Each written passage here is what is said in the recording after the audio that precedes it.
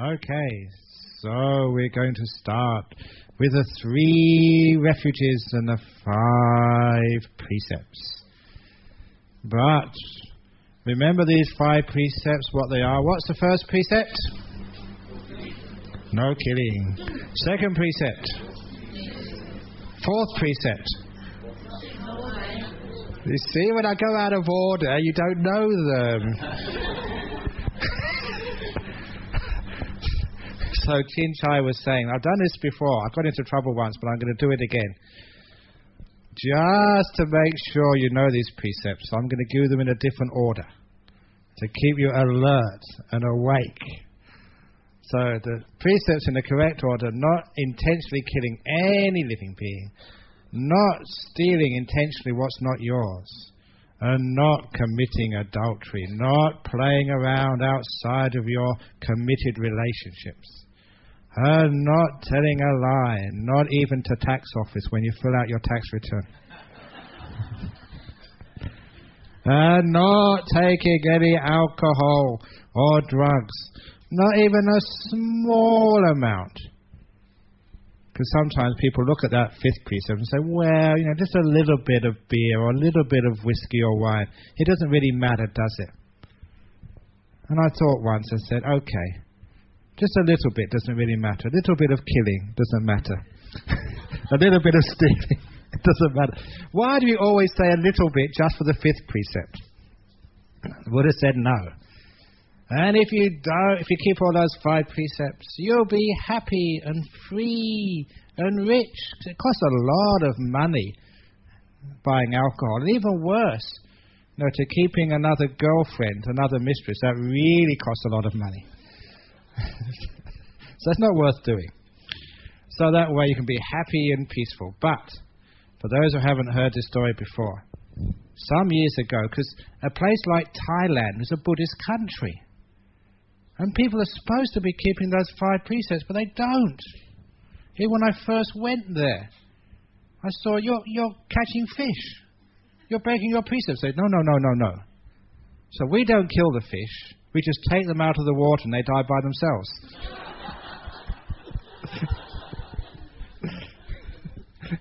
Said, no, that's not right. So you have to keep the 5 precepts and keep them perfectly. But I did see it in Thailand. One day I saw them. When they take, you always put your hands up to keep the precepts. One day I saw them like this. They had one finger down. I wonder what are they doing that for? Never seen that before, ever. So we asked them afterwards, when you were taking these 5 precepts, why did you put one finger down? They said, because today I'm only keeping 4 precepts. They still chanted all 5, but when they put one finger down, they meant 4. And then I looked more carefully, and sure enough, I saw one person with 2 fingers down. I even saw one person with all their fingers down. So look, if you're going to take these precepts, take them and keep them. So you've got some integrity and you're doing it properly. You know what you're doing, you know why you're doing it, and you do it because you find it's a wonderful, beautiful, good thing to do. Okay, so those of you who don't want to keep the precepts today, you can put a finger down or 2 fingers down. Okay, so here we go. I do Namo Tassa first, and you be quiet. When I finish the Namo Tassa, then you begin.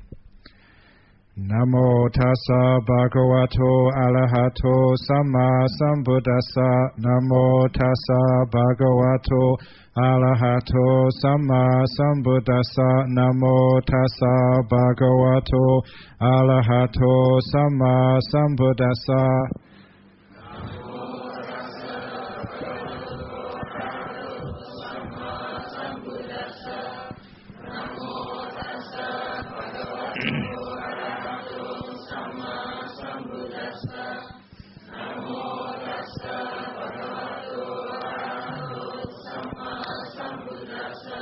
Buddhaṃ saraṇaṃ gacchāmi. Dhammaṃ saraṇaṃ gacchāmi. Sanghaṃ saraṇaṃ gacchāmi. Dutiyampi buddhang saranang gacchami. Dutiyampi dhammang saranang gacchami. Dutiyampi sanghang saranang gacchami. Tatiyampi buddhang saranang gacchami. Tatiyampi dhammang saranang gacchami. Tatiyampi sanghang saranang gacchami. That completes the 3 refuges. I will now give the 5 precepts. Sura Meriya Majapa Madatana Veramani Sikapadang Samadhiyami.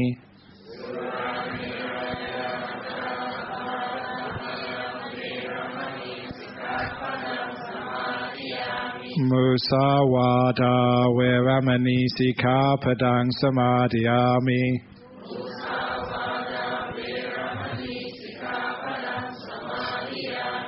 Kame Sumichachara Veramani Sikapadang Samadhiyami.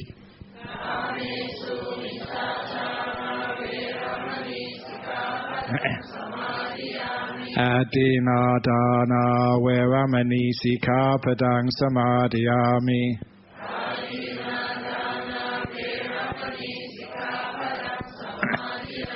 Panatipata Veramani Sikapadang Samadhiyami.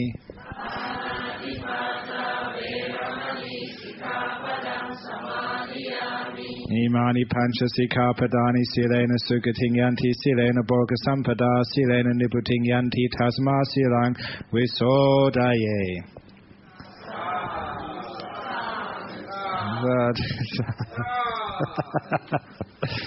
You see, I used to be a school teacher, and I always know that the naughty boys always sit in the back.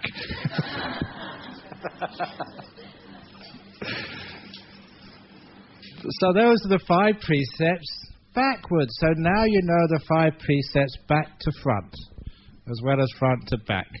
And sometimes when you look at it, that 5th precept may be one of the most important, because if you can't keep the precept of abstaining from alcohol and drugs, then you can't keep any other ones. So it's actually quite profound to put that as number 1. And the second most important precept is being truthful. Keeping that precept of not lying. If you lie, again, you can't keep the other precepts. And by being abstinent with alcohol and drugs, not taking them, and being truthful, it makes that next precept of committing to your relationships much easier. The same with stealing and killing. So it's a logical order for the 5 precepts. But also, sometimes people are so lazy, they always do it the same way around, and they just become like robots, like parrots, keeping the 5 precepts. And you see them sometimes, Panatipata Veramani. They're not paying any attention whatsoever. They're half asleep. They still say these things. They don't know what they're saying. And that's nothing to do with the wisdom of a Buddha. So whatever we do, we have to give it meaning, so we know exactly what we're saying. And that way it has meaning. And so changing the order around makes it more interesting. When it makes it more interesting, you have more mindfulness.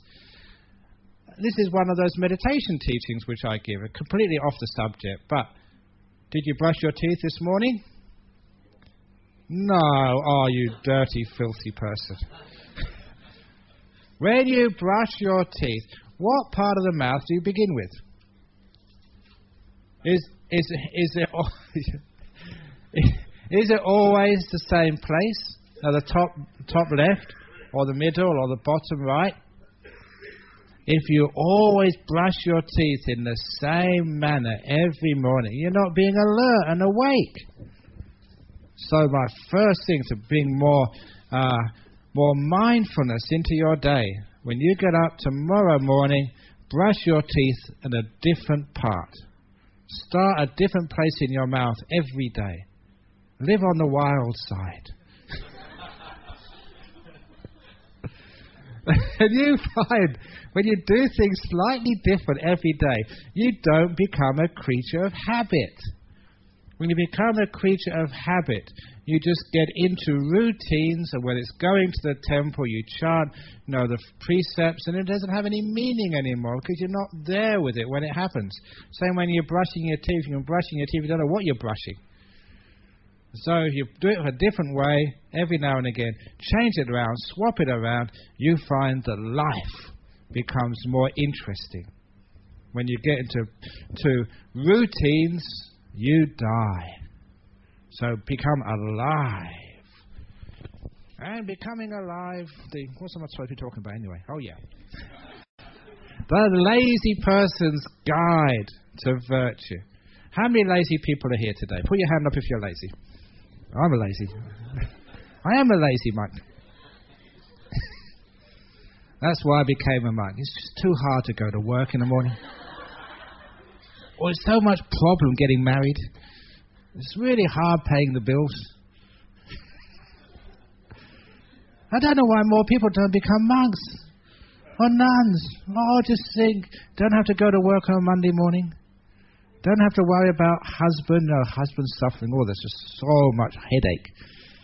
Don't have to worry about your wife. Nang, nang, nang, nang, nang, nang, nang, nang, nang, nang.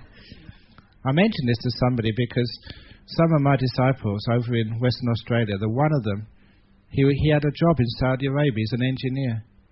He came to me and said he'd miss his wife because his wife had to stay back in Perth. He was going for about 2 months. And so he asked me, have you got any advice how I can't I deal with my loneliness? Because I love my wife and she's at home. I have to spend 2 months without her.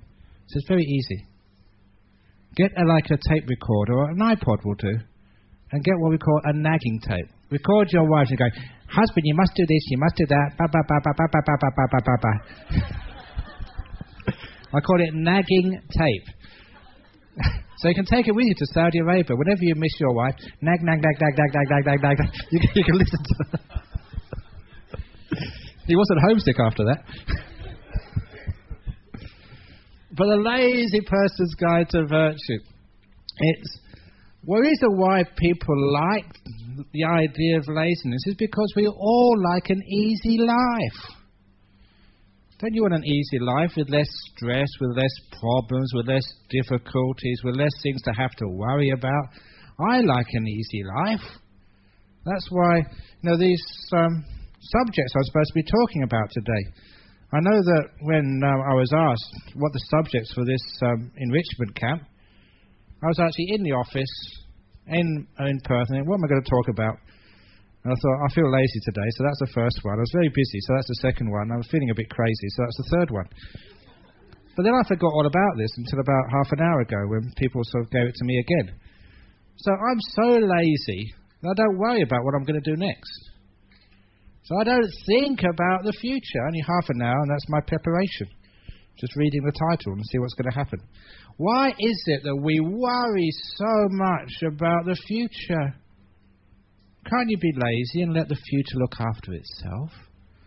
When you don't worry about the future, it's being lazy, but you're also being very virtuous, very good, and being very peaceful.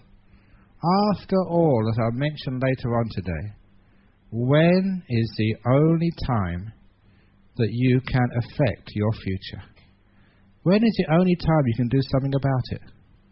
When is the only time you can be effective to build your future?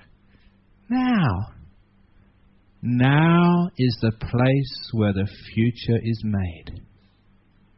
So every time you start thinking of tomorrow, next week or next year, you are neglecting the future. People assume when they think and plan about the future, they're doing something about it, but actually you're neglecting the future when you don't put your attention in the present. This is where the future is made. So if you're somewhere else, you're not working effectively for your future. So actually being lazy and not worrying about the future you are doing the very best to create a good future. When I just learn to live in the present moment, then the talk which comes out, it always comes out okay. This is an indication of what this morning's talk is all about. Sometimes people think that laziness is being stupid, but sometimes that we think too much, react too much, we don't know enough peace, and because we're so overactive, we end up creating too many problems in our world. And we're not virtuous when we worry too much about other things. So a lazy person is actually being an efficient person. An efficient person who knows how to use their body, speech and mind for the most happiness and peace. Another example. How many of you get angry? What do you get angry for? Oh, it takes up so much effort and energy to get angry. I'm too lazy to get angry. I just haven't got the time to get angry. Because anger, how much time does it take up when you're angry and having to fix it up again afterwards? Have you got that amount of time? Are you really busy people? I know that I've got lots of things to do. I'm sure you have many things to do as well. So when somebody calls you a pig, say, I'm sorry, I haven't got time to get angry. When someone does the wrong thing about you, wow, why are you allowing that to spoil your day? Because you know it takes a lot of effort and energy to get angry. And it's effort and energy which could be better used elsewhere. Because anger is always ineffective. And when you get angry, all your virtue gets destroyed. You may think you're getting angry to get some result, but the only result which you get when you are angry is to destroy your own happiness. Examples, heaps of examples of this. An example which I gave yesterday morning. I fly an aircraft so often these days. I've got so many frequent flyer points, a few more, and they give me my own plane. But because you fly so often, that sometimes there's delay. Sometimes the aircraft doesn't leave on time. And one of the worst experiences of that was last year. About this time, I was doing a teaching tour of Indonesia. And when I turned up at the airport, it was Garuda flight. It was delayed for 24 hours. 24-hour flight delay. So when I went up to the counter, I said, what's going on? And so there's some sort of problem with the engineering. Sorry, we can't get the plane today. So what did I say? I said, okay, that's fine. I can spend another day in my monastery. That's very nice. I don't have to teach that day. Hooray! Lazy monk wins again. But the person behind me, they came up and they were banging on the counter, shouting at that poor lady behind her, you can't do this. This is not good enough. Why does this happen? Get me a plane right now. And they were shouting, getting angry. But you know, the plane never came early. All the shouting, all the anger, the only thing it did was make them have sore throat and sore fist. Complete waste of time. And anyway, when I went back to my monastery, I thought, this could be expected, Garuda, because that was a time when they had bird flu, and Garuda's a bird. So Garuda got bird flu in Indonesia. He was sick. So I made fun of it, and I told the people over in Indonesia, and they laughed because, Garuda got bird flu again.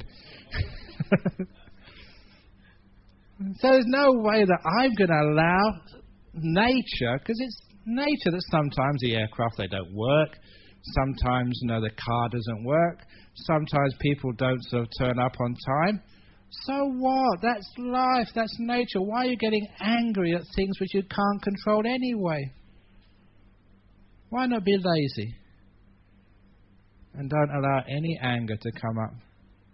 Oh, it's much more peaceful. You have more time, more freedom, less things to worry and think about. So being lazy is actually being smart. It means you're giving yourself more peace, more happiness, more freedom, more time. So being lazy actually is a positive thing. As far as thinking too much about these things, one of my favorite sayings, and this is a real Buddhist saying, I think this could have come from the Buddha, but I've never found it yet in the suttas. One of my favorite sayings for the modern world is, never do today what you can put off until tomorrow, because you might die tonight. Never do today what you can put off until tomorrow, because you might die tonight. Makes a lot of sense, doesn't it? So why are we constantly doing things, worrying about things, making things happen? Oh, I can't believe it that when sometimes people, my friends, tell me what they did when they went on holiday. This is supposed to be their holiday, the time for relaxing and taking it easy and being at peace. What do? So they go to Rome and they visit the Colosseum, they visit the art gallery, they go here, they go there. And when they tell me all the places they went, wow, that must have been really tiring. They say, yeah, we can't wait to get back home to relax. And this is your holiday. And they say, well, look, why didn't you stay at home? You spent all that money getting a nice apartment or a nice house with a beautiful garden. And now you've got a week or 2 weeks to enjoy it. Why, the first time that you can rest in your home, you run away. Wow, it's a crazy thing to do. Which is why that nowadays, some smart people, instead of going overseas or going on these tours and package tours and seeing this and seeing that, if you want to see the Colosseum, you want to see the Great Wall of China, if you want to see the Great Barrier Reef in Australia, get on the internet. Google it in, you can actually see it right in front of you from the comfort of your home. Don't cost any money. But what a lot of people do for their holiday, they go to a meditation retreat. And they go and relax. It doesn't cost you any money. You don't have to go with all these clothes, because you wear simple clothes. You know what it's like going on holiday. You've got to get sort of an outfit for the morning, an outfit for the afternoon, your swimsuit, an outfit for going out in the evening. Wow, amazing just how much baggage people have to carry when they're going on holiday. If they go on a meditation retreat, no, a pair of whites and a chain, that's all you need. Nice and easy. So people go on these holidays, to meditation retreat, like our retreat center we're building now, and they go there and they relax. And when they go home they go back to work afterwards, they really are relaxed. And so it's the most wonderful holiday they've ever had. 1 or 2 weeks just sitting there, relaxing the body, relaxing the mind, just making peace with all things, not having to worry about anything. Even their mobile phones, they don't work in my retreat center. It's too far away. Isn't that wonderful? It's well located. That's marvelous. So you're at peace, which is why whenever we have a meditation retreat, we call it a holiday, and we call the retreat center, you know what we call it? Club Med. It is Club Med, Club Meditation. And it really is relaxing, because you don't have to do anything. And when people relax, and they don't think about too much, they don't worry about too much, when they're lazy enough to really give themselves some space and peace, they become much kinder, more virtuous people afterwards. A lot of the lack of virtue, a lot of the anger, the cruelty, the meanness, all comes because people are tired. They work so hard. They struggle so much. Their mind is just so bruised and painful, which is why they take it out on other people. They're so tired they can't see what's in their best interest. They can't see what's in the best interest of others. They lose their idea of wise compassion, and they go around stealing or killing or anything else. But I know some people say, well, what about like a recreation called fishing? Because that's relaxing. That's peaceful. And I don't know if anyone here goes fishing, but in Australia people love going fishing. So I remember a Buddhist came along to me and said, Ajahn Brahm, all this virtue business, it's okay, but can we make an exception for fishing? Because that relaxes me and it's nice and peaceful. I go out into beautiful nature, have a wonderful time fishing. So I told them, okay, I will make an exception for you. As a Buddhist, you can go fishing for peace. Because it's very calming and peaceful. But I told him, make it even more peaceful, more calm, by not putting a hook on the end of the line. Then you become a real lazy fisherman. Because no one can see it, because it's underneath the water. And all your friends will think, oh, just bad luck today, you haven't caught any fish. But as far as you're sitting in there and you're enjoying the tranquility of the beautiful nature and the water and being with your friends. And it's even more peaceful when you don't get disturbed by this fish yanking and demanding attention. So anyway, any of you like fishing, you're most welcome to go. Get a nice fishing rod, get a nice sort of seat to sit on, get your wife or your partner to make you some sandwiches or some noodles, whatever you take, and sit there, but don't put hook on the end of a line. And then you can really enjoy the tranquility and peace of fishing holiday. You can see that actually that a lot of people, they break precepts, they break their rules, they act unvirtuously simply because they're stressed out. And because the reason they're stressed out is because they don't give themselves enough peace. And so that saying, which I said a few moments ago, never do today what you can put off until tomorrow because you might die tonight, that's actually profound. I don't mean being that lazy you become irresponsible. I'm saying you're too responsible. You're too worried. You're too controlling. And because you do too much, you don't have enough peace. And because you don't have enough peace, you too easily get angry and upset. When you get angry and upset, that's where your precepts and your virtue gets destroyed. So when we can give ourselves a little bit of peace, a little bit of freedom, when we relax, virtue becomes just so easy. And you find out why we have virtuous lifestyle. Every now and again, people ask me to teach the youth. You know what it's like being a young girl, a young boy. You want to go out and enjoy your company of your peers. But unfortunately, that most times when these kids go out, they go out and people are offered drugs or alcohol, and they can't have a party without it. And I tell them, look, guys, girls, what are you taking the drugs and alcohol for? I told them my experience. Now, I wasn't always a monk. When I was a young man, I used to go out with girls and go to clubs. But I noticed one thing. When I went to a party, the best part of the party were the last couple of hours. When you're in a corner with your girlfriend. I won't tell what we did, but you know what we did. That was always the best part of the party. But I noticed if I took alcohol or beer, I couldn't really remember that part, and the best part I missed.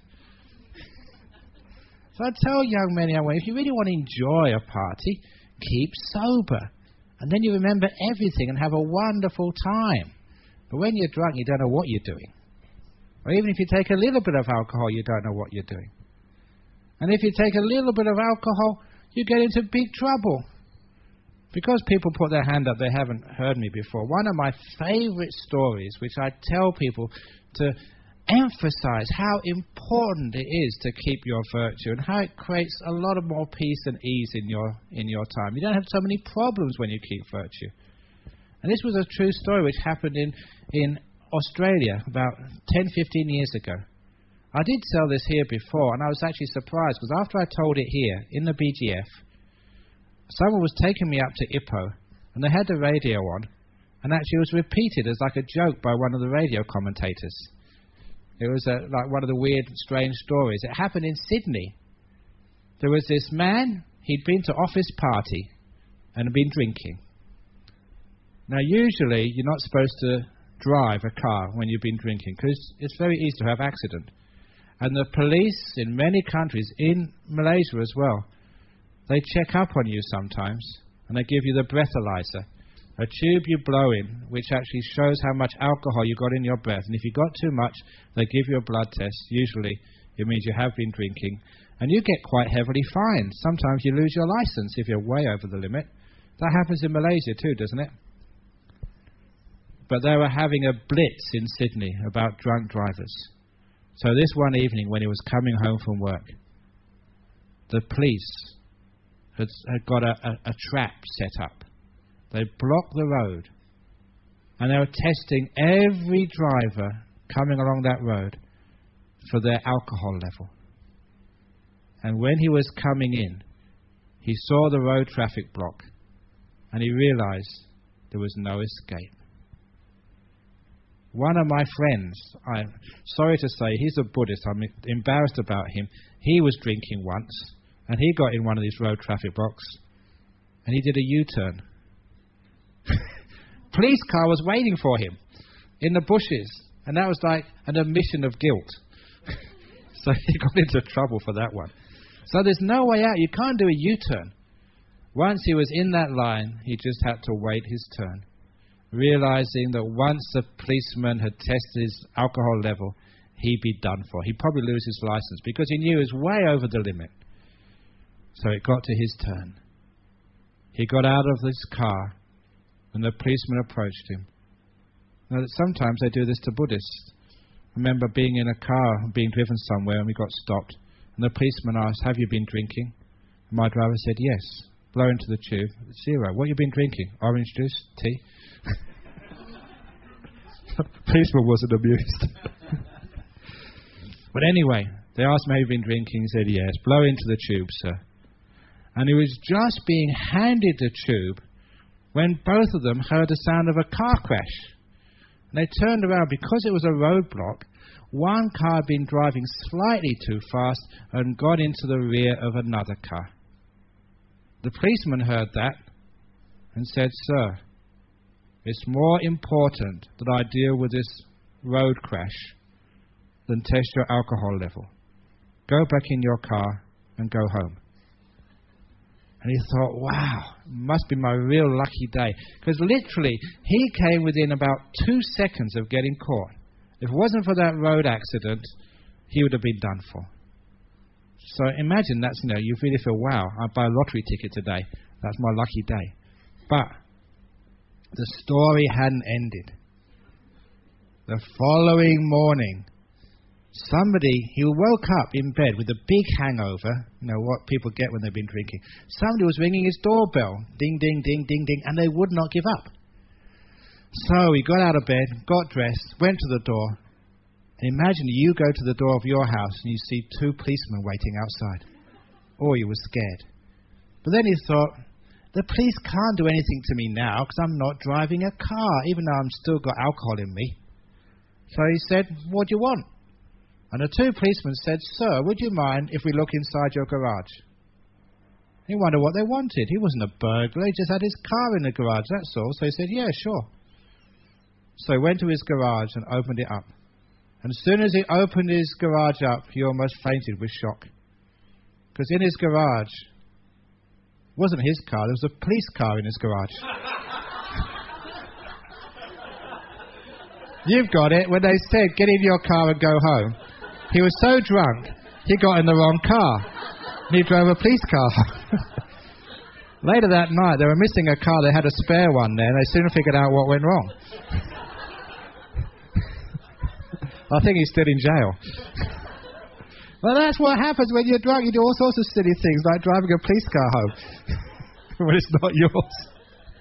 That's a true story. Happened. And that means a lot of problems and difficulties for you. So why not take it easy, have an easy life, and just keep your precepts? I don't know how many of you have ever played outside of marriage, or know someone who has committed adultery, had a mistress on the side. Never think that your partner won't find out. They know. Especially, now it's usually the men has a small China girl on the outside. But these days, it's amazing. When I was in Singapore last week, there was a couple of men came to me for counselling because their wife was playing with other men. You know, that society's changed now. We've got equity between men and women. So more problems. So it happens both ways. But look, it's just so much problem. Your wife will find out. You know, one of the problems with men, as soon as they have lust, they go completely crazy. Now, as they say, all the energy goes downstairs and there's nothing left upstairs. So they get stupid and crazy. And they always think they're in control and it will be okay. They're just having a bit of fun and their partner will never find out.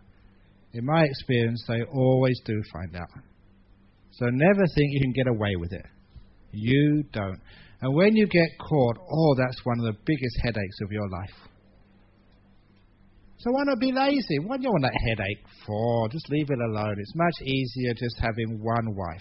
Having two wives is crazy. One wife is more than enough. That's why I became a monk. It was too much for me. But having 2 wives, 3 wives, and it costs a lot of money. Having a mistress costs too much money. And if you've got, costs too much money, you have to work harder. And you can't make so many donations to the BGF because, the girlfriend gets them more. I've got a disciple over there. I've been looking after him for such a long time now. He's a very sweet guy. He was, his father actually went to jail. So a single mother looking after these 2 children. And I was almost like their godfather. They always came to me and, I sort of was giving them some input in how to live their lives. I knew them since they were about 11 or 10. And they're all growing up and I would stick up for them in front of their mother because sometimes they're getting into a little bit of difficulty and trouble. And I would say, look, they're just growing up. Give them some space. They'll be fine. And especially this young man because he was having trouble in school. So I talked with him and said, look, he's not happy at that school. Can we move him to another school? And I talked his mother into moving to another school. And he didn't do well there either. And he said, look, just the school system doesn't fit me. And I said, well, you should go to these other, like they call it TAFE in Western Australia, like tertiary education. You can still do your O-levels and A-levels or the equivalent over there, but in like a college where you're treated more as an adult. Send him there, and he just blossomed there. Now he's got a place in University of Western Australia this year. His mother is so happy with him. Never thought his son would get to a good university. And I just talked his mother into that over many years. So I'm very close to this young guy. He looks upon me as like being like a grandfather. And so how's it going now? He's going to go to university next month, but now he's actually working, getting some money together, but unfortunately he's got a girlfriend. I said, how's it going? He said, I used to have a lot of money in the bank, now I've got no money left. And I said, that's what it's like. When you're going out with people, it costs a lot of money running a girlfriend. And so he's got it in his mind now, if he does get married, one's enough. That's what he can afford. So unless you really, really want to work really, really hard and try and hide all these things, it's much easier just being honest, being faithful. And if you're going to get married, just having one, that's enough for goodness sake. So really, if you're a wise person, you're too lazy to have a mistress. You're too lazy to play around because there's too much pain, too much trouble, too much difficulty, too many problems in life. So this is another angle on why we should be virtuous, because it's more peaceful, more easy to be virtuous. You don't have to work so hard, no financial problems and worrying about getting caught. Haven't you got enough to worry about already without worrying about those other things? And it's the same with stealing. If you steal something, sometimes you hear the sound of the siren outside your door. I'm going to get caught, and you find out it's only ambulance. But still you get scared. And one of the wonderful things about being a monk, every now and again, the policeman comes to the monastery. But because they come to the monastery, they usually come because, they want someone to give a talk or whatever. But sometimes when policemen comes to the monastery, I see some people, they walk around the corner. They're afraid of policemen. If a policeman came to your house, tomorrow, would you be scared? If you've got good virtue, you're never scared, no matter what the policemen do. Once it was really exciting in our monastery, because we don't get much happens in a Buddhist monastery.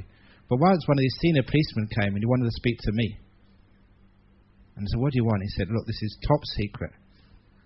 But, I can say it now because it's many years ago. But actually, next to our monastery, in a block of land next to the monastery, it's nothing to do with virtue, but it's good fun. There was the number one wanted criminal in Western Australia was hiding there.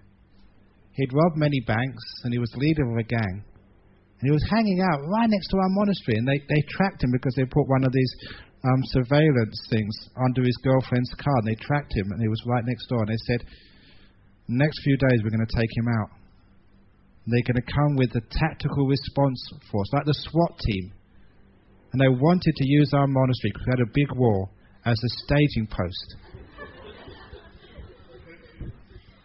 And I thought, wow, for a monk who never watches the movies or hasn't got any TV, this is the most exciting time. So yeah, sure. But the worst thing was, they told me you can't tell any of the monks, because it's supposed to be top secret. So I got all the monks together and said, look, something's going to happen in the next couple of days. I can't tell you what it is, but when it happens, get into your huts. And they said, come on, let us know. I said, I can't. Come on, you can tell us. No, I can't. Oh, it's so difficult. It was really good fun. And of course, a couple of days, I was sitting meditating. And what we heard actually was the helicopters. All these helicopters came swooping down, with the big lights underneath them, swooping down, up and down. But fortunately, they were so clever. They, all in their gear with the guns and everything, because this was one of the most dangerous criminals. But unfortunately, they could actually capture him without a shot being fired. But when after they came to say thank you afterwards, it was a very, very well executed operation, so there was no violence needed. But they said, you were very, very lucky. I said, why? Because that particular criminal, he'd shaved his head. And they said, if he'd have come over the boundary into your land, we didn't know which one to arrest.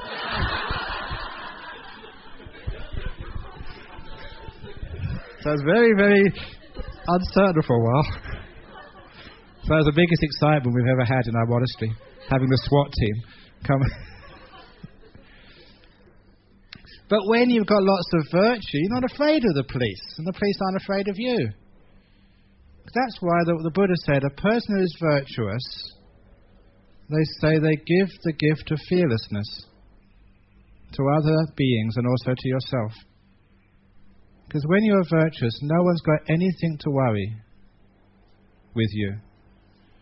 Even I remember one occasion, when we were very busy building our monastery, and the monks, we built the monastery. Whenever you go to my monastery in Southern, even the main hall, the builder of that main hall, if you look on the building license, Ajahn Brahm. I built it because we were saving a lot of money, because we didn't want to waste any donations, and we're fit and healthy, we can work out how to build things.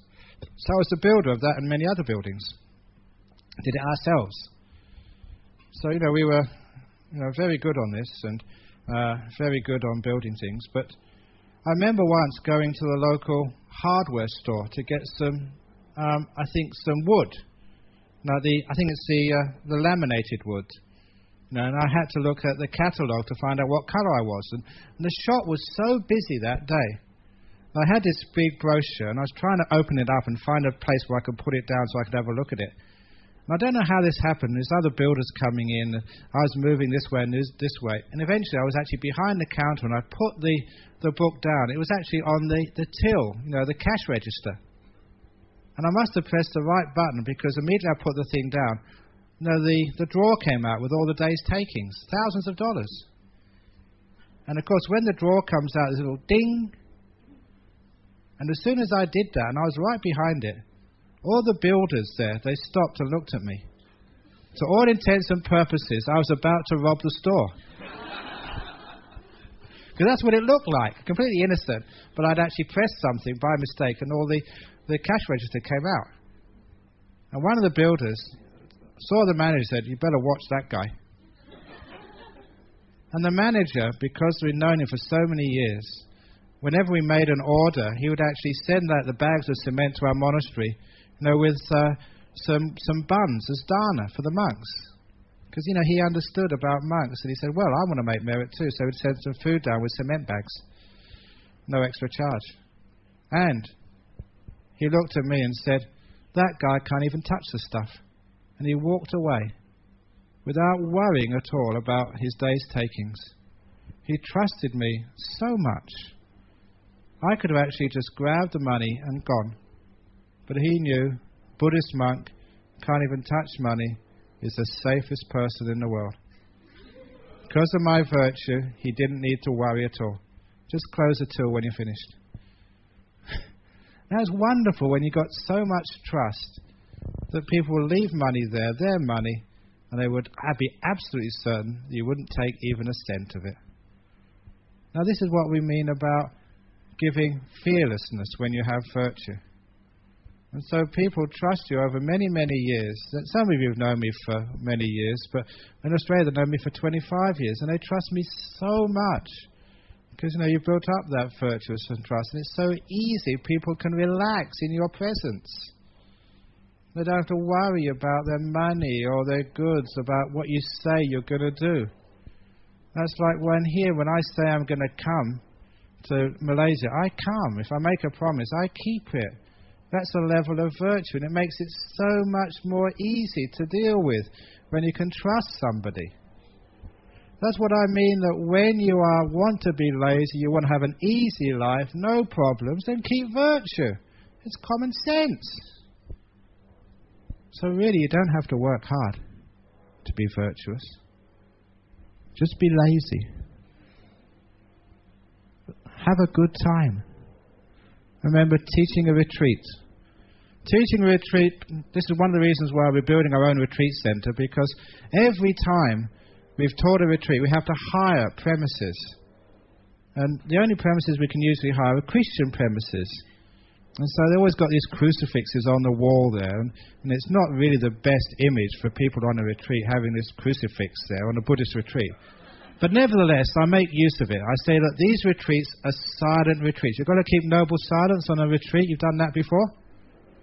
And I tell people in the talks, the first talk which I give, say, you see those images of that person being crucified? That's what happened to the last person who broke noble silence on one of my retreats. That's your warning. Only as a joke, of course. But I remember once waiting for someone to come in for an interview, and because it was a Catholic place, they had the church next door.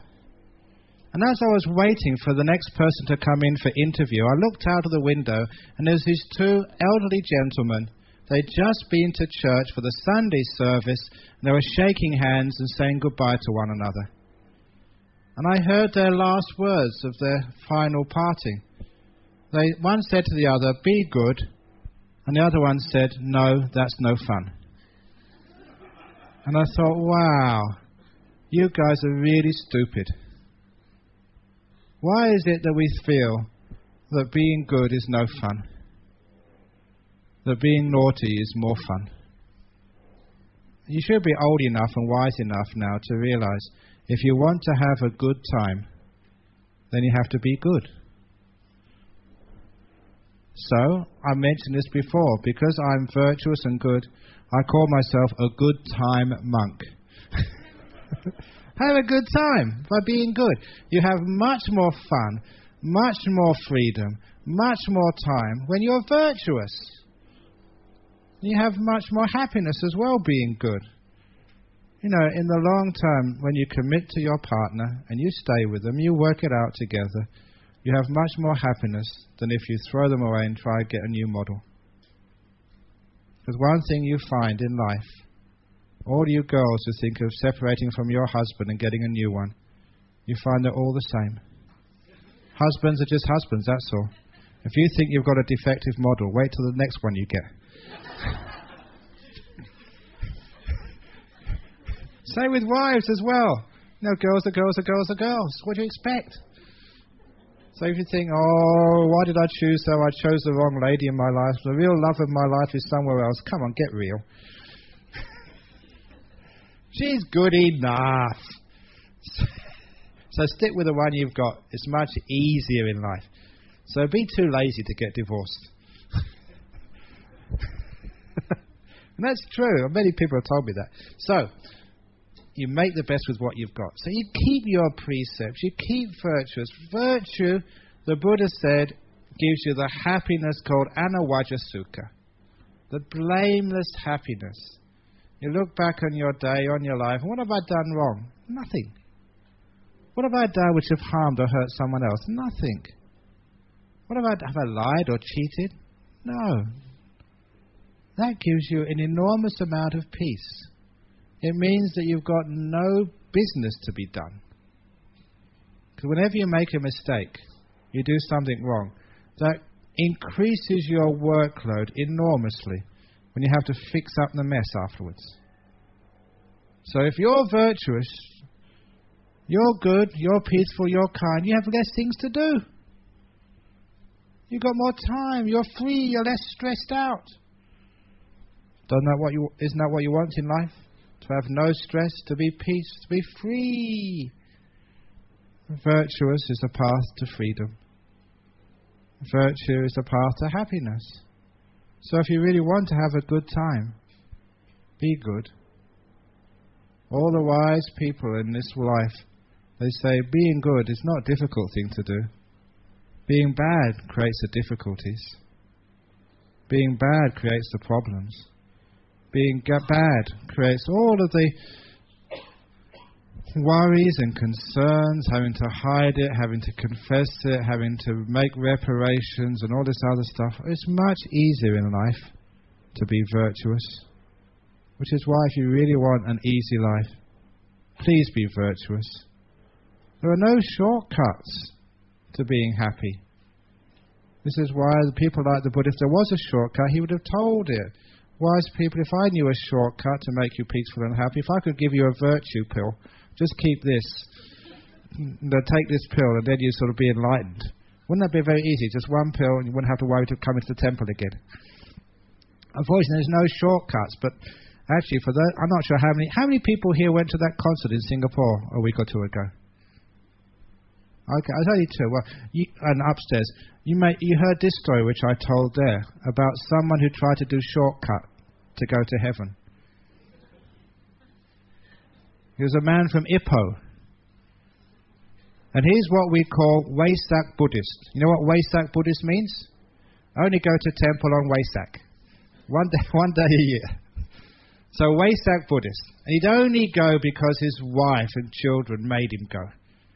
Because he was a businessman. You know how hard it is in business. He had a shop in Ipoh, and he tried to keep it open every day as much as he could. Because he had the shop, he might as well open it and sell goods to make money to get by. So he was a businessman who was really attached to his shop. So he didn't really have time to go to temple. Anyway, when he went to temple, he had to give donation. He didn't like giving donation, but he had to because everyone else did. So he didn't like going anyway. But he went every year on Wesak. But on one Wesak day, he heard the monk give the sermon. And he was giving a sermon on what you have to do, what karma you have to do to go to heaven. And what he heard was this: the most important thing which will make you have a good rebirth or a bad rebirth is your last thoughts. The last thing in your mind before you die, that is the most important. You've heard that before in Buddhism? And the monk continued, one of the best things to think about just before you die is the triple gem. The Buddha, the Dhamma and the Sangha. And if you think of the triple gem, the Buddha, the Dhamma and the Sangha just before you die, you're certain to go to heaven. So this man thought, wow, that's easy.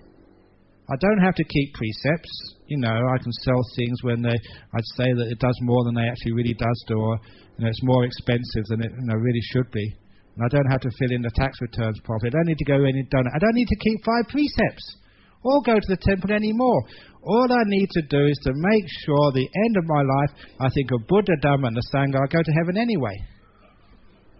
Easy. So he wanted to actually to be really, really easy way to get to heaven.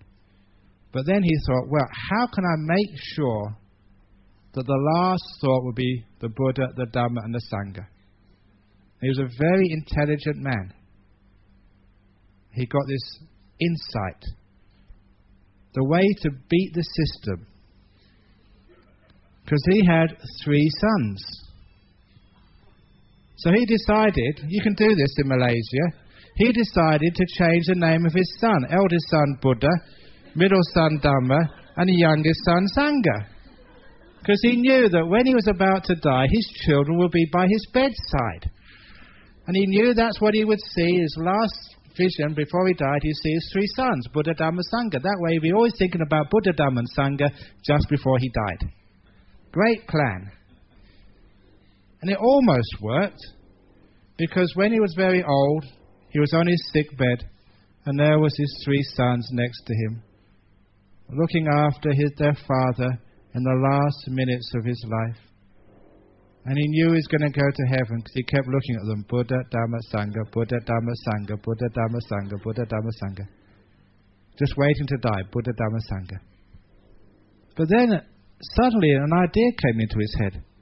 Hang on. If Buddha, Dhamma, Sangha, my 3 sons, are here, who's looking after my shop? And that's when he died.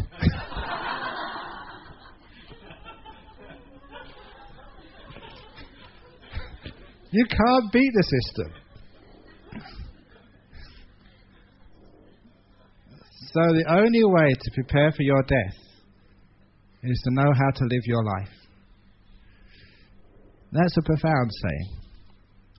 The best way to prepare for life is to know how... So the best way to prepare for death is to knowing how to live your life skillfully now. If you do it right now, when you die, you'll do it right as well. So the skillful way of making good karma, the lazy way, is to be virtuous, to be good. And anyway, making good karma by giving donations. Why not? I told this story. Actually, this is science. This is evidence-based truth. There was some sociologists and psychologists in the United States last year noticed an important thing. People are too rich, have too many problems. I don't know if you read about people who won millions in lotteries, and they were happy beforehand, and afterwards they suffered so much. There's many articles in newspapers and magazines about them. People who have too much money are not happy. And we all know if you're very poor, you're not happy. So they thought, well, maybe there must be some optimum salary, optimum amount of money for the highest happiness. And they did research to find out in the United States what's the best salary which gives you optimum happiness. Because they know too much means too many worries and concerns. Look at Bill Gates. Never has a day off in his life. Always has to work, watch the stock market, make sure his company is going okay and competing with other companies. Wealthy people have no peace. Poor people have no food. There must be an optimum. So they want to discover what's the optimum salary which gives you the most happiness. And they found in the United States was about $50,000 US a year. That was the best salary for the best happiness. If you earn more than that, your happiness level went down. Less than that, again, you could do better. When I heard that, I thought, wow, I know many of my disciples in Perth were actually earning more than the equivalent of 50,000. So I made an announcement one Friday night. I said, I know that many of you are earning more than $50,000, and the best amount of money to earn is $50,000. So I can help you become more happy.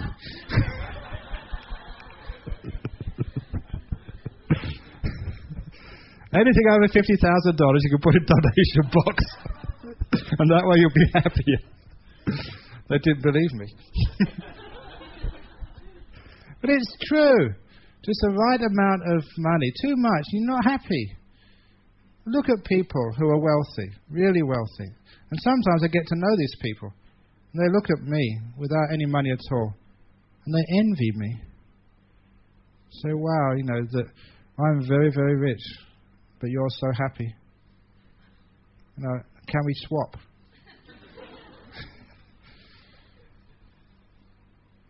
But when you do give any donations, you know that makes you the happiest?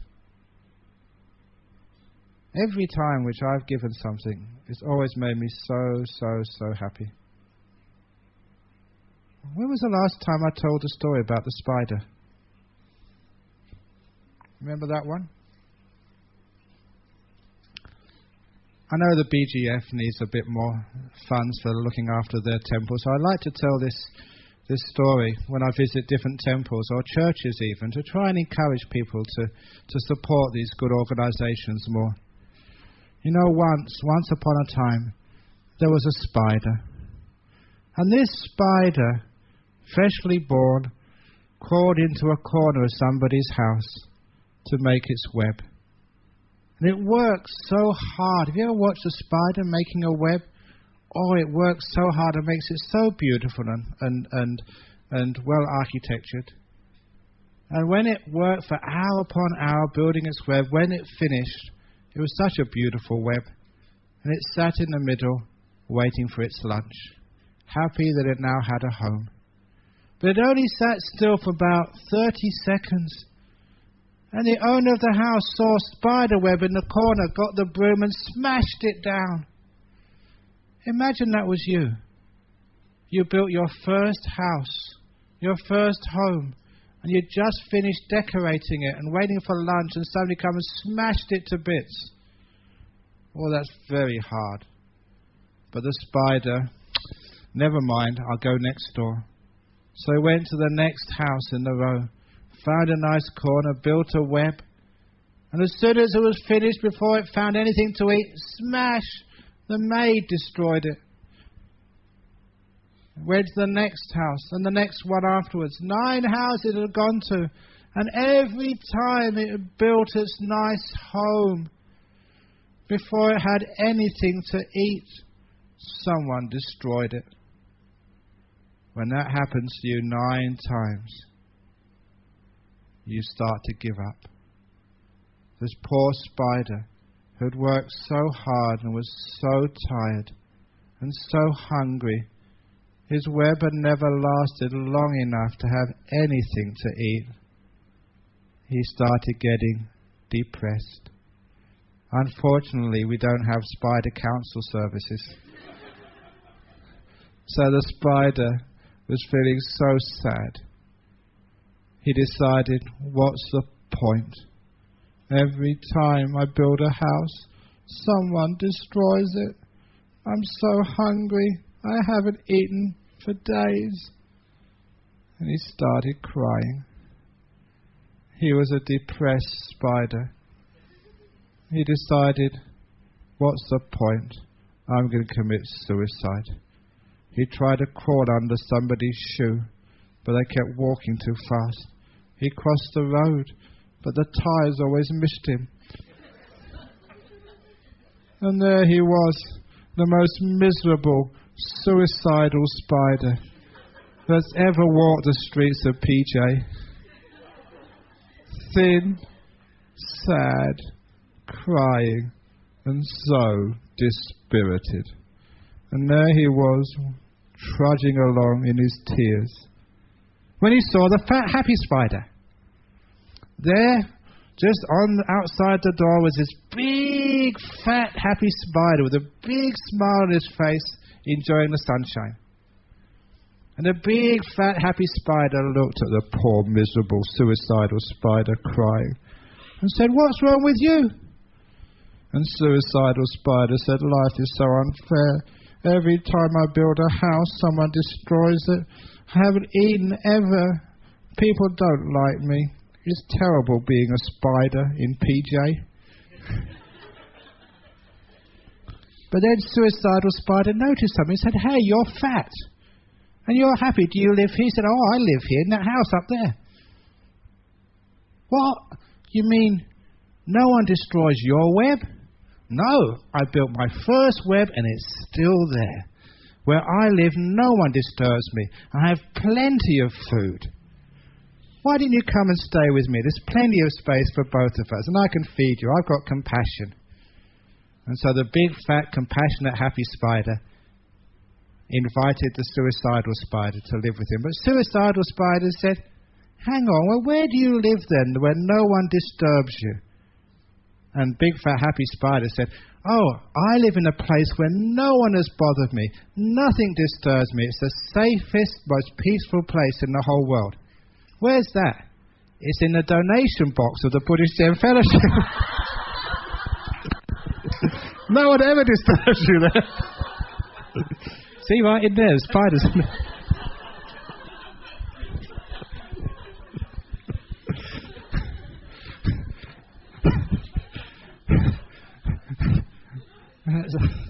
Sorry, we use that story. And that's why it's so compassionate to other spiders, because it always hears the Dhamma talks. You got that, happy spider? But it's a lot of joy and happiness to be kind, to be generous. So actually virtue is a quick way to being happy. And these days, I mean, I'm sure it's a case here with Malaysia as well. So many people these days are getting depressed. So much so that many counsellors deal with so many cases of depression. You know, one of the wonderful cures of depression is actually doing social service. Just being kind, being generous. If you can't do it with funds, just volunteering. You know, when you do volunteer work, service, you feel so good about yourself. You get an instant source of energy which is completely opposite to depression. People feel depressed because they think they've got no self-worth. They're not useful. You go and do some service for any community or organization, and you find that's even more potent and powerful than any drugs or any even counseling. Because you find that when you give to others, when you're virtuous, you make good karma, you get instant happiness back. You feel good about yourself. Wow, I'm supporting this organization. I'm actually helping others. I'm being kind. You feel an uplift of your energies. Because of that, people who actually serve just do not get depressed. They get tired physically, but mentally they always get inspired. All these, you know how hard I work. Physically sometimes I get tired, but inspiration, I've got heaps of energy. And all these other people who work hard supporting my activities. There's that, when we did that concert in Singapore, I was just so impressed that these people working from 8 o'clock till 6 o'clock would rush to the theatre, do the training and perform, spend the whole weekend just serving others. They were exhausted, but so happy. And I knew that none of them would ever get depressed. So just being kind, making good karma, means you don't have to waste so much money and so much time going to the psychologists and the counsellors. They cost a lot of money and take up so much time. Can you afford the psychologists and psychiatrists? Can you... You know that book of mine, Open the Door of Your Heart? That's been translated into 13 languages now. 4 weeks ago, a lady turned up from Switzerland. She had come all the way from Switzerland to Perth to say thank you for the book. She'd found a German edition, because in Switzerland, the northern Swiss, they speak German. She was suffering from depression, anxiety attacks, was under counsellors and psychiatrists, spending a lot of money, taking so much medication. And she said when she came across that book, after a couple of weeks, she was released from her psychiatrist. You're fine, no worries, stop your medication. She got her life back. It was such an amazing journey for her. Just what we call cognitive therapy, seeing things in a different way. That her depression, her anxiety, her troubles were completely overcome. She said she had to come and see the author and say thank you. So she flew all the way from Switzerland to Perth just to see me, and fortunately I was there, rather than being here in KL or Singapore or Thailand or somewhere. And she had a battered copy of the German edition. The German edition, they gave it the title from the story of the cow who cried. And when she asked me to autograph it, she cried. Saved a person's life. So goodness and virtue, imagine how that made me feel, how it makes me feel now. There's no way I could ever get depressed, the amount of good karma I've made. If you make good karma and serve, help other people, join societies, not just as a person who sits in the back, who comes on the committees and helps and looks after others, you will never need to go to psychologists for depression, because you have this enormous source of self-esteem, self-worth. You are good because you've done good. Saves a lot of time being good, saves a lot of money, saves a lot of unhappiness, which is why if you really can't afford the time these days, if you really are lazy, be virtuous. Be kind, be generous. It's the easiest way. So I'm a lazy monk, which is why I'm good. It's too much bother being bad. Too many problems I make for myself and others when I break my precepts. So no, I like an easy life. If you like an easy life too, make good karma, keep your precepts, be generous, be forgiving. Why carry these terrible burdens from the past? Who did this to you? Why they did it? Oh, that's their karma. Leave it alone. Be so lazy, wanting an easy life, that you forgive other people. So by making good karma, you're really understanding how to be the wise lazy person. And that's the first talk. The lazy person's guide to making good karma. So are you lazy? Yes. So make good karma. So now, any questions about what I said there? And hopefully from upstairs, are you still up there? Can you bang on the floor upstairs? Yeah, still up there. Great, marvelous. In the upper realms, any questions from the upper realms? Please write them on a piece of paper. Send them down, and you get priority because you are higher beings. But while we're waiting for the profound question from the heavenly beings up in the reading room, are there any questions from you lower beings?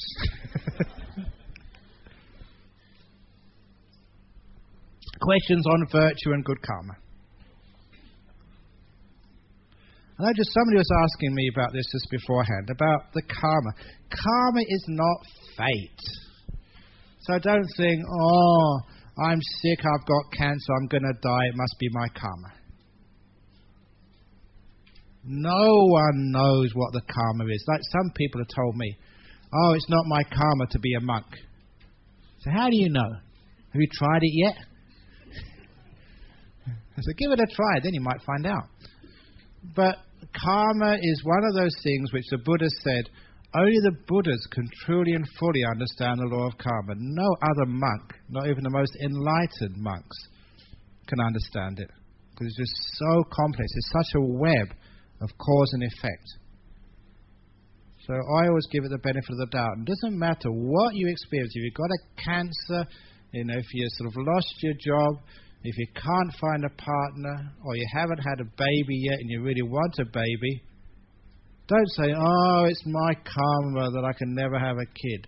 You can never know that. All you know is you haven't had a kid yet. If you haven't sort of found a partner yet and you want one, you haven't found one yet. If you're having difficulty in your marriage, you haven't found peace yet. If you're not enlightened, don't think, oh, I can't get enlightened, it's not my karma. You haven't got enlightened yet. So that means you're keeping the opportunity open for anything to happen. And that's the great thing about karma, that you can turn anything around. You are in complete control of your destiny if you put the effort into the now. You can change things around. So the most important thing about the law of karma is not what's happened to you. It's not what you're having to deal with. The law of karma is saying, what are you doing with what you've got? That is the law of karma. And you can always do something with what you've got. The old simile which I said here last time I was here.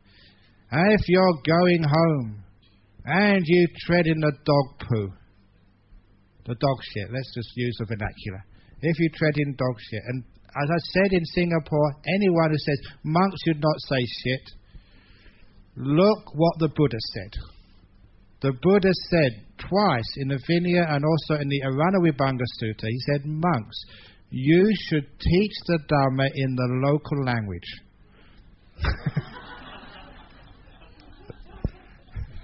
That's what the Buddha said, so that I defend myself by what the Buddha said. So, you see it on TV, you say it to each other at home.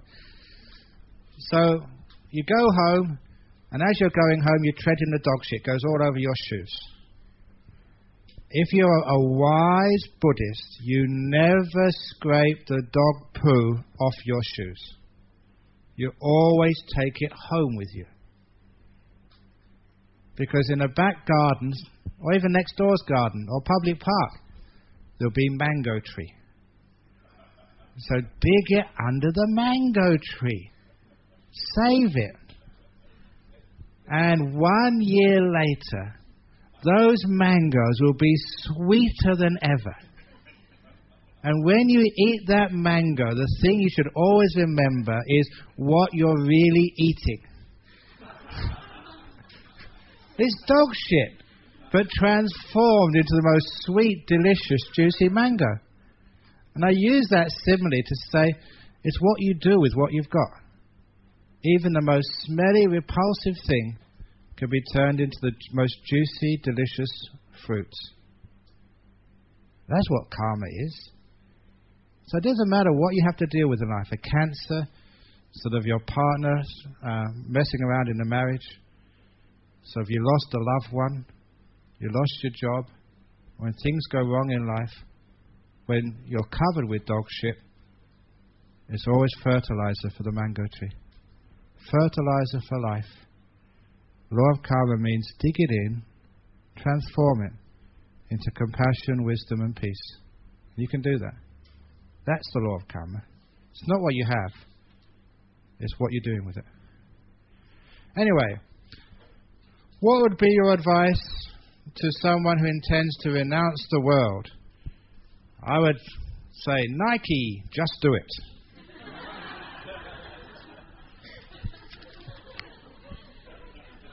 How many doctors have we got in Malaysia? How many nurses? How many businessmen? How many police? What profession is really lacking?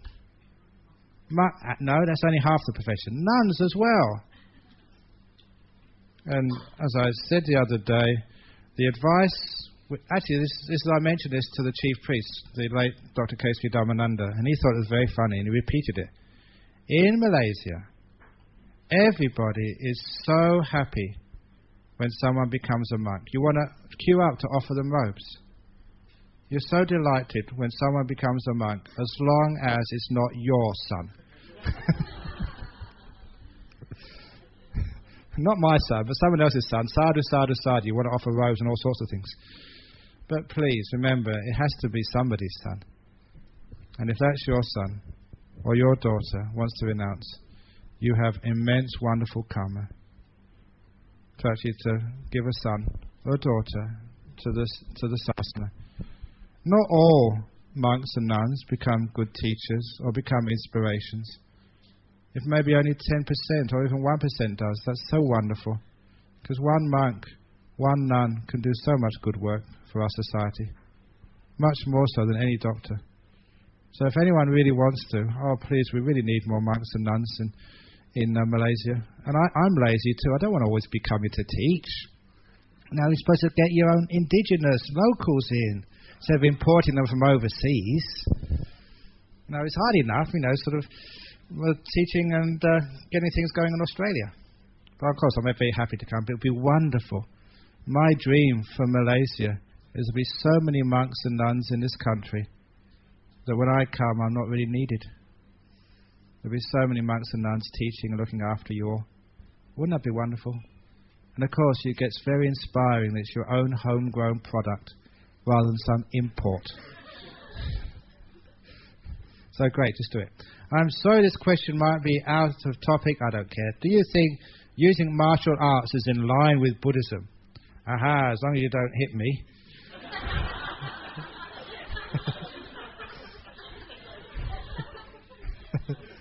Well, actually it happened once, I was visiting my mother over in London, and I was walking, because I like exercise, from her apartment to the London Buddhist Vihara. It's a Sri Lankan temple. It was about 3 or 4 kilometres, about an hour's walk. So it was a nice walk. So I was giving a talk there. I said, look, I'll walk there. Forget about getting lifts in cars. So I was walking, but I was walking past one of these very rough housing estates. It was late in the afternoon, early evening, and there was a gang of boys were waiting outside. And there's no way past them, so I had to walk right through them. And as they saw me, these could be violent kids.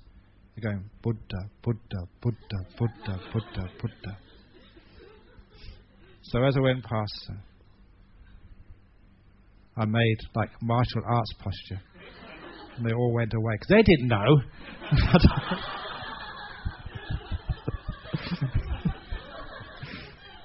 It worked.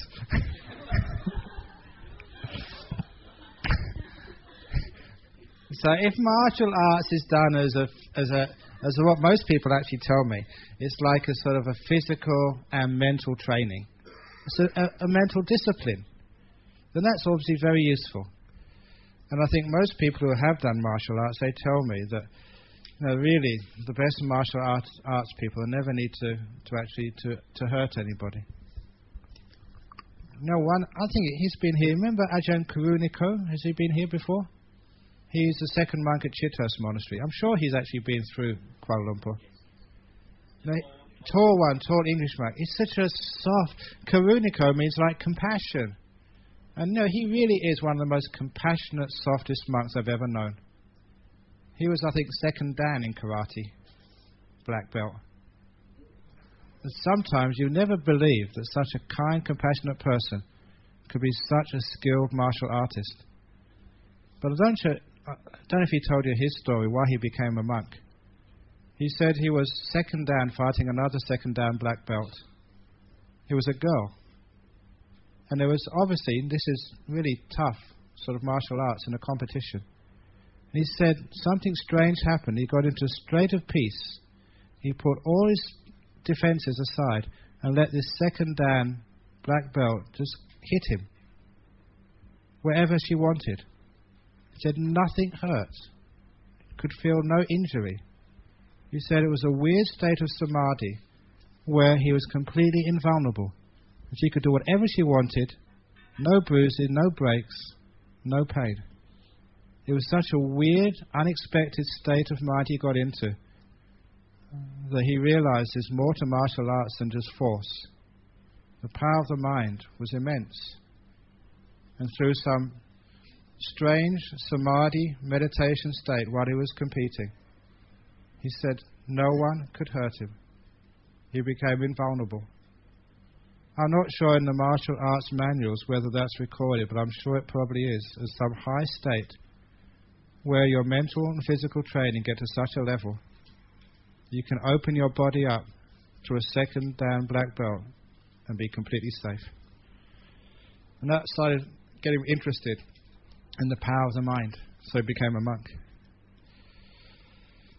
As a student, I feel that I live a very fast-paced life. Every time I finish a task, I rush to complete the next task, and it goes on and on. I feel the need to slow down, but do know how to. Please advise. The next session, the busy person's method of easy meditation is for you. But I will give you a taste, because being busy, I said this at a business conference, my definition of busyness is not having many things to do, but doing too many things at the same time. That's a busy person who does too many things at the same time. Basically, they become inefficient. I say this because I've seen many people, they do a lot. Their productivity is huge. They never seem to be working hard. They never stress out, but they get so much done. Other people rush around backwards and forwards, and at the end of the day, you look about what they've achieved, and it's very small. the busy people do not get much done. Doing too many things at the same time, you don't get anything done properly. You're inefficient. So when we talk about productivity, which is the word which is important here, if you're really going to be productive, you have to rest from time to time. When you rest from time to time, your brain recharges and you do become more efficient. You get more done with less rushing around. I am a very productive monk. I go many places, got many responsibilities, but I don't stress out. It's an example of how to be productive, but with no busyness. And that's coming next. To Ajahn Brahm, formerly known as Peter Betts. Yeah, my mother still calls me that. Could you, because I say, of all the people, I did change my name by the proper way, not to Buddha, Dhamma, Sangha, but to Brahmavamso. But my mother still insists on calling me Peter. And I say that she's got the right to do that. No one else. Could you please elaborate more on your earlier answer to your question, to be good is different from to do good? Oh, that's an interesting. Did I say that? But anyway, to be good is different than to do good. Okay, to be good and doing good, sometimes that we have a phrase now, the do-gooders, which is a lot of time that it's, I think, actually in the act of doing good, rather than just... Well, I think maybe let's rephrase that. When I went to that conference over in UK last April, it's a human resources conference. I sat in at a few other people's presentations, and one thing which was so Buddhist, I almost said sadhu. They were saying that in modern business, that too many businesses, they worry about just the outcomes rather than the process. As long as they get some profits, or as long as a contract gets signed, or as long as the figures go up, they will give you an increase in salary, maybe a promotion. But they found the expense of that outcome is that many people who were in that project got so burnt out, they left. They say, I can't stand this place any longer. You got stressed out, you got cancer. Sure, you got the contract signed, but what cost? And they said that in modern business terms, it's the process is more important than the outcome. The person who said this was the HR manager of DEFRA, which is the Department of, was it Energy, Farming and Regional Affairs over in the British government. And she said that she managed to talk the minister eventually into promoting and rewarding the people in that organisation who kept the process going well, rather than got the contracts or the memorandum of understanding signed in Brussels and the European Union. Said too many people were getting promoted just because they got things done, but the expense of so many people. Now, that department has changed. If you get the job done, but many people leave as a result, you do not get a reward. But if you don't get the contract signed, but people really tried hard, they were motivated, and you got your resources there for the next negotiations, if the process is good, voted. That's the difference between doing good and being good, not the outcomes. Like the same, like for example, my monastery. It's not whether we build it, but it's how it's built, which is important. My meditation and retreat centre. It's not just the buildings, it's how the buildings come together, how people get inspired. It's the method, it's more important than the results. So, sure, we could sort of get that retreat centre done, but in the wrong way, and get this beautiful building, really expensive, but by exploiting or cheating others, that's no way to go. Sure, the outcome might be impressive, but the process was terrible all the way along. Same with the BGF. You're successful by just how many people like coming here, like serving on your committees, because the process is Buddhist, not the outcome. Even if you can't pay your debts and the whole thing falls apart, if you've done it in the best Buddhist way, then you're successful. The people are important, not the buildings, not the place. We're Buddhist first. That's why I tell my Buddhist society, we're Buddhists first. No, come on, Buddhists. Let's forgive each other. Let's be kind to each other. Good example of that. A few years ago, somebody gave a donation of, I think, $3,000 to our nuns' monastery. We got a letter from them. They were in Bangkok. They'd lost their money. Can they have their $3,000 back? And now, I have to serve on the committee as a spiritual advisor, but I wanted to find out, after all these years of teaching, what my committee was like. So the president read out that letter. We got this request, somebody who gave $3,000, and they want it back again, because they're penniless. And he said, according to our constitution, according to the law, we just can't do this. But, poor person needs the money. What do we think? And all my committee members, one after the other, said, well, you can see the dilemma, but isn't compassion why we're here in the first place? So our treasurer wrote $3,000 and sent it to them in Bangkok. I was so proud of my committee. After all those years, the person was more important than any money. That's what we're there for. To serve, be compassionate, be kind, be good. That's being good. Doing good is saying, no, we need your $3,000 because we need to build a monastery. So I think that's what I really mean. So the process is more important, not the end result. You get the most fabulous Buddhist society in the whole of Malaysia. Big, beautiful buildings, but at what cost? What people cost? So be good. Don't just do good. Okay. Since you have been a teacher in school, can you share a tip on how I can encourage my children aged 10 and 7 to keep the precepts started? Teach your children to be honest and to question. That was the piece of advice which somebody gave an English couple who were Buddhists but didn't want to indoctrinate their children. If you encourage your children to question, they say, why keep precepts? You should give them a good answer. For peace, for happiness. Why do you want to sort of steal? I remember a school group came many years ago to Perth, and I had to teach them Buddhism. And I just said, what really hurts? What hurts you? Give me like a few things which hurts. They say like killing and punching and stealing and lying. So straight away you've got 3 precepts. And these were just kids who weren't Buddhists, who were Christians, maybe about 11 or 12. What hurts? Kids are smart enough to know these things hurt. Maybe they may not know that alcohol hurts. But I remember going to, it was a blessing of the manager of Thai Airways in Perth. He wanted to do a blessing, so I went there and I was trying to teach his kid. I said, have you ever seen anybody drunk? And he turned around and said, yeah, my dad. Great that way. Really embarrassed the father. But the father could do nothing because it was true. And then the kid realized, because it's seen someone who was drunk, that alcohol was bad.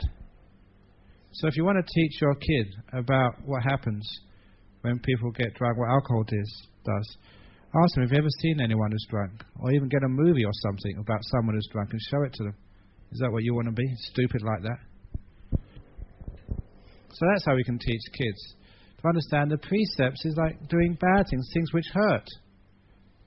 You don't want to be hurt. What hurts? Don't hurt yourself, don't hurt others.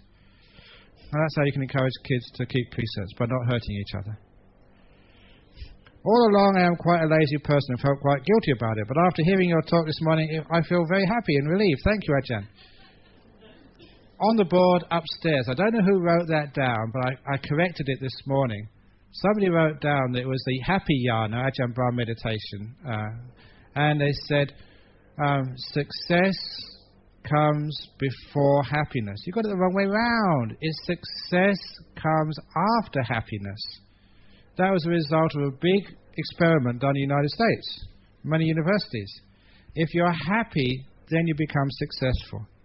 So if you feel guilty, or you work too hard, and so you feel grumpy, you haven't got any happiness in life, you will never be successful. You be happy first, Be kind to yourself. Be compassionate. Give yourself some break. From that happiness, you have all the success you ever wanted. As a monk, I was happy first. The success came afterwards. So happiness comes first. If you want to be successful in life, create happiness in your life. Take it easy. Don't feel angry and guilty. And then you'll become successful. How to deal with a person who is not virtuous. Run away. Associate with other people. There's always part of everybody who has some virtue. Even Adolf Hitler was a vegetarian. So everybody has some virtue in them. So if you're dealing with a person who is not virtuous, focus on that part of that person which you respect, which you like, which you value. And you will find that is the part which grows in them. That's what I did. I said, I think the other night when I went to prisons for many years, teaching inmates, I would focus on that part of the rapist which was soft and forgiving and kind and gentle. I could always find that.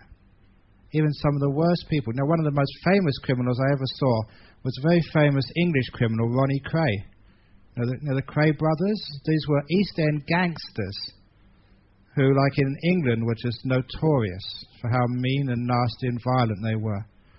I remember just visiting England, going to Broadmoor prison for the psychiatric insane criminals, and meeting Ronnie Cray. And he said, whenever I get a few quid, I'll send some to your monastery. He wanted to make dana, even though he was a notorious, violent man. I could see something good and kind in those people. If you see something virtuous in the meanest and nastiest of people, they will see it in themselves. And that is the path to healing.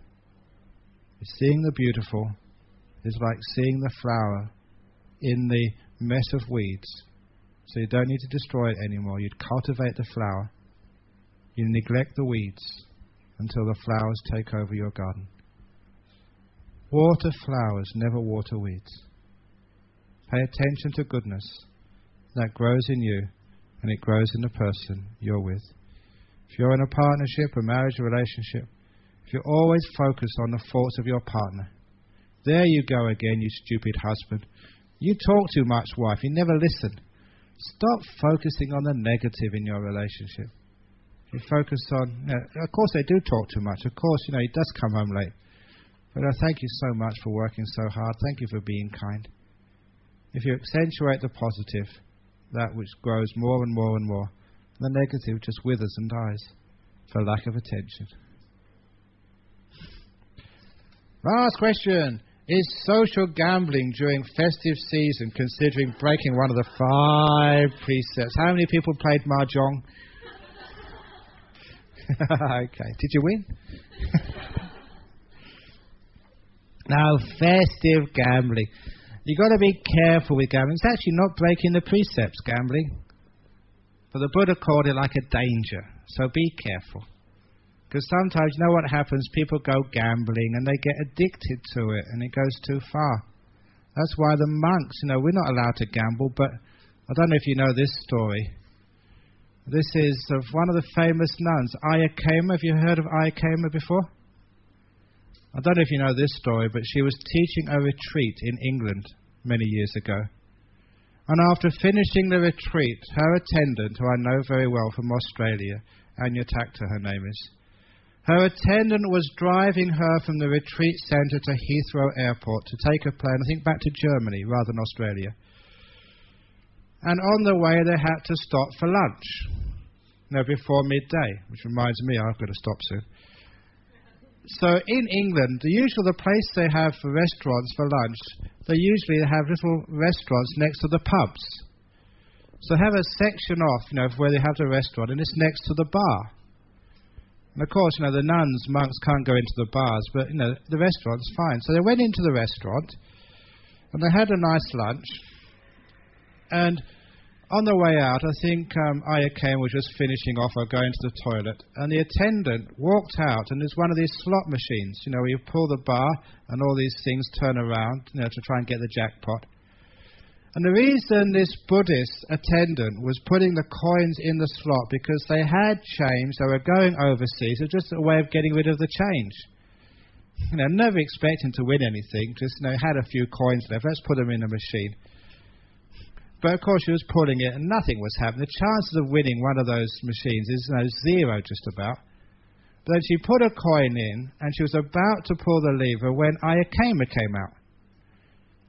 And straight away, I got this from Anya's own mouth. She said to Ayakema, "No, you're a Buddhist nun, you've got the good karma, you pull it." And Ayakema, in a moment of heedlessness, she wasn't mindful, she said, "Okay," and she pulled the lever. Round it went. And money started pouring out. She got the jackpot. And this is careful being monks, because, you have got good karma. The only time she did this, and the jackpot came out, but there was karmic consequences about to come next. Because all this money started pouring out of the machine. And everyone in the pub went quiet. Because they saw this nun had won the jackpot. And then the barman behind the bar got a bell and tinkled it. What does that mean? He said, according to our tradition, anyone who wins a jackpot has to buy a drink for everybody in the bar. So a Buddhist nun had to buy alcohol for every person in this pub. And that's a true story. It happened. So don't do that. Don't come to me and say, "Can you pull this machine? Can you give me some numbers?" You get me into big trouble. But if it's just for a bit of fun and games, and it really is just for family custom, and you don't go gambling afterwards, no problem at all. Most people in Penang said that once a year, this old couple, they just go to Genting just for a day. They take a certain amount of money, and they know they're going to lose it, and they just go there and just have an afternoon, day together, and they go back again. So it's basically they're not really gambling because they don't expect to win anything. They're just entertaining. But if you expect to win and you want to win and you have to win, that's what I call the dangerous gambling. So if you get a certain amount of money, maybe 100 ringgit or 200 ringgit, and you say, "This is just a bit of entertainment, I'm going to lose this. Once I've lost it, fine, go out." Then that's not so much problem. And say you have to lose it. So if you do win, at the end of the day, give it to temple. So you just come out with nothing. 200 is what you're going to spend. Anything extra goes to temple, to charity or something. And that way it's not real gambling. You don't get anything out of it. Okay, so thank you for those questions. A lazy person's guide to making good karma and coming after lunch is a busy person's method of easy meditation. So those of you who are busy, who have lots to do, who haven't got much time, the next session is for you. If you are busy, this is how to do meditation easily, no stress. So that's coming next. So thank you for listening so far. Do you want to do 3 sadhus? Sadhu. Okay, try again. Whenever you do sadhus, it's got to be with 100%, with all of your heart and all of your mouth. So once again. Sadhu. Sadhu. Doesn't that make you feel happier? It does. It makes me feel happy. So whenever you do sadhus, just give it really everything you've got. Much more fun. Okay, the subject of this next part of the Dhamma Enrichment Camp for the modern age is the busy person's method of easy meditation. But I'll just get people started. I'll just answer these 2 questions first of all, because they probably came from the last session. Dear Ajahn Brahm, thank you for your answer. I haven't given it yet. Isn't that wonderful gratitude? They thank me no matter what I answer. How can a business owner be successful in their business without being pushy or a hard sell, even though they are looking for success and confidence? I find it tiring to constantly worrying about new business. How can I be more at peace knowing business will come in? Is it possible to be Buddhist in my business practice without being desperate? Yeah, of course it is. I am the CEO of a big monk factory in Perth.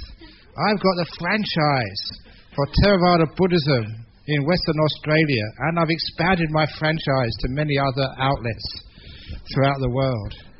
So I'm a big businessman. I'm in the monk business. But you don't need to be pushy or hard. So if you've got a good product, then people will come to you. And that's my sort of motto. Develop your product. And then usually word of mouth will get around. And you'll be very successful. And many executives actually tell me that the secret of business success is actually their contacts. Being able to work with other people, make those contacts, being kind, being trustworthy, and getting on with people. It's those contacts and networking, that's what really brings you success in business. You know, when you need a product, when you need to sell it somewhere, getting those contacts, those people you know, and that's how you get success in business. And if you're pushy, what happens when you push someone? You push them off. In other words, you're not friends anymore. Anyone who's pushy, you shouldn't be pushy, you should be bringy, not pushy. Bring people towards you. In other words, to attract people, be kind, be nice. And then, actually, people come to you. So you don't need to be pushy. And modern business practice is to know the most important part of your company actually is not your product, it's the people. The most important part of a business is the people who work for you. And if you really value your major asset, which is people, and this is not just Buddhism, this is what I was hearing in London's big HR conference, PricewaterhouseCoopers, British Airways, who else was there? Heaps of other big companies, I forget now. And they were all saying the same thing. Or that the people, this is what we really value. And if you cultivate the people, the people working for you and your business contacts, then your business will get very, very successful. Because that is your main asset. People, we've got plenty of products, and people need things in this world. It's actually getting these products out, and the only way you can do that is through people. So if you value the people in your business, in your company, your business will go very, very well. In other words, be a good Buddhist. And if you're a good Buddhist, your Buddhist business is going up and up and up. So I think we should have a stock market just for Buddhist businesses. So what is the stock market in Malaysia called?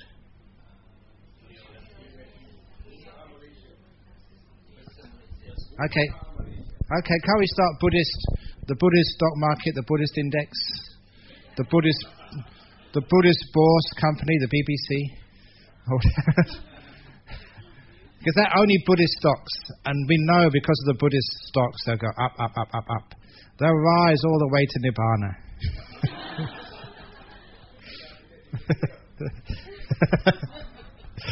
Yes, it might do too. But anyway, no, the modern business people, there's a lot of big business people actually becoming Buddhists. There's one person I know, his name is John Akehurst. He was the CEO of Woodside Petroleum. Woodside is one of the big mining companies, got huge amounts of energy, oil and gas leases over in the northwest shelf of Western Australia, exporting billions of dollars of liquefied gas over to China and other countries. And this CEO of this big company, he wrote this article that he found there was problems up in the boardroom, and he found out what the problem was him. He called himself a pain in the arse. I'm just quoting him.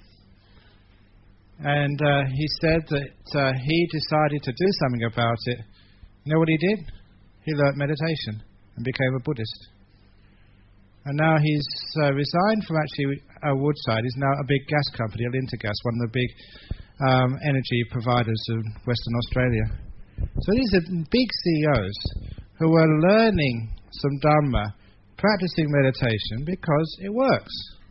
And they can get a much better business and become more successful. So the modern trend in the West is for CEOs to meditate and become Buddhists. So here in Malaysia, you are ahead of the game. You go first and the rest follows. So it's actually, you can be a good business owner, but don't be too pushy. You've got to be strong, assertive, but don't forget the personal values and contacts you have with your friends and colleagues and business associates. That networking you find is the most important for business success. Next question. If we have enough of virtue, will all bad people and spirits stay away from us? And when you have lots and lots of virtue, should I say this? All the ghosts come to you to get your merits. I don't want to be good anymore, said people. No, because when you actually, the truth of the matter is, when you are virtuous, bad people, bad spirits, they can't come close. This is one of the stories I tell. There was a Thai girl many years ago in our monastery in Perth. Very good Thai Buddhist, one of the chief supporters, would always be there to help, always bringing food for the monks. And she had her father had died, had a mother left over in Thailand. And she thought, mother's alone. No, it's not right, filial piety, to have my mother living in Thailand while I'm living in Australia. So she got her mother a visa, paid an air ticket, and brought her mother over to stay with her and her children. So her mother was elderly mother staying in Perth for many years. But eventually she got sick. She was an old lady. And this girl, her name was Ratana, this girl Ratana thought, I wonder if my mother's going to survive this illness. She wanted to know. So she went to a medium, one of these spirit doctors in Perth, and said, look, I want to know if my mother's going to survive this current illness she has. She's in hospital right now. So the medium said, sure, I can find that out for you. It costs $20. So she gave her the $20, and this medium went into a trance. First of all, she had to know what hospital, what ward, and what room, because she was going to leave her body and check out this old lady. So they gave her the name of the hospital, the ward number, the room number, and this spirit doctor went into a trance for about 20 minutes. And when she came out of the trance afterwards, she gave the $20 back to this Thai girl. She said, why are you giving it back? He said, look, I tried. I found the hospital, I found the ward, I found the room, but I just could not get into the room. He said, your mother was strange. I'd never seen this before. She had a force field around her, and I just could not penetrate it to find out whether she was going to survive this illness or not. That's why I couldn't do it, so I'm giving you $20 back. But by the way, I've never seen anything like that. Who is your mother anyway? And this girl, this Thai girl, said, oh, my mother's a Buddhist nun. She's been like a Mayor Chief for the last 25 years. And the medium took the $20 back. You should have told me beforehand. People like me can't get close to people like that. And that was a true story of like a medium, a spirit doctor, who actually left the body like a ghost will do, like a spirit could do, but could not get close to a person of such strong virtue. And what was interesting is the way she felt when she tried to approach this old Thai Buddhist nun was a force field protecting her around. And that's actually what spirits will feel. If you're a very, very good, kind person, they feel that force field, and they won't be able to come in without your permission. You can keep them out if you want to. But if you've got compassion, you say, come in, it's all right, come on. And you can share some of your goodness with them. But the point is that you have a bit more control when you've got goodness and kindness. And also bad people. Bad people and evil people, they just can't get close to you. I remember this other fellow. He's from Singapore. And I blessed him with some holy water that day. Gave him the precepts. And he went to a party that night. He didn't drink alcohol, but when he went to the party, there was this man, I think another Chinese man, he was into black magic. Like black magic, and it's a very bad thing to get into. But as soon as this man, Victor his name was, not Victor Wee, another Victor. As soon as this Victor came into the room, this black magician got really tense and looked at him and said, I've got to get out. I can't stay in the same room with someone like you.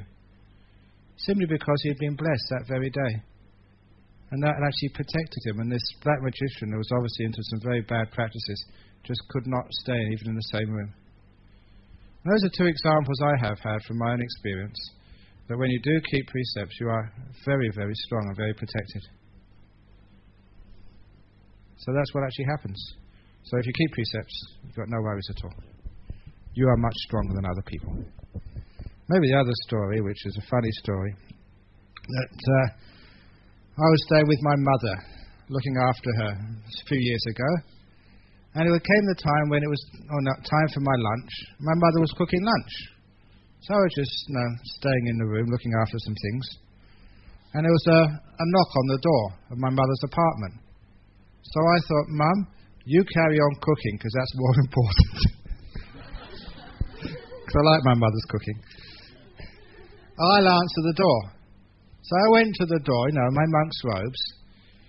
And when I answered the door, there was a lady on the other side, and she said that she was a gypsy, and she was selling gypsy trinkets. Do you want to buy like a piece of heather? And I was very polite. I said, no, thank you. I was about to go, and she said, if you don't buy this, I will put a gypsy curse on you. That was their marketing trick. And I stood up and I said, can you not see I am a Buddhist monk? My curses are much stronger than yours. I was being cheeky. And this poor lady, her face went white. She turned around, she ran away. I know I shouldn't have done that. It was good fun. Of course, there's no such thing as Buddhist curses, but she didn't know that. No, it wasn't. It was just skillful means. But it was true that, that bad people, they can't handle like Buddhist monks and nuns, because we've got far too much power, and we're just not scared of things. That's why they can't do anything. Anyway, the busy person's method of meditation. Now, as Buddhists, everybody likes to meditate, but sometimes they just can't find the time. Or if they do find the time, they go thinking about all the sorts of stuff they shouldn't think of. Or if they stop their thinking, they fall asleep, and they think, oh, it's just so hard to meditate. How can ever I meditate? And so a lot of times people give up, and they don't even try to meditate. And that way they miss out one of the beautiful, wonderful assets of Buddhism, the skillful ways of meditating and bringing peace and happiness and relaxation to your body and mind. Not only is it a very, very pleasant thing to be able to do, but it's also so good for your health and well-being, even for your marriages and for your families. Even a couple of days ago when I was teaching in Perth, I told this story that many years ago when I taught at that group, a woman came after the meditation session and confessed that she never wanted to come to meditation that evening. She'd just come home from work, a very busy day. She was so tired she had to make the dinner for her husband and kids. She just wanted to sit down and relax. But her children said, Mummy, are you going to meditation? No, I don't feel like it, I'm tired. Mummy, you should go to meditation. No, I don't want to go. Mummy, go to meditation. Why? Said Mummy to her kids. Because you're a much nicer mummy when you come back from meditation. When I told that sort of last Tuesday, this lady came up afterwards and said, look, absolutely true. That happened to me that evening. I never wanted to come to meditation. My kids said, Mummy, go. But it's true. The kids know you're a much nicer mummy and a much nicer daddy once you've been to meditation. And so it's really important for you, and it's wonderful to be able to do that. It's better for your kids, for your husband, for your wife, for everybody when you learn how. Not good for your mistress. No, it doesn't work for that because it makes you really guilty, and so you should be. But it's very, very good for your health, emotional, and everything else, which is why it's just so popular over in the West. But sometimes the busy people, they meditate busily, and that's not meditation. So busy people have to understand what busyness is, and when they're sitting down with their eyes closed, stop being busy, but learn how to really relax. And this experience happened just last October, because I was in a conference, a meditation conference over in Sydney, and this professor from Stanford, he'd been investigating meditation, because there's huge numbers of courses now in Oxford, in Stanford, in Princeton, in Harvard, where you can actually study meditation. You can get a PhD in it, a doctor of samadhi. You can. And there's so much research being done these days. And he was telling me that they did this experiment, all paid for by the university. They got two groups of students, split them in half. They had to have the control group as well as the meditators. So they had people meditating for a whole day, while the other group, as a control, they sent them at the university's expense to a resort to spend a day in a spa by the pool, relaxing. It's not bad, isn't it, being paid just to relax? But he wanted to find out afterwards, with doing things like MRI scans and sort of questionnaires, which group relaxed the most, the people meditating or the people who went to the spa. And it's very, very clear that afterwards, the people who went to the spa were far more relaxed.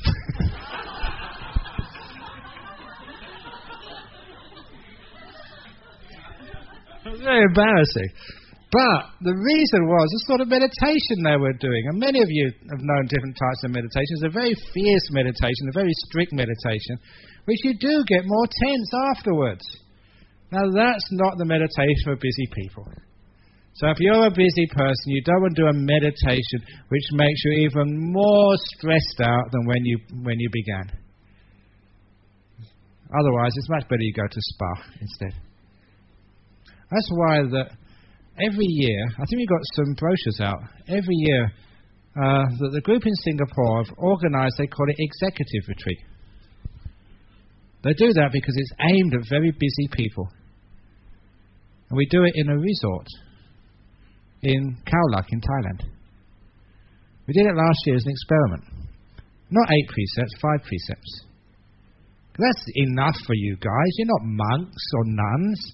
5 precepts is good enough if you can actually give up your alcohol or your wine and other things and tell the truth. If every Buddhist kept 5 precepts, my life would be much easier. So it's a 5 precept retreat. If people want to keep 8 precepts, they can do a bit extra. But also you have what we call Nobel silence in these retreats. You know what Nobel silence means? No bells. That's right, no bell silence. Because that's the last thing you want in a retreat when you're trying to relax. Have a bell, get up bell, a bell to sit down again, a bell to go to lunch, a bell to finish lunch. Gee, it's just like being in prison again. Or at school. So there's no bells. So people can get up whenever they want. And it's true. You can just go and have a breakfast. Not sort of like lunch boxes, but big spread or whatever you want. And then afterwards, a little bit of a talk, a little bit of a meditation. And then have lunch. Go and walk by the beach, swim in the pool. Swimming meditation, we call it. Then afterwards, a bit more meditation, a talk. Have your evening dinner. Come back again, more meditation, a little bit of a talk. You can see how gentle that is. And many people who've never meditated for the first time think, wow, this is great, I don't need to feel afraid. Because many people are like that. They hear meditation, they think meditation is getting up at 4 o'clock in the morning, only eating 2 meals a day, sleeping next to someone who snores all night, and having to deal with achy arms, achy legs, achy backs, and just having pain, and also having to pay for that as well. And sometimes you think, is that really the best way of introducing modern people to meditation? A few people will do that. Now these are usually the young ones who have got fit and healthy, got a bit of time and got some energy. But for many people who do that type of meditation, we have to get up early and everything is structured and it's very, very austere. Many people like that, they just will not go because they're afraid of the physical discomfort. So making it a little bit soft and easy gets people in the first time. And it also, the most important thing, is it teaches people the importance of relaxation if you're going to meditate. And how to be calm and peaceful. Relax the body first, and then you might be able to relax your mind. But bodily relaxation comes first. When the body's at ease, then the mind can be still. Now what actually happened in the last retreat, and what will certainly happen this time as well, you don't have to get up until 7 o'clock and just get out of bed for breakfast. So get room service if you want to. And you can come in for a little bit of meditation here, a little bit of meditation there, because there's no pressure on people. A lot of people really relax, and for the first time they understand what meditation is all about. They get some peace in their meditation. And then what happens next is, because they're enjoying it, they want a bit more. So they get up earlier and they come completely voluntarily before breakfast to the meditation. And they stay there longer, not because they're forced to, but because they like to. And little by little, many people say, what do I want to eat for in the afternoon? I'm just having too much of a time. Maybe have a cup of tea like the monks. They're not forced to keep 8 precepts. They do it because they want to. And this takes all the force and the pressure off the meditation. And it becomes this wonderful natural progress into more and more peace and stillness. So understanding the psychology of the mind, when you make it easy, people don't become lazy. They start to rise up to a very, very wonderful meditation schedule without any force imposed upon them at all. So they get the peace, they put in the hours without any stress. And this is the most important part of meditation, especially for busy people. Because you're busy, you have enough stress already. You're working hard, you struggle just to get through the day, and you go on a retreat, and if it's a struggle again, wow, you're never going to go again on a meditation retreat. That's why in most meditation retreats, many of you have been on retreats before, when do they take the group photograph on a retreat? At the end. You know why they take the group photograph at the end? Because that's the only time when people are smiling and happy. Because they're about to go home. If you took the photograph in the middle of the retreat, then you could actually see what people are up to. Grimacing. So it's important to learn that meditation is the art of peace and happiness. And when you know that's what the purpose of meditation is, then you understand why it's so important for busy people. Because it's teaching you how to relax. How to get a bit of peace and ease in your body and in your mind. Busy people are the ones who need to know how to relax the most. Because you're working your body so hard, you need to be very efficient in the short time you have to really relax and become at peace. If you know how to do that, it's amazing what you can do to relax the body and to relax the mind. So recently, for all such busy people, if you just tell them just to go and watch the breath, they just can't do it. They either look at their breath with force as if they're trying to work out a contract. Come on, apply yourself.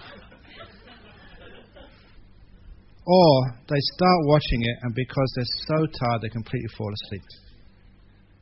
There's a trouble. There's the two big problems with busy people, the wandering mind or the dull mind. And it's of those two, the wandering mind is much worse. At least if you're dull, you're getting a bit of rest. Maybe you're not there to enjoy it, but at least your brain is shutting down for a bit. But the wandering mind, those people who think, they're the biggest problem. And I think that's probably you. Can't stop thinking. Can't stop worrying. Can't stop.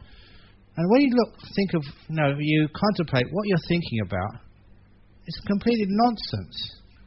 Most of the stuff you think about, if I could get sort of a tape recorder and put it to your head and record all the thoughts which you'd had in the last hour and play that back, you'd be so embarrassed.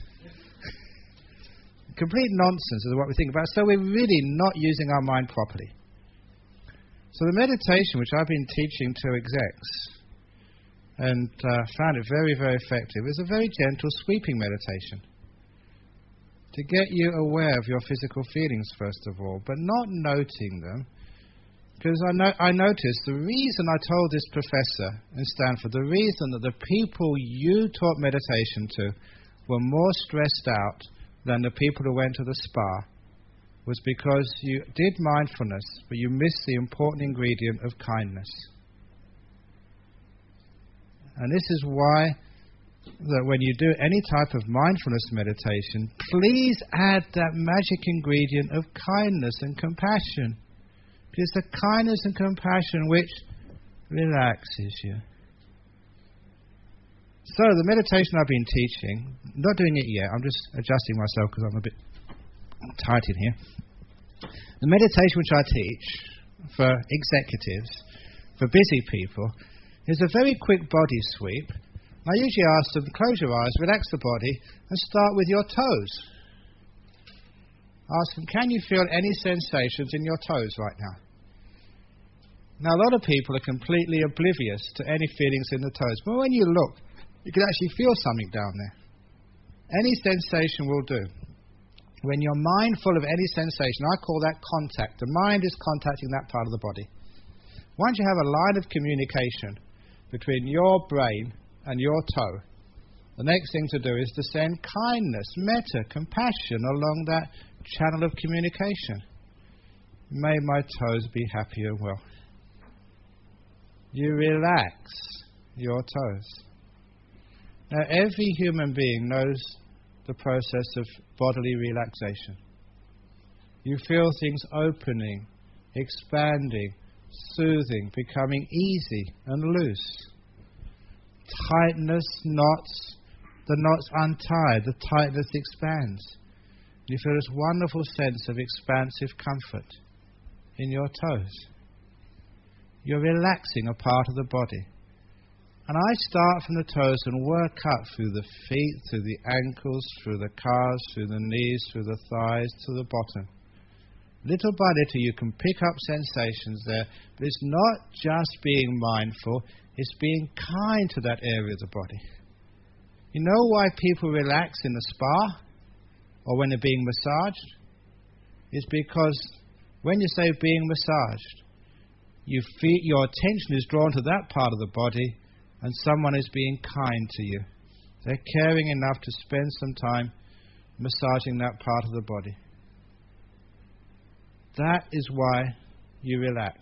You have feeling, softness, kindness, and that relaxes all of those muscles. So as you actually go through the body, from the toes upwards, by the time you get to your bottom, notice the feelings there and just relax them. You actually become quite skilled in knowing how to relax.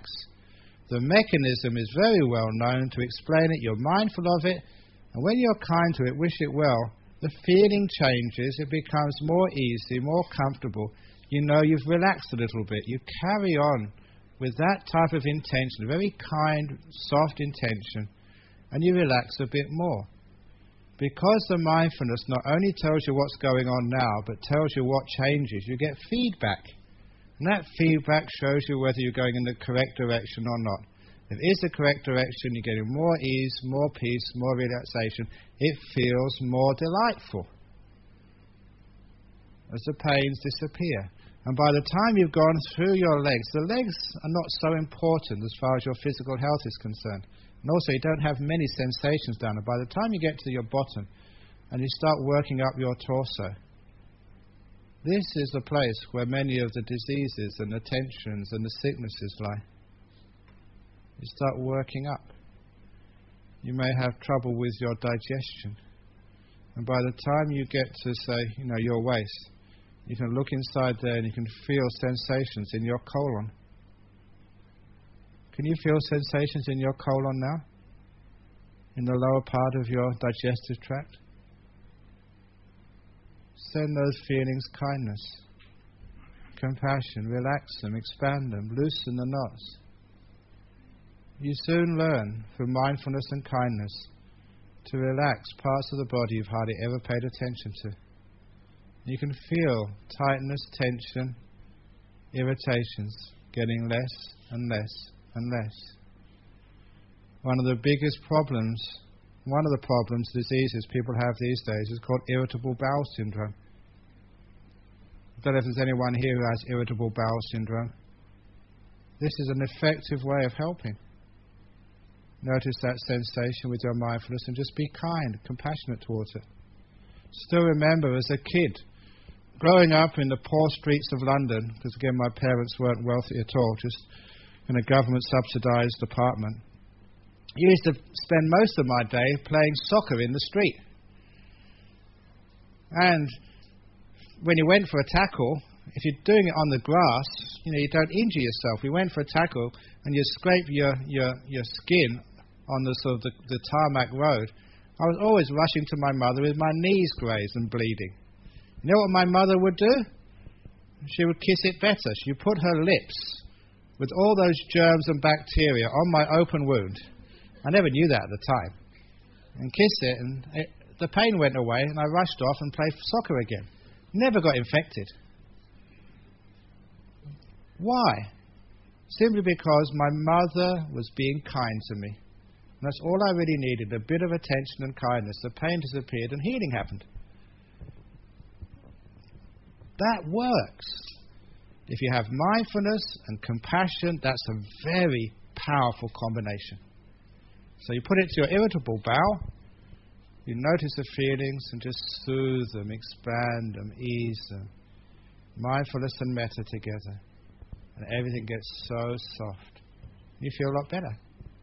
You go right through the body, up through the whole torso. If there's any part of the body you've got a problem with, a kidney, lung, heart, back, stop there and relax it. What you're learning to do with mindfulness and compassion, you're learning how to relax every part of your body. Instead of just saying, relax, you're relaxing incrementally, stage by stage, and you find you become very skilled in your bodily relaxation. You can relax your arms next, and I actually go to the head last of all. And relax all the muscles in my face. And feel the sensations, just be kind, and every muscle starts to get soft and easy. And last of all, I go to 2 or 3 inches behind my eyes where my brain is. And I don't know whether I'm just imagining the feeling of the brain or it's actually real, but it doesn't matter. I imagine a feeling or pick up a feeling centered around the brain area. And I send my brain compassion. I have to use my brain so much these days. There, poor brain. Take it easy, relax, have a nice time. And your brain feels nicer. It feels relaxed. You stop thinking and worrying so much because you're relaxing your brain. There, brain, you're okay. Now, with that degree of mindfulness and compassion, you learn how to relax your whole body. Now, because you're relaxing your body, you actually feel good. You have a payback straight away of physical comfort, less irritation, less aches, less pains. So busy people like that because it does feel better than going to a spa. And also, it's much cheaper. These spas and resorts are very expensive, and you can do much better with just a very simple relaxation technique. And you teach that to busy executives to learn them how to relax their body. But it's not just their body you're relaxing. It's almost like a trick, a skillful means, because when they're relaxing their body, when they're aware of physical feelings and sending compassion and kindness, it's a combination of mindfulness meditation and loving kindness meditation. They're in the present moment because the feelings are always located in the now. And you don't really plan what feeling you're going to have tomorrow. You may plan where you're going to go to get that feeling, but you don't actually plan, tomorrow I must remember to sort of be happy. It's in the moment, especially physical feelings. So it centers you in the moment.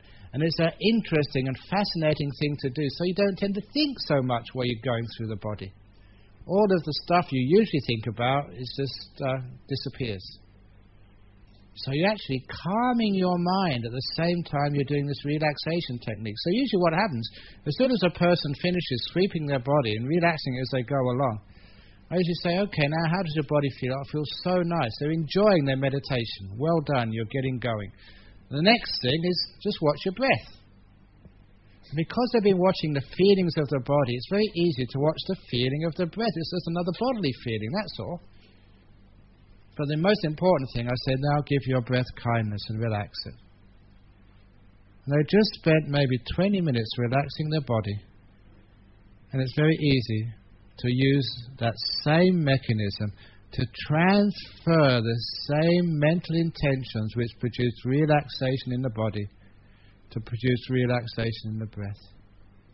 And the breath gets so soft and easy. And you don't want to go anywhere because you're relaxing the breath.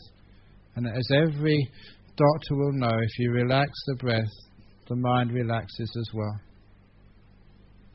And you're starting to emphasize the important part of meditation is bodily and mental relaxation. And that makes it very clear you're not supposed to be tense and tightening the mind. I've got to watch the breath, or I must be mindful, I must be mindful. That's not the way meditation works. You're relaxing, giving ease, comfort, peace, soothing. That's what meditation is. And once you really relax like this, the body's relaxed and you relax the breath, it is so easy to meditate. And people have never meditated before. They get into this and say, wow, this is really nice. I feel so good. Because you need to get some feedback. You need to get something out of meditation. Otherwise you won't want to do it anymore. And you feel physically good, mentally good. And also, everybody these days is so concerned about their health. They eat all sorts of health foods. In fact, they eat so many health foods, they worry so much about their health. That's what makes them sick. It's not the food they eat, it's the worrying about it. That's what causes them sickness. So those people who are concerned about their health, you know that this little technique, learning how to relax and soothe and ease, that's powerful. It's good for your health. And so people will not begrudge spending time for their health. Even executives go to the gym. They can find time for that. Why? Because it's important for their health. So by emphasizing the health benefits of this type of meditation, you're getting more busy people involved. Because they know that they've got to keep fit and healthy, otherwise they will never be able to carry on their business. If you get sick and have to be in hospital for a couple of weeks, that's very difficult if you're running a business. You can't afford to be sick, which is why you can learn how to be healthy. But it's not just health foods. It's learning how to relax the body and relax the mind. Which is why executives value this type of meditation. They feel it's good for their health. And this has been incredibly popular with people with cancers. Had the Melanoma Foundation, not the Melanoma, the Breast Cancer Foundation, West Australia came, and I taught them meditation. They loved it. They said, can we get a tape of it? I haven't got the tape yet, but one of these days I'll get round to doing it. I'm a lazy monk, as I said this morning. Because I say, if people with breast cancer, you should stop at your breasts. You can feel sensations there. And just relax everything. Send it calmness, kindness. You've gone through the whole body. By the time you get to this point, you should be quite mindful, alert, and able to spend an enormous amount of relaxing energy to that part of the body. And people feel it, just soothing and relaxing. Most cancers are the sign of stress. But you're looking at that part of the body where the injury is, and de-stressing the whole area. And you do start to feel, oh, that's really nice. It feels good, it feels relaxed. And of course that's having a huge positive impact on the tumour. Shrinking it, easing it, because that's exactly what you've been doing. So when you say these things, people get really interested. I've noticed all the women are really listening now. Because it's frightening, the incidence of breast cancer in our modern world. If you haven't got it yet, you've got a decent chance of getting it. That's why people say, wow, this is important. And that way, we're making the meditation really value. People want to do it because they need to do it. And it's not just helping your physical health. It's actually the trick. It's using physical health in order to turn you onto the path of mental health, of relaxing the mind, of relaxing the body. Because it's not that hard. Once you know how to relax the body, you relax the breath. It's not that hard, again, to take the same mechanism and learn how to relax the mind, to soothe it, to ease it. You notice the sensations of mind, the tiredness, the worry, the anxiety, and relax. Send kindness to your own mind. It doesn't matter if you've been thinking stupid thoughts. It doesn't matter if you've been worrying when you're not supposed to. Be kind. And with that kind attention, mindfulness plus compassion, everything relaxes. And you find you've got an amazing technique of meditation. You can call it anapanasati if you want, mindfulness meditation if you want, insight. You don't care what you call it. It works. And you feel you're getting more and more relaxed. And when you get really relaxed, and you can do relaxation very quickly, when you come out of meditation afterwards, because you've relaxed, you're raring to go. You've got energy, you've got clarity. And so the work which you have to do, you can do it easily. The reason why people get stressed out is because they have to work, but they're not ready to work. You're forcing yourself. You're struggling just to get through. Other times, you're really rested, relaxed, and you look at the work and it's easy to do. You're just raring to go. Unfortunately, we get so tired that life becomes a burden. We're just walking up this steep hill, and we've got no place to sit down and relax. But you have got a place to relax. If you know how to do this meditation, you value it. But sometimes people say, well, I haven't got time to do this.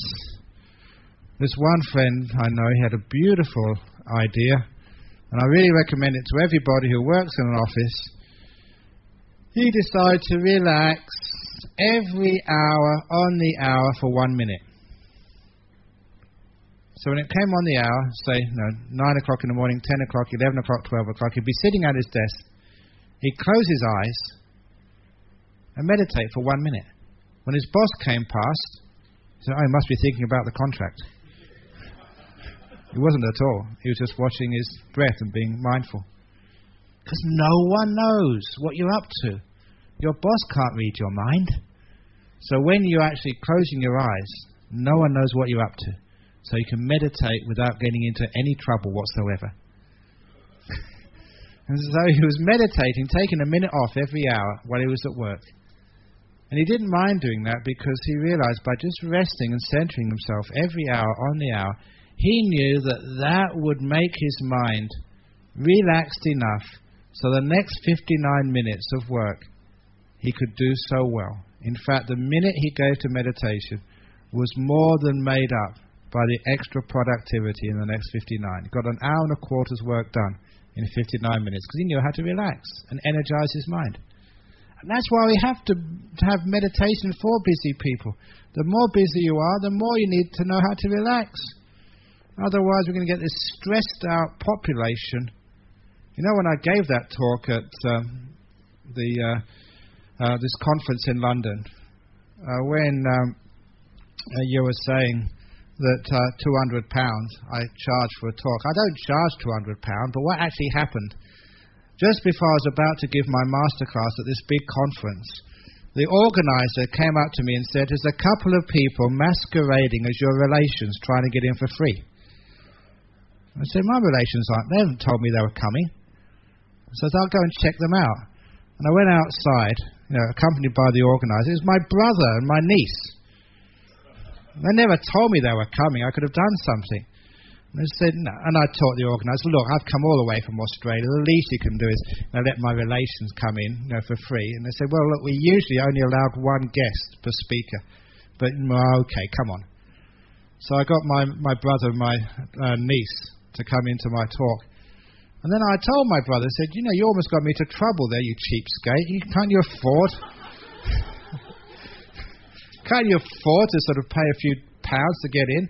And that's when he's told me, he said, you know how much they were going to charge just to come into my talk, each person £200 for 1 hour talk. Now I know my market value.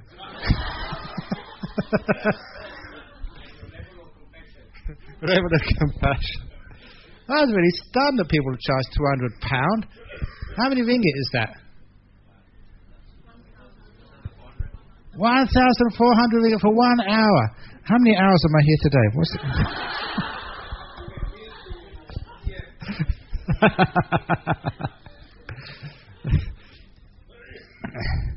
No, but that's not what we do. But at that particular, after I came back from that talk, I got an email from the British National Health Service because they wanted me to go back and teach a masterclass at their annual general conference in Birmingham. That was supposed to be last October, but I couldn't go because it was our range retreat time. And I was amazed. The British National Health Service wanted to get a Buddhist monk. You know why? Because people in Britain are so sick, they need a monk to teach them how to be healthy, how to relax, how to be peaceful. And that was the sort of meditation I was teaching them. Just because when you let go of the stress of your busy life, and we're all getting busier and busier and busier, our workload is increasing. No, my workload is increasing. And the only way I cope is my meditation. I relax and enjoy myself. And that's why I do a busy schedule without really worrying about it or getting tense or stressed out. And that's why I am competent to teach busy people, because I'm a busy monk. This is how you do it. And it's good for your health, which is why the British National Health Service said, we want you to come to teach us how to be healthy. Too many busy people. You need to know how to relax. And when you know how to relax, quickly, effectively, then your stress levels go way down and you can perform to a much higher level. You become more employable. You are able to take on tasks which other people aren't. And just like my market rate of £200 an hour, you may be even exceed my market rate in your job. Because you can handle the stress, because you know how to relax when you get tired and keep on going. If you haven't heard this simile before, how heavy is the glass of water? This is an old simile, repeat it many times. How heavy is this glass of water? Actually, many of you have got bottles of water. Come on, hold your bottle of water up. How heavy is the bottle of water? Keep it at arm's length. Doesn't matter. You will notice, if you notice this, the longer you hold it, the heavier it feels. Keep on holding it until it feels quite heavy and your arm starts to ache. The longer you hold it, the heavier it feels. What should you do when it starts to hurt? Put it down. Put it down for a minute. Only a minute. Maybe less than that. Now pick it up again. Does it feel lighter? Exactly. It's the same amount of water. You can put it down now. Because you've rested, it's easier to carry. It actually feels lighter. Now this is actually the busyness, the burdens which you have to do in life. Stress has nothing to do with how much burdens and responsibilities you have. What stress is when it gets heavy, you don't know how to put it down. If you know how to put things down, You can pick it up again, it always feels lighter. Your arm never aches or hurts. I think you've got the message here. If you know how to relax your body and mind whether it's 1 minute every hour or whenever you need it, whenever your brain starts to hurt, when your mind gets tired, you start to get grumpy, put it down, rest for a few minutes. When you pick up that burden again, it will actually feel lighter, be easier to carry. So that's how you do it. And that's how we have meditation for busy people. It's not that hard to do, especially when you add this wonderful ingredient of kindness to your mindfulness, which gives you happiness.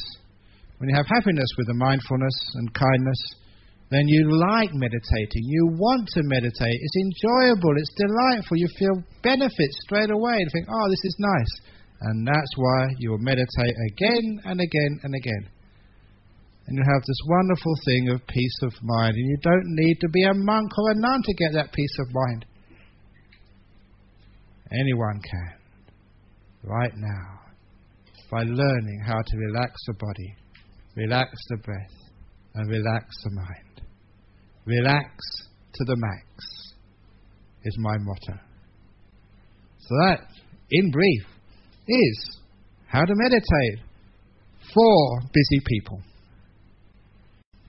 So far we've done lazy people, busy people, and if you're waiting for your section, crazy people, that's coming after tea.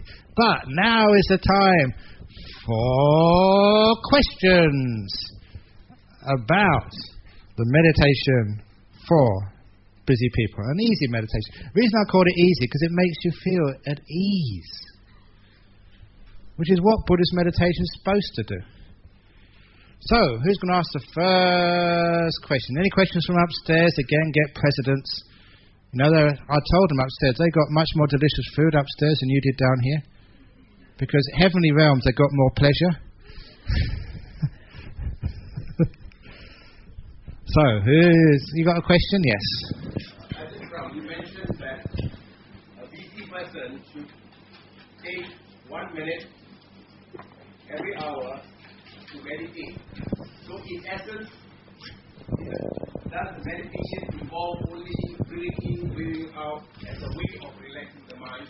That is what you should do every day, every hour, even if you are not busy. Am I right in understanding the concept you are trying to put across?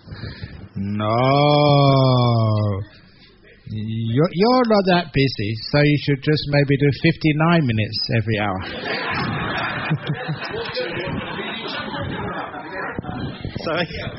No, I think this was just a person who had a very demanding job.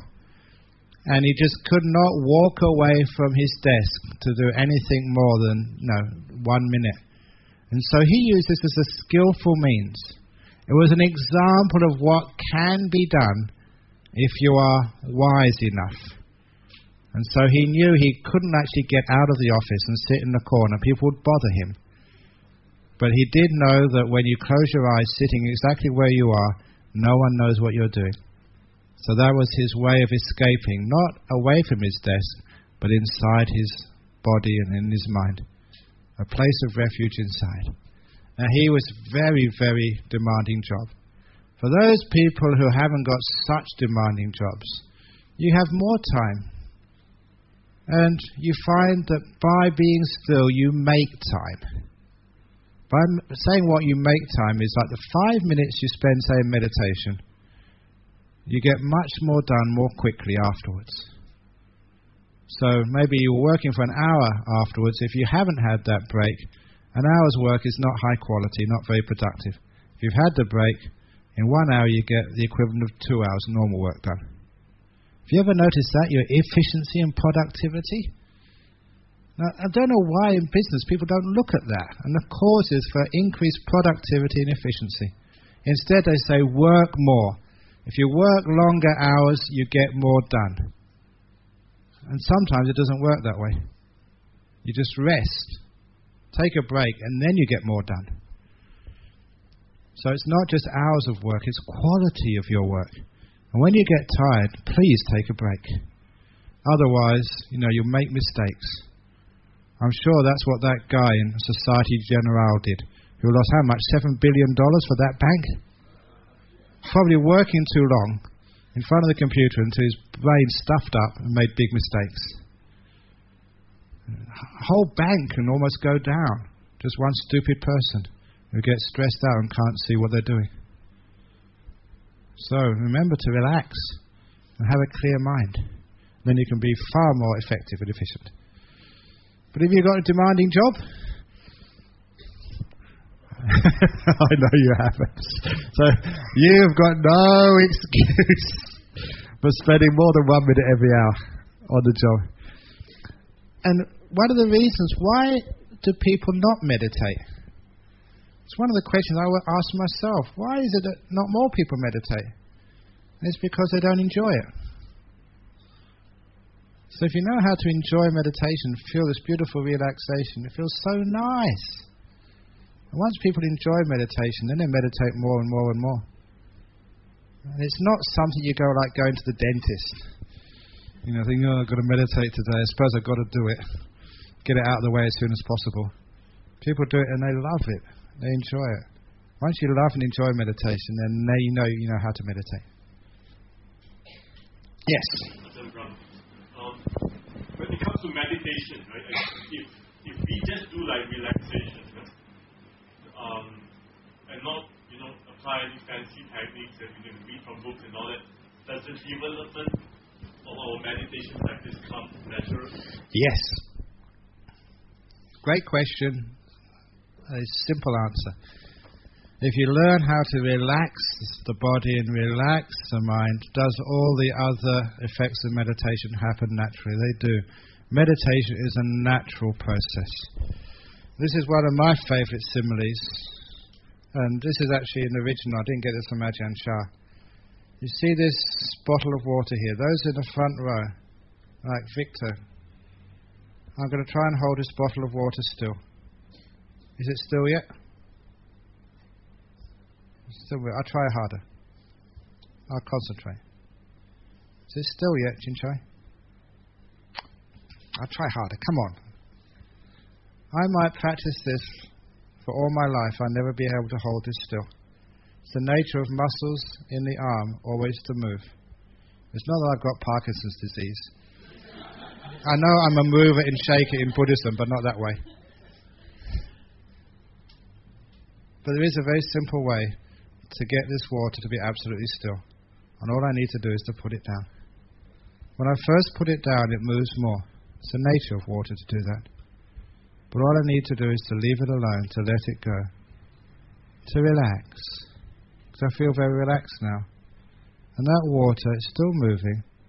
Give it a few more seconds, and it will get more still than I could ever hold it. And that's how we develop deep meditation.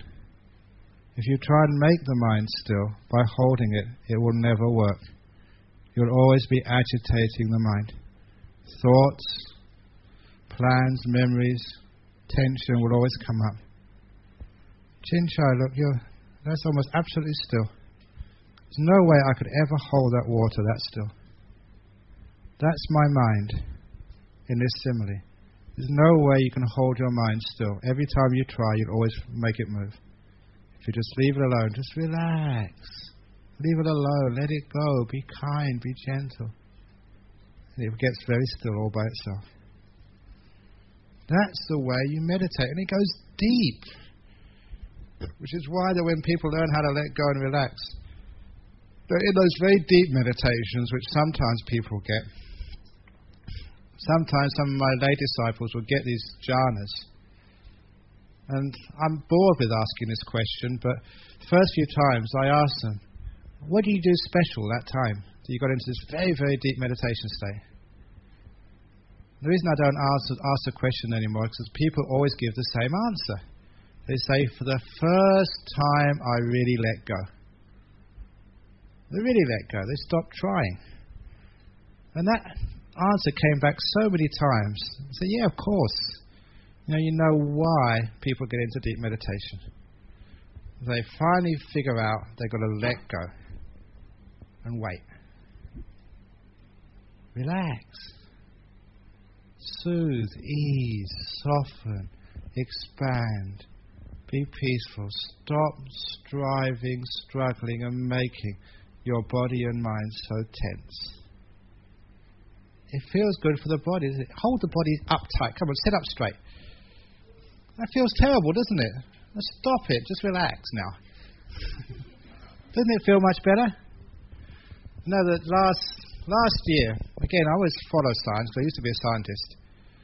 I was told when I started meditating that you've got to have a straight back. You know, as I tell you, put your legs together, straighten up your back. Last year, scientists, doctors came up and said, that is bad for your back.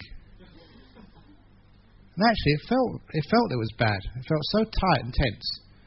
They said the best posture for your body is when you lean back about an angle of 20 degrees. Feels good, doesn't it? You have to have a support so you don't fall over. That's why your chairs, and most of you at the back, are leaning back about 20 degrees. You know why you're doing that? Because that is the most comfortable position of your body.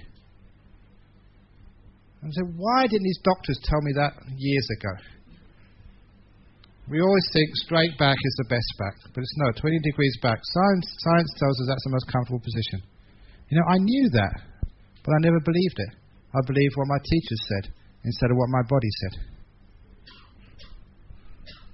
Now you understand how to relax. Feel your body. See that way I sit all over the place. It feels good. So you relax, you're at ease. Because I'm a pretty relaxed monk, that's why I'm friendly. It's true, isn't it? You know, you do see some tight monks every now and again, so stiff, and it's just so hard to talk to. And sometimes so unfriendly, and you're afraid of even asking them a question. Your body language tells you a lot about what's going on in the person's mind. When you're just relaxed, it shows you've got a relaxed mind, you're peaceful, you're happy. When you're very tight and tense, it's usually you're afraid of something. So don't be tight and tense in your body. You relax the body and the mind will relax as well.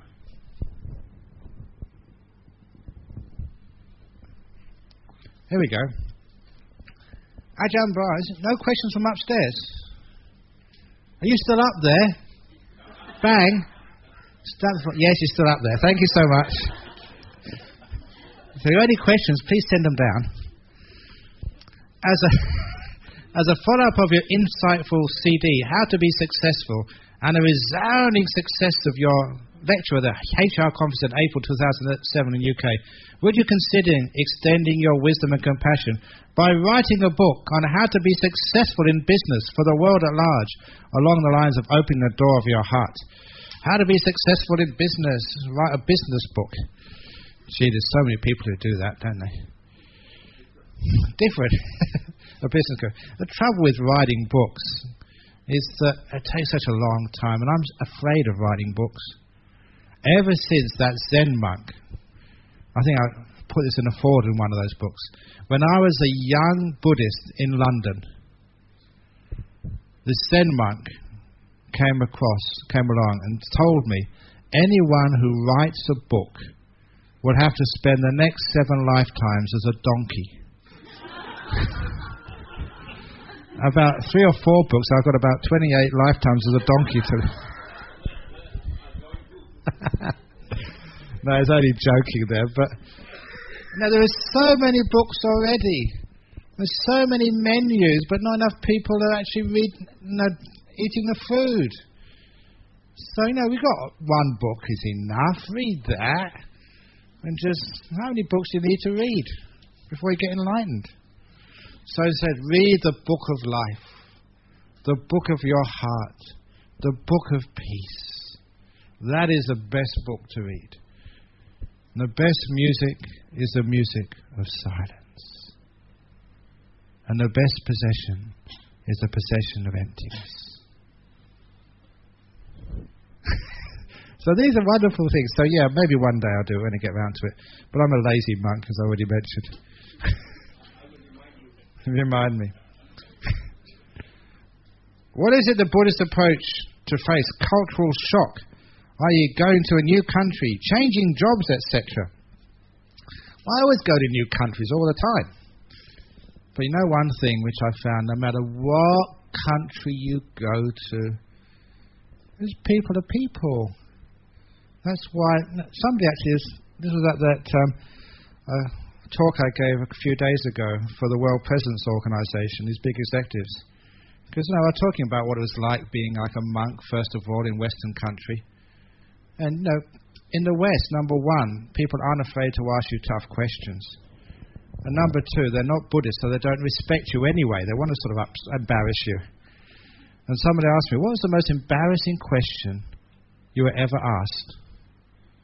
And it's very clear, because I think I'd only gone to Australia maybe 1 or 2 years. And one of the local schools wanted to have a talk on Buddhism. So I went along there to this school. It was like a government school, not a good school, in a very poor area. So many of the kids were extremely naughty. And this was like a group of 14-year-olds, going through adolescence, being really cheeky. And after I gave my talk, any questions, a girl stood up and said, what's your question? And she said, do girls still turn you on?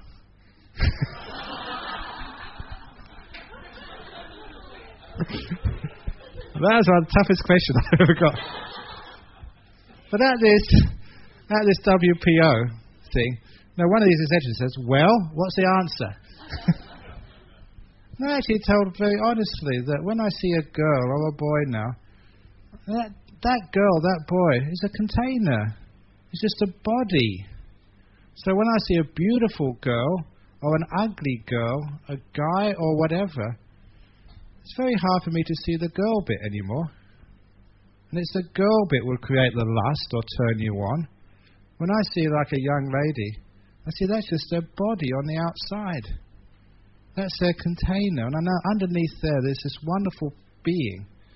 And it's exactly the same as if I look at a man or a child, whether a Muslim, Christian or whatever.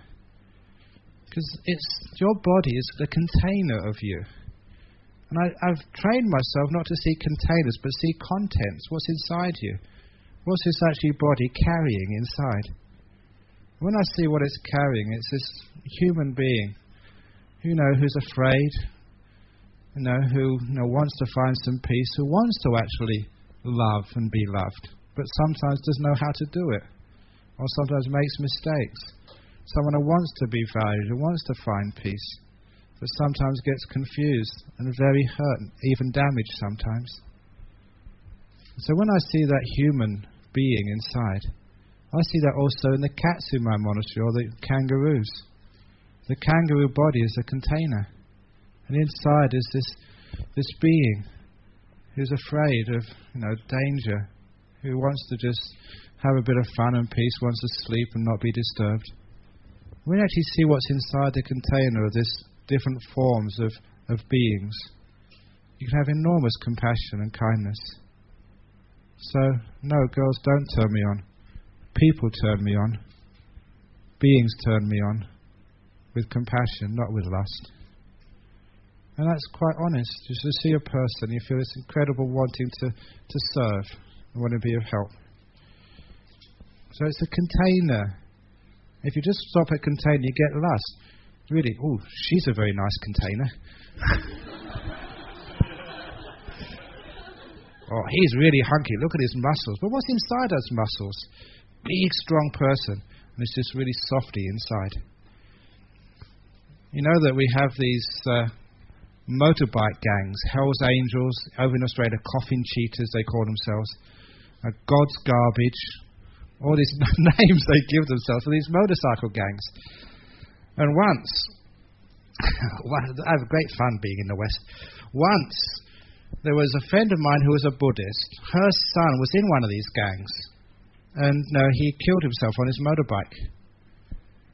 And he wasn't a Buddhist, but his mum was. And she asked me, can you come along to give me some support? So I said, yeah, I'll come along. I wasn't supposed to do their funeral service. And when I went inside, there was all these bikies, with their leathers and tattoos. And really big, mean dudes, as they say. But even worse than that, they're girls. This was in the middle of it. It was a funeral, and they were dressed like they were going to a nightclub. In other words, there was more flesh and there were clothes on them. Almost like there were nothing on at all. But the mother decided she wanted to conduct the funeral herself for her son, but she just found she just could not do it. So I was just in the back trying to give her some support, and then she just choked up. She couldn't go on, and then she said, "Hang on, there's a professional in here. Ajahn Brahm, help!" So I just came up, and I just took over the funeral service. And these tough bikies, some of them are drug dealers. They came up afterwards. "Very nice service, sir. Yeah, very good service. Yeah, very lovely words you said, sir." They were just so respectful and kind and nice. And so, they could beat other people up. But they always had this beautiful soft spot inside. When you saw their soft spot, it was just so nice to see these people with these big macho tattoos and leather jackets. They were really mean. But inside they were just so soft.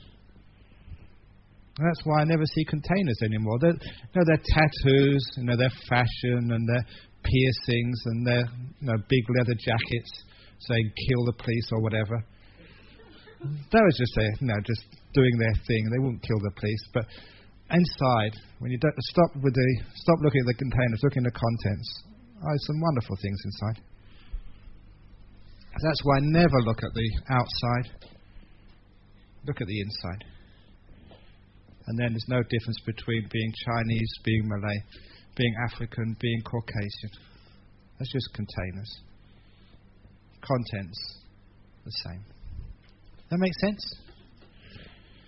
Okay, next question here. Do you personally buy the idea on what was performed on Bob Dent by a speaker at the 4th Global Conference on Buddhism in Perth in 2006 in the euthanasia debate? It is against the very teachings of the Buddha on karma. Thank you.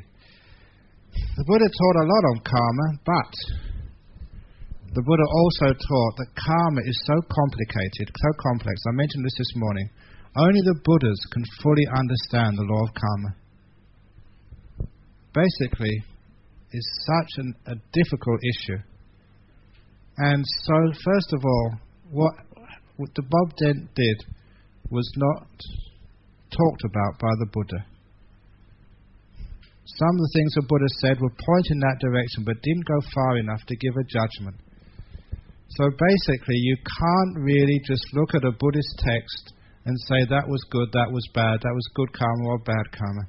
You can't do that. There's too many things in life just do not fit the texts. All the text can do is to give us some idea of how to proceed and form a wise, informed, compassionate judgment if we have to judge at all. So that when I looked at Bob Dent's case and other cases since, euthanasia happens in Malaysia, it's just not admitted to. I don't know if there's any nurses or doctors here, but I'm sure this has happened in Malaysia, that sometimes the nurse has given that extra bit of morphine, knowing it will kill that patient, because out of compassion for that patient, what they think is compassion, they don't want to see that patient suffer. And they'll do that, and they are doing that, and doctors do that. Is that bad? Killing is supposed to be bad. But one of the cases which really made me stop and think, again, when I was visiting my mother, I was watching the TV with her to keep her company, the news, nothing sort of racy, not just the news. And I was fascinating because a snippet of news came up in a hospital, I think it was in Swansea. There was a woman who had 2 fetuses in her womb. And it was some rare complication, but it was absolutely 100% sure that if the doctor did not intervene, then both babies would die, and so would the mother. The alternative, and there was only one other alternative, was to abort one of the fetuses, to kill one of the children growing up in the womb, and then the other child and the woman would certainly survive. And it was such a clear decision. It was black and white. But because it was a moral problem, it got talked about in the news and had all these people from different religions, not Buddhist religions, all saying what you should do. And I was fascinated to hear these arguments. And unfortunately, before the debate really got interesting, the next day they found out the doctor had already made the decision and aborted one of the fetuses so the mother and the other one could live. But I asked this question of you. If you were that doctor and you had responsibility or duty of care on that woman and she had 2 fetuses in her womb, would you perform that abortion as a Buddhist? I can put, as a monk I can't do this, but if I was a lay doctor, I would. I had a choice between killing 1 or killing 3. And don't think that doing nothing is not karma. If you have an opportunity to help and you do nothing and you don't do it, that is unskillful karma. Non-action is as bad as action sometimes. That's certainly in our laws of our country. If somebody is injured and you just walk past them and you don't offer any assistance, I think you could be, in certain situations, subject to breaking the law. And it's a moral outrage not to help people when they're sick or injured. Now you can see how complicated these precepts are. However, these are only in those areas, the grey areas of precepts. Most areas it's very simple. You don't take alcohol, you don't go with another person's wife. Those are the simple ones. However, there's always these interesting grey areas. That's why the Buddha said only Buddhas can really understand that law of karma. So I say that this is what I would do. I thought that Mr. Denton probably did the right thing, but I could be wrong. Because that's such a complex area of karma that I would actually defer to the Buddha. But if that's what you decide, then I would always support you. This is complex areas. But instead of putting all the focus on the complex areas, focus on the easy areas. Don't go around sort of killing animals or killing people like they do in the United States with all these school shootings. At least you know that's bad karma. That's quite clear. You know certainly it's bad karma to steal or to commit adultery. It's bad karma to lie. So get those very clear black and white karmas pure first of all. And those things on the edge like euthanasia, they're interesting. But the very worst case, it's only small bad karma, tiny bad karma. There's many worse things you do in life than that. That's why I don't judge people like Mr. Dent. So anyway, that's a very interesting but very deep question. But when I mentioned about the abortion, I've asked that question to many people. 2 kids in a womb, mother, and it was so clear, you abort 1, the other 2 survive. Do nothing, all 3 die. What would you do? Most people say, if they were the doctor, that's what they would do. Makes you think more deeply. Okay, next question. Please let me know where to get an English textbook on the teachings of the 12 causal coexistence, starting with ignorance and ending with old age and death. Can Venerable share with us the importance of knowing it? I know I'm fascinating with Buddhism in Malaysia because you get so much textual information. You're very privileged in your knowledge of suttas and the knowledge of Buddhism and the amount of books and the courses available to you. Does it really help?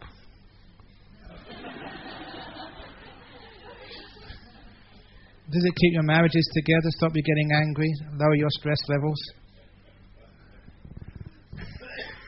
It's important to know this because sometimes we spend so much time studying and hardly any time practicing. And it's a practicing, to put what you know into practice. It's okay knowing some theory, but the theory has to be taken with the practice. And the practice, they're talking about the 12 links of dependent origination. I know these things. I recite them in Pali if you want. I wrote articles about these, the scholarly ones, but sometimes that's a bit of fun and games if you're a scholar, but to actually understand it deeply, dependent origination is all about how you can get reborn, how you can have reincarnation without a soul. Because this is a question people ask. Buddhists believe in reincarnation, but there's a soul, so what gets reincarnated? How does that whole process work from life to life? What's the connection? And that's what dependent origination is supposed to teach you.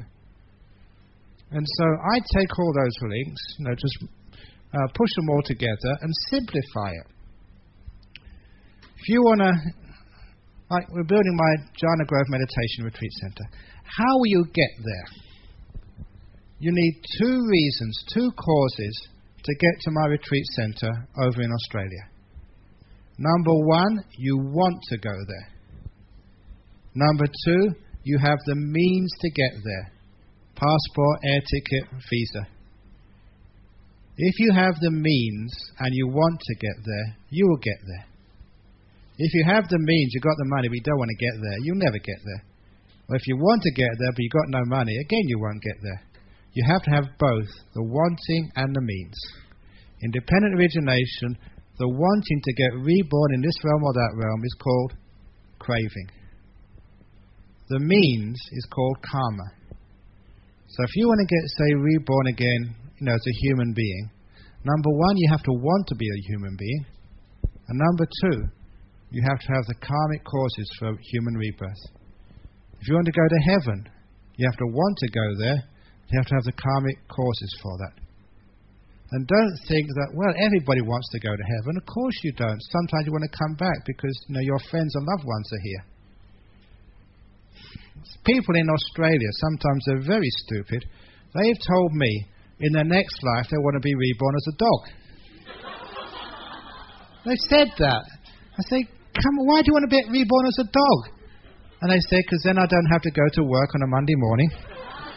I can lay around and sleep all day, and the only job I have to do is let people stroke me. It's a great life as a dog, especially in Western country. You don't have to worry about anything, do you? You get food all the time, really nice food in the West. And if you're a really good dog and get a good rebirth in a rich person's house, if you've seen the newspapers, you can actually inherit millions of dollars.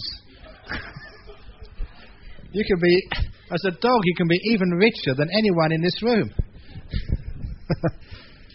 But then I tell people, look, if you get reborn as a dog, one of the first things they'll do to you is take you to the vet. And you know what happens there? And when they hear that, they say, I don't want to be a dog. I don't want to get castrated or my tubes tied up. So be careful what you want. But that's basically dependent origination. Now the craving and the karma, that's what determines your rebirth. And sometimes, how do you get reborn in hell? Who would want to get reborn in hell? Anyone who feels guilty. Any psychologist here would know that people who have powerful guilt feel they don't deserve happiness, and it's called self-harm, self-punishment. You send yourself to hell. Look at people like Britney Spears, sending herself to hell. Crazy sometimes, some people. But that's because that's where we think we belong. That's where we go. It's craving again. Craving is not always for happiness. Many people actually crave pain and punishment. It's usually guilt, lack of self-esteem. Why some young girls in the West, they cut themselves.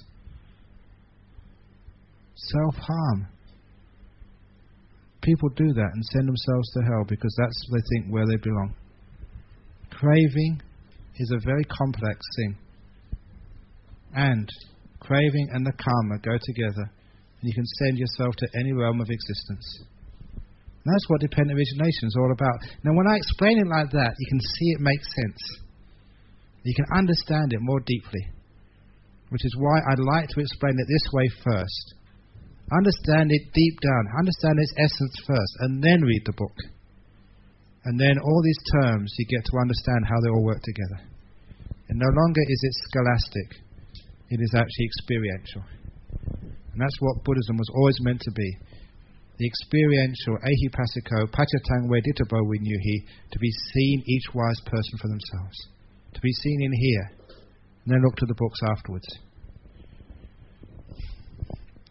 Anyone want to comment on that? Okay, quickly. Done that one. What is the Buddhist approach to face cultural shock? Did I finish that one? You did? Okay, yeah. Okay, that's right, seeing everybody as the same. How do we tame a rebellious mind through meditation? You don't tame your mind, you control freak. You make peace with your mind.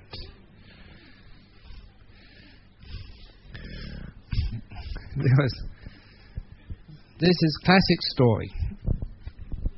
I'm sure you've heard these stories before, but in context, sometimes they hit home at last. Monastery over in northeast Thailand, where I was maybe 3 or 4 years as a monk. Many people who know the rural areas. Water buffalo were used to plough the fields, to graze. Their dung was used as fertilizer. They were so important. They were used to pull the carts. They're an important part of a person's family. And so during the dry season, people would really look after their water buffalo. They would lead them out from the village into the fields to graze.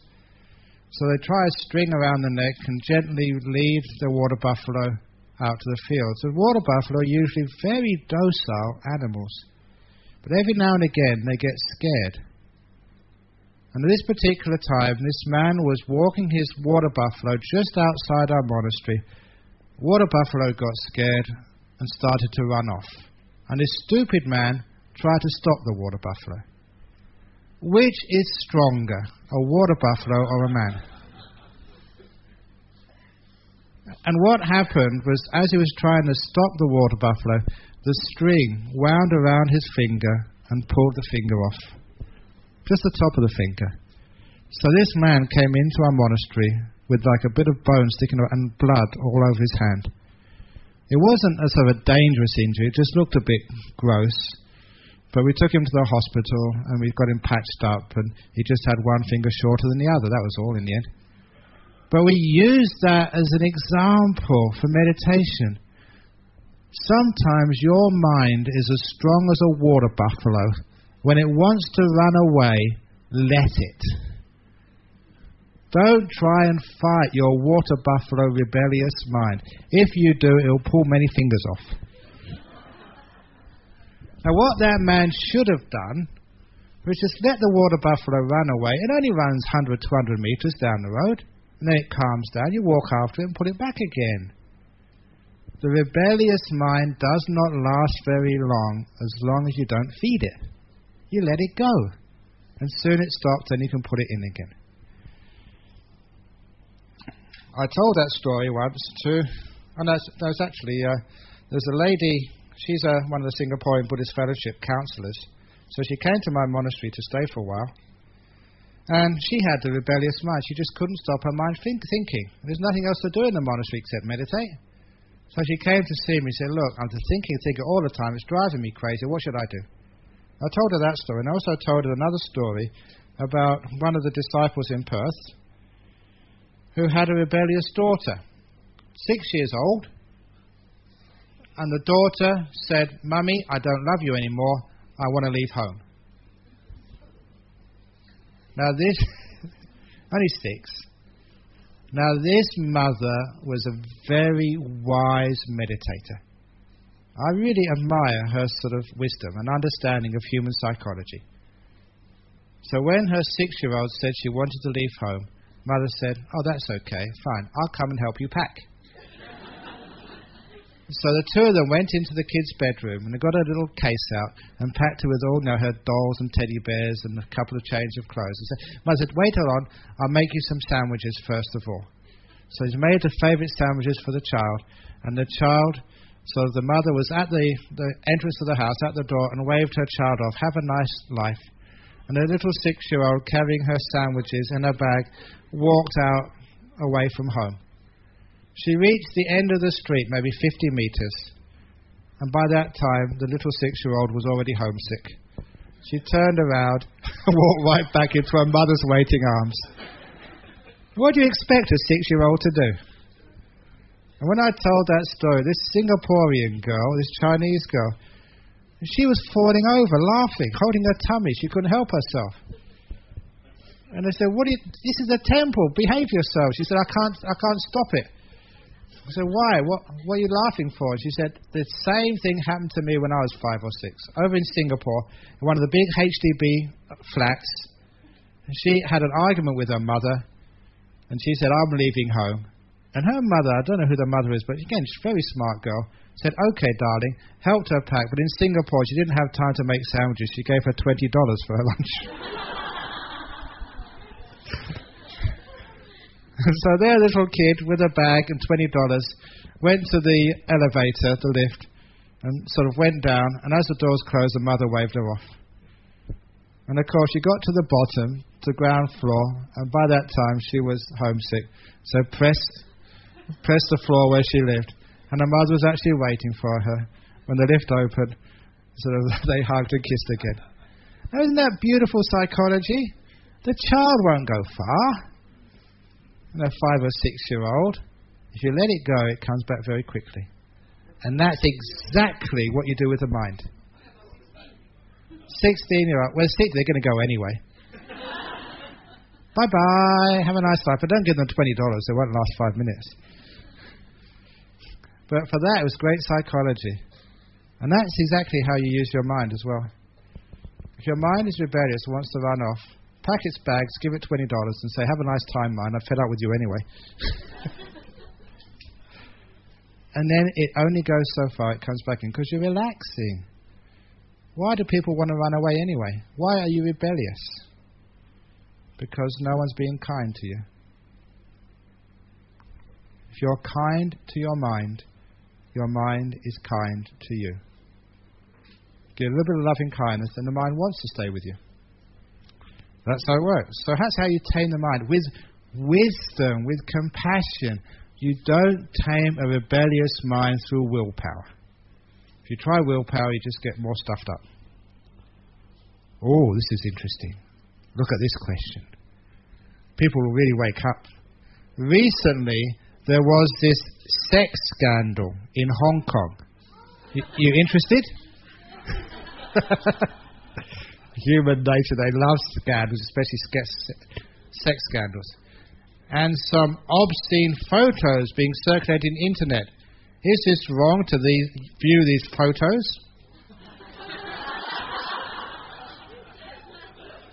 How do you know? I'm going to check the writing on this.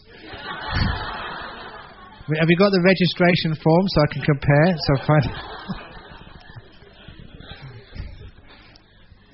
That's an actually interesting question, isn't it? Is that going against the precepts?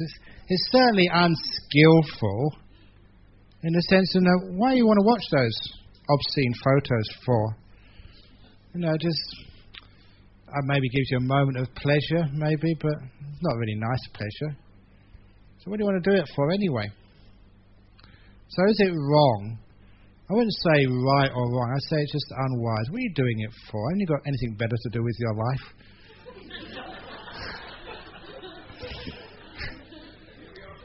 People say they're so busy.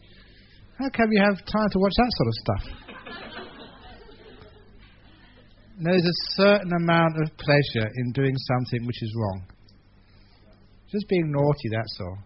You get a bit sort of excited, just doing something which is a bit sort of unallowed. But then afterwards, you should grow up out of that and say, the reason it's not allowed, the reason it's called obscene, it's a scandal, there must be some reason for it. And the reason is, it's just inciting some emotions and some feelings inside of you, which may lead to other, even more worse things. I don't know if it's been proved yet. But people often say just the violence on the internet, the pornography on the internet leads to more sexual crimes in the community. And there might be that as well. There might be that. I don't mean to be a prude, but as long as it's not going to have a deleterious effect on people's behaviour, I can't see anything wrong with it. But if it's really going to make people more violent, maybe increase rapes or sexual exploitation, I don't think that's a good thing to do. So I don't know what the obscene photos are. I haven't looked at them. But if it's really creating problems and difficulties, then give it up. Stop doing it. Instead, I'm on YouTube. You can watch monks on YouTube instead of, porn on YouTube. Dharma is much more powerful than obscene. So that's a really weird question. And I promise, actually, I will not compare your handwriting and find out who it is. You are completely safe. So these are ways. Any other questions before we finish off for tea? It's supposed to be at 2:45 for a tea break. Yeah, last, yes?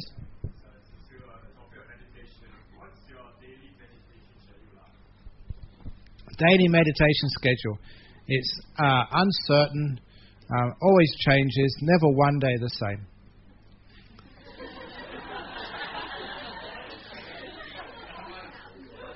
Basically, because I have to adapt to all sorts of different things.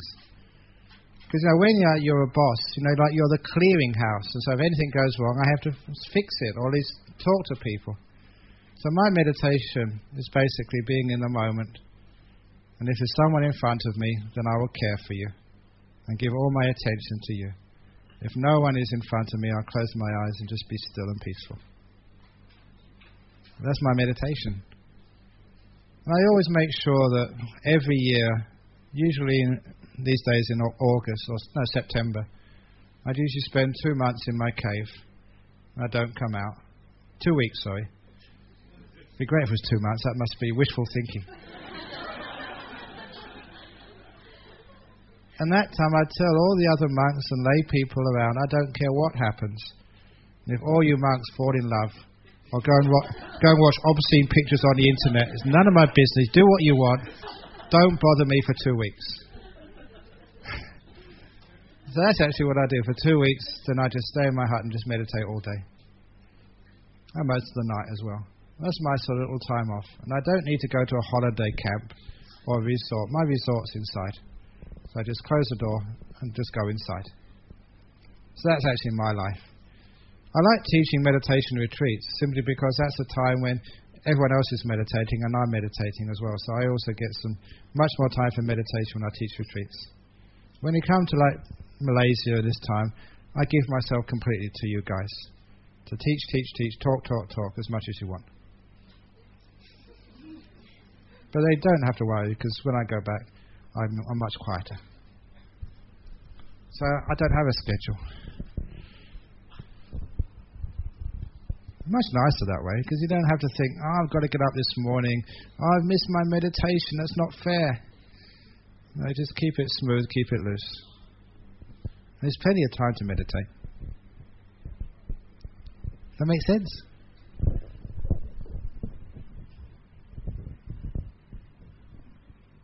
Okay, it's 2:45.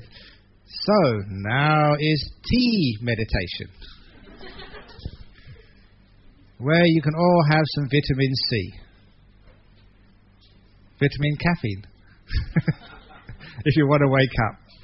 So, I think there's things to eat as well.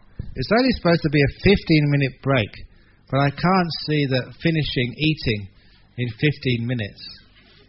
Where we had lunch upstairs, and I started my lunch, at 11:30. I was finished by about 10 to 12.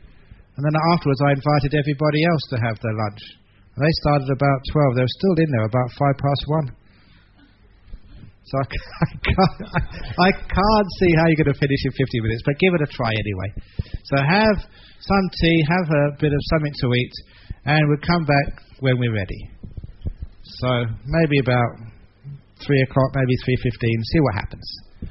So relax to the max and have a nice cup of tea or something to eat. Okay? And upstairs as well, hopefully you've got some more heavenly food up there and even more delicious tea than we have. Thank you very much for banging your feet again, but not too hard, otherwise the floor will come in. Okay.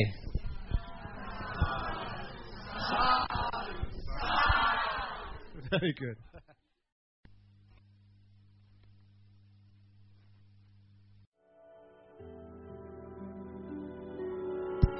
Okay, here we go for the final session. The crazy person's way to find peace of mind. It's so important in these days to find some peace. And in our modern world, we have actually lots of resources, lots of money, able to come and go wherever we want. We live in big houses with hot and cold running water, air conditioning, good health. Oh, we can even watch movies in our house on the TV. So many wonderful things are happening today. But the one thing which we're missing is peace.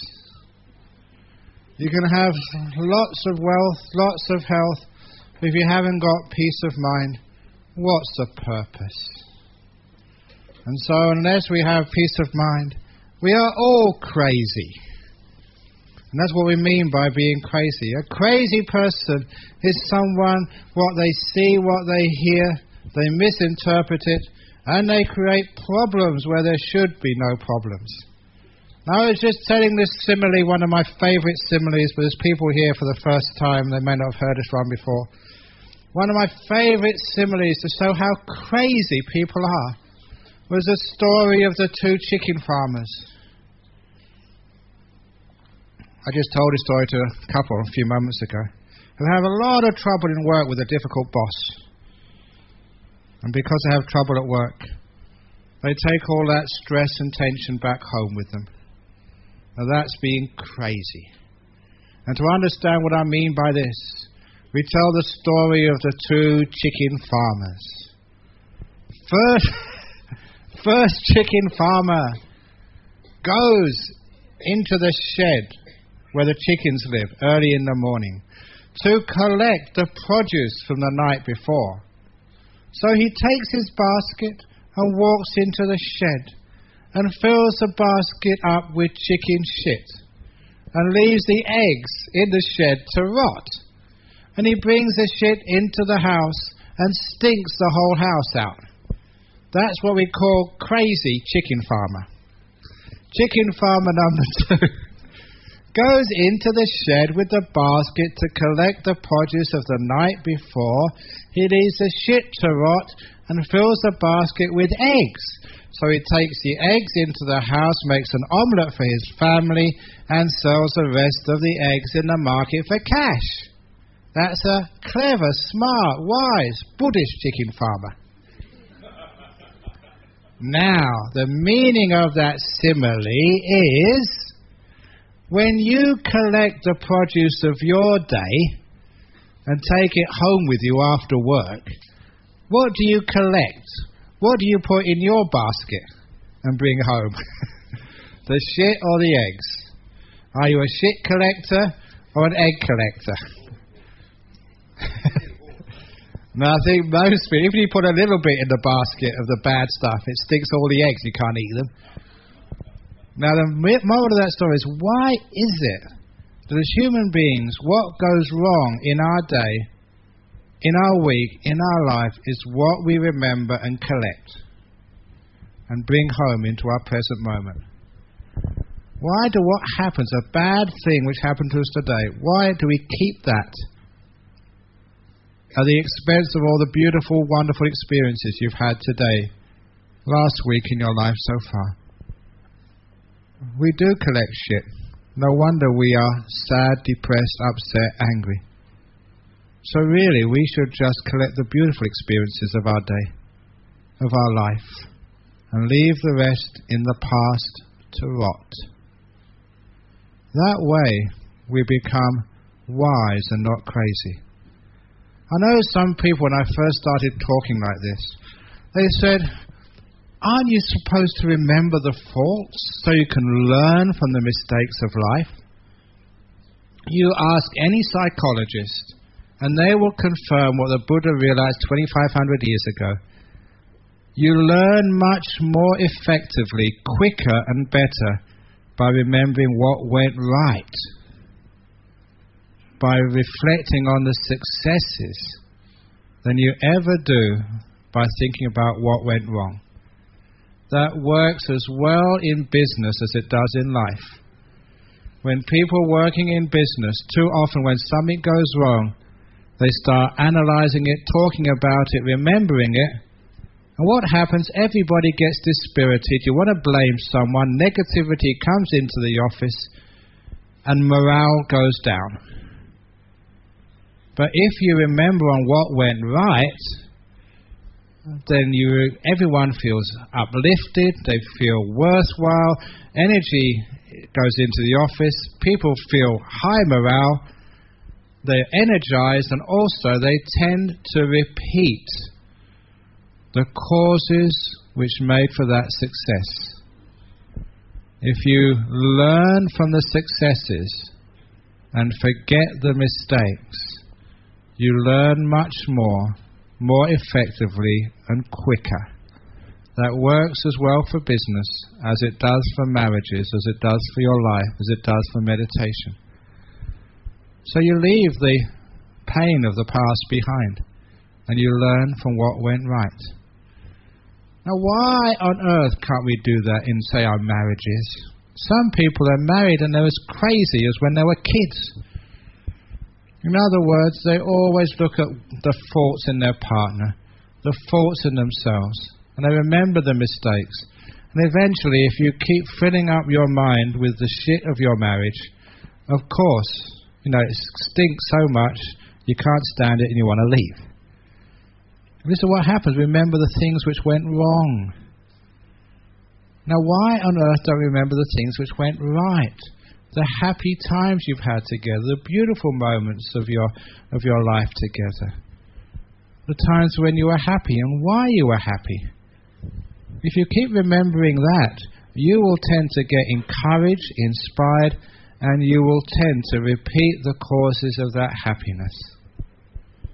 So this is not being a shit collector, it's being an egg collector.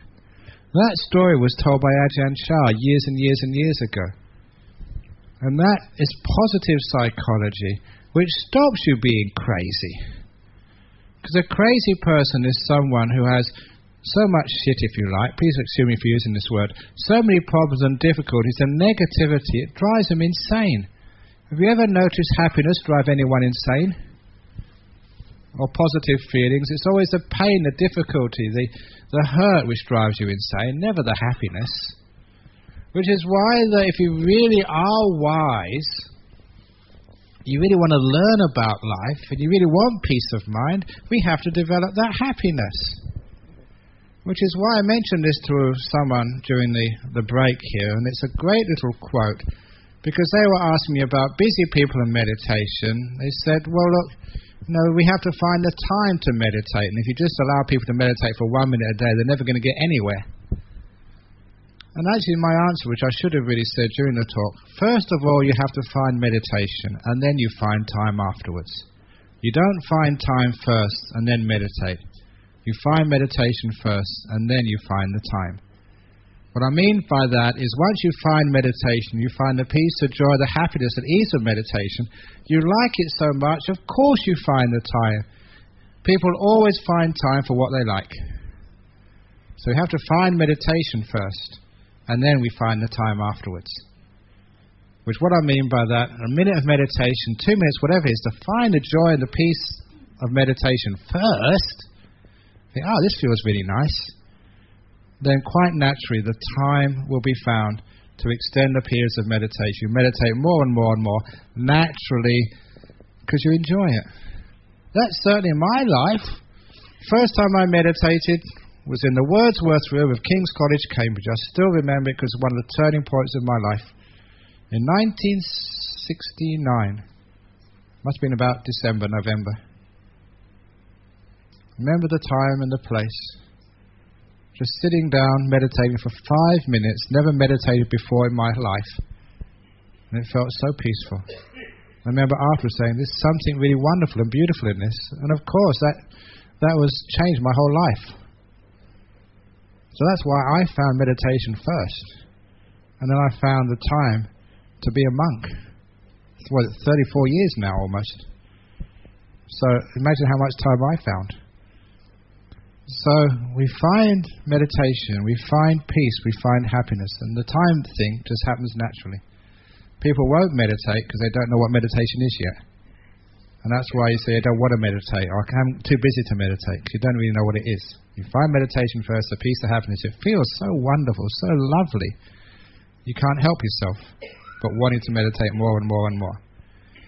Because that happiness is finding peace. The crazy person's way to find peace of mind, I've already mentioned a little bit about that crazy elephant, the crazy water buffalo. You don't find peace of mind by fighting the crazy mind, by trying to control the mad water buffalo. People try that. They think that you are stronger than your mind, that if you exert enough willpower you can stop this mind. And of course you can never do that. The crazy person is the ordinary person, and the only way to make peace with the crazy mind is saying, I allow my mind to be crazy. Come on, mind, you can be as crazy as you want to be. To understand this, one of the stories I tell, a personal story. I was a monk for six rains retreat as a monk, just 6 years. And after training, usually train in the monastery for 5 years, and then Ajahn would actually send you off by yourself. We called it in Thailand going tudong. In Sri Lanka it's called charika. It means just wandering. You are basically asked to leave your monastery taking all your possessions with you, and you can wander wherever you wanted to go. You know, that was one of the most delightful periods of my monastic life, actually of my life. I finished 5 years of basic training as a monk. And now you could just go. And in Thailand, there were so many places you could stay. I say even these days, being a monk or a nun is like having membership of Diners Club. You can go to any monastery, any centre, and get food and a bed for the night. It's a wonderful club to join because we have offices all over the world. But especially in Thailand, if you didn't want to stay in a monastery, you could sleep out under the trees. You could go to any village in the morning on alms round, you'd always get something to eat. So I left with all my possessions on my back. Part of the rule was you could not keep anything with anybody. You couldn't keep it in the storeroom of the monastery, nor with any friends. You either had to give it away or take it with you. And so very quickly, actually the first day I hardly had anything to carry. But after a few days, even that got about reduced by 50%. Had my bowl, spare robes, a mosquito cloth, a flask for water. It was the most wonderful feeling of having all your possessions carried with you, and they were light, they weren't burdened down, and you could go wherever you wanted. When you came to any crossroads, you go left, right, straight ahead or backwards. You had no agenda, no place to be or get to. It was the most freedom I ever felt in my life. Nowhere to go, nothing to be, complete freedom like a bird, flying wherever I wanted. It was a wonderful time. Our possessions actually burden us. The more we have, the more crazy we are. The less we have, the more free we feel. That's what it was like in those days. No monastery to carry with me, no burdens, just my bowl and robes, just like a bird. You know, I've watched birds. I've watched birds migrate from continent to continent, but never once have I seen a bird carrying a suitcase. They don't even have a bum bag with their money in it. In fact, that simile was so popular that there's a German edition of my book, The Mindfulness Bliss and Beyond, and that's actually a new edition. I just saw the brochure in the book catalogue, and they've called it The Bird Without a Suitcase. That's the title of a book in German by me. Because that's like freedom. So anyway, eventually, when it got to our range retreat period, we're supposed to stay in one monastery and not wander around. It's our tradition so that we can do more meditation in one place and stay put. So after wandering around, I found the perfect monastery. It was up in the mountains above Chiang Mai, maybe about 50-60 kilometers away from Chiang Mai, way up in the mountains. There was a lovely valley, and in the valley you couldn't see any houses. The village, maybe 6 houses, was over the hill. So whatever they did, whatever noise, you would not hear them.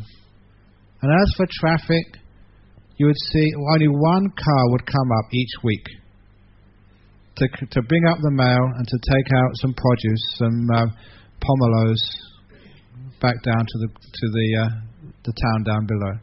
You'd have to be watching at a particular time of the day, one day a week, to see the traffic, which is one car a week. So it's a perfect monastery. And I was alone there, nothing to do, very easy to look after. And I was just having such a wonderful time for the first couple of weeks. But then my mind started to get restless. I started thinking. And the more I tried to stop my mind, the more it started to think. The problem was the type of thinking which was going on in my mind. I call them these days unmonkish thoughts. I think you understand what that means. The thoughts of old girlfriends, thought of sex, romance. Now, I was 6 years as a monk at this time, and I really wanted to be a monk. I didn't want these thoughts. I liked being a monk, but they kept on coming into my mind. And the more I tried to stop them, the more they came in. And the worst thing about this experience was I had no one to talk to. I was alone in this monastery for 3 months. I remember on this one occasion, my mind went so crazy thinking about all sorts of deviant thoughts, sorts of things a monk should never think about. And I was so crazy, so desperate, I went into the main hall and bowed to the Buddha and said, "Help."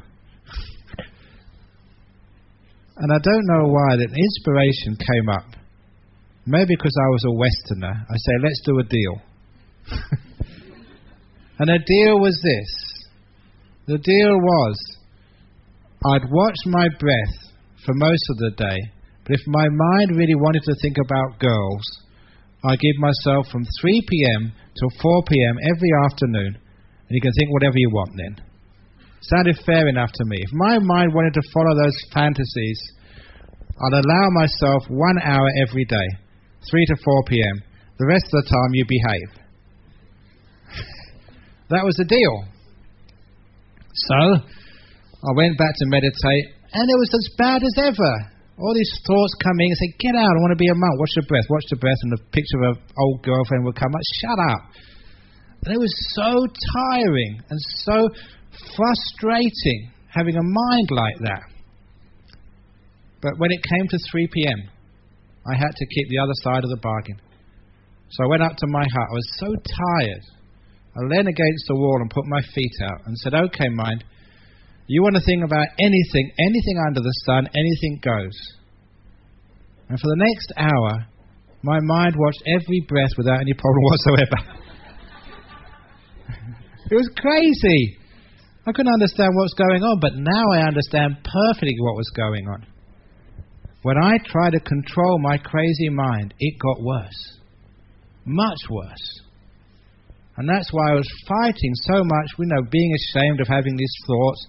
I was trying so much to stop them. I realized that was what was feeding them. When I let go, the magic word, okay, whatever you want to think is fine by me, The mind watched every moment of every breath. It was amazing just how easy it was. And I learnt a very, very valuable lesson there. I understand where the crazy mind comes from. From being controlling, wanting and too much will. That's where you go crazy. And I've noticed that the people who are the biggest control freaks, they go through this progress, this procession of states. They want to get control. Maybe they become managers and you're manager. And eventually, when you want to control, sometimes it just doesn't go the way it should do. You get frustrated. All control leads to frustration because you find that you do not have power. The world works according to its natural causes. You can't control the world. You can't even control yourself. How can you control other people or control nature? When you have will, strong will, you soon get frustrated. Frustration then leads to anger, where you sort of blow up and shout at other people out of desperation. And after anger, you know what the next stage is? Depression. You just give up. What's the point? And I've seen that the reason why that many people are depressed these days is because they're control freaks. We control so much, we think we have so much power, that where we get through frustration, anger, after anger, depression comes next. It's a crazy way of dealing with things. And depression makes you crazy. The alternative is letting go a bit more, flowing along with things, not sort of controlling things so much. This is the way life is. This is the way husbands are. This is the way wives are. One of my favourite stories about the craziness of human beings and the solution to that craziness is the story of the two Thai sisters. These two sisters came to me for counselling. They were sisters. They were very good supporters of our monastery. So I made an appointment and I saw them. And Asian tradition, I asked the elder sister first of all, what's your problem? Her problem was her husband. She was having a lot of difficulty getting on with her Western husband. Maybe some cultural problems, having arguments, and she was really thinking it was the time to separate. But usually as a Buddhist, I try and keep people together because I think if they can work through those problems, once they're on the other side of those problems, they become wonderful human beings. If they can, it's really worthwhile putting forth the effort. So I was giving her all these skillful means, all this advice on how she could keep together with her partner. But in the end, she was still on the edge, should I, shouldn't I? Her problem was with her husband. And then I turned to her sister, her younger sister, what's your problem? And she said, well, I've had many boyfriends, but they only last about a month. And I can't tend to keep any boyfriends. I really want a long-term relationship. And I'm getting old now. I want someone to share my life with. I want someone to love and someone who loves me. I want a husband. When she said that, I thought of a solution. I said, your sister's got a husband she doesn't want. And you want one. Why don't you swap?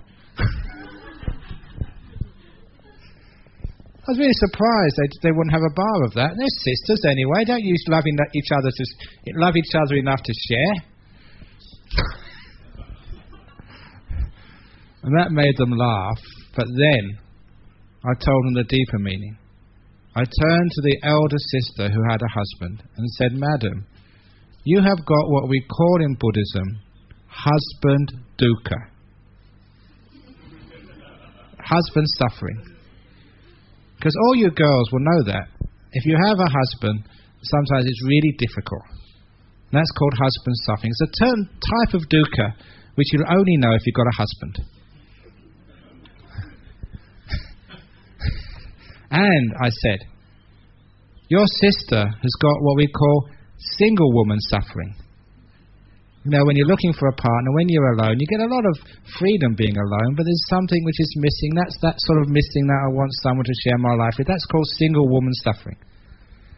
And I said, look, to the elder sister, if you get rid of your husband, you separate, you will not have husband suffering anymore. Husband dukkha will be finished. You'll have what your sister has. Single woman suffering. And you single woman, if you find a husband, that type of pain and suffering which you don't like, of being single and being alone, that will disappear. And you'll have your sister's dukkha. You'll have married people suffering. And that's the same with young men. They're looking for a partner in life. As a young man, without a partner, you have young man suffering. But when you get married, whoa, you have married man suffering. And some of you want children. You have sort of no children suffering. You think, oh, wouldn't it be nice to have you have this feeling, this urge, you want to have a child. Once you have a child, you won't have that suffering of having no offspring. You'll have having children suffering. Oh, I've got to wake up in the morning, I've got to worry about this, I've got no time for myself. So what happens next is that some people, they don't want a husband, they don't want a wife, they don't want kids because they know all that suffering. So they renounce and become monks or nuns. And it's true, once you become a monk or nun, you don't have husband suffering, you don't have wife suffering, you don't have kids suffering. You have monk suffering. It's true. So the point is, when we understand Dhamma, we understand by changing the situation, by changing your wife and getting a new one, or changing your husband and getting a newer model, trading the old one in for something better, or by changing your job, or changing your marital status, or changing whether you're a layman or a monk. When I was a young monk, when I was like a baby monk, I used to look up the head of the line and see all these abbots. And I think, wow, they get the best food. Just like me, people feed me the delicious food. Like the young little novices, they got what's left over. And I used to think as a young monk, because food was really difficult over in Thailand, and by the time it got to the monks like me, there was only just the gravy left, all the other vegetables and best rice had all gone. And I thought, this is really unfair. Because when you look up the top of the line, all the old monks, they're the fat ones, like this one. All those senior monks, they don't need food. It's those small, skinny ones. We're the ones who need them. And not only that, all the novices, we had to sit on the hard concrete. And all the senior monks, the big abbots, they had all the fat seats, the big cushions. I said, what do they want a big cushion for? They've got natural upholstery. We're the ones who should have the big cushions. We're full of bones. And those senior monks, those abbots, they decide all the work projects. They decide to build the hall or to build a road. And we're the ones who have to do the work. It's all right for them sitting down talking to people all day, having fun, and going off to Kuala Lumpur and PJ and Kuching teaching the Dhamma. That's a wonderful life, but we have to stay at home and work. It's really unfair. I had what's called young monk suffering. Now I'm an old fat monk. I look at those young monks. Oh, those young monks have such an easy time. They don't have to answer all these problems which people have. People come up to me and say, oh, my husband is playing around. And so I give them some advice. And another lady comes up and says, oh, my husband is playing around. And I say, give her some advice. And the next woman comes up, oh, my husband is... all the same problems. I think, why me? Why do I have to answer all those problems? As I said, I think the other day, I became a monk so I didn't have to worry about marriage. And what would I know about marriage anyway? Never been married, I've been a monk. So I call that abbot suffering. So in the end, and sometimes, the monks ask me, said, how can you do all this, travelling around, talking to people all day, signing all these books? Don't you ever get fed up signing all these books? And I said, I could get fed up if I wasn't wise enough. That's author suffering. But I realised that you accept this, you make peace with it, you let it be. Doesn't matter what you have to do in life, whether it's traveling, suffering. Oh, I remember telling this story in Singapore. Now, I'd been doing, this was last year, or was it year before now? I did a Dharma teaching tour of Europe and North America. It was so tiring, going from place to place, giving talks and stuff. And I was on my way back, and flying from LA, via Singapore. And it's a long flight, and I was really tired, and I've been working so hard. But I've got many sort of disciples, working SIA, Singapore Airlines. And so they were waiting for me at the gate to take me into the lounge and get some breakfast, because I arrived early. It's very kind of them, actually, to meet me and give me a breakfast. But as soon as they took me into the lounge, they didn't just give me a breakfast. Can I ask a question, please?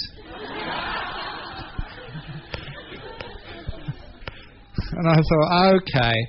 So I never get a free meal as a monk.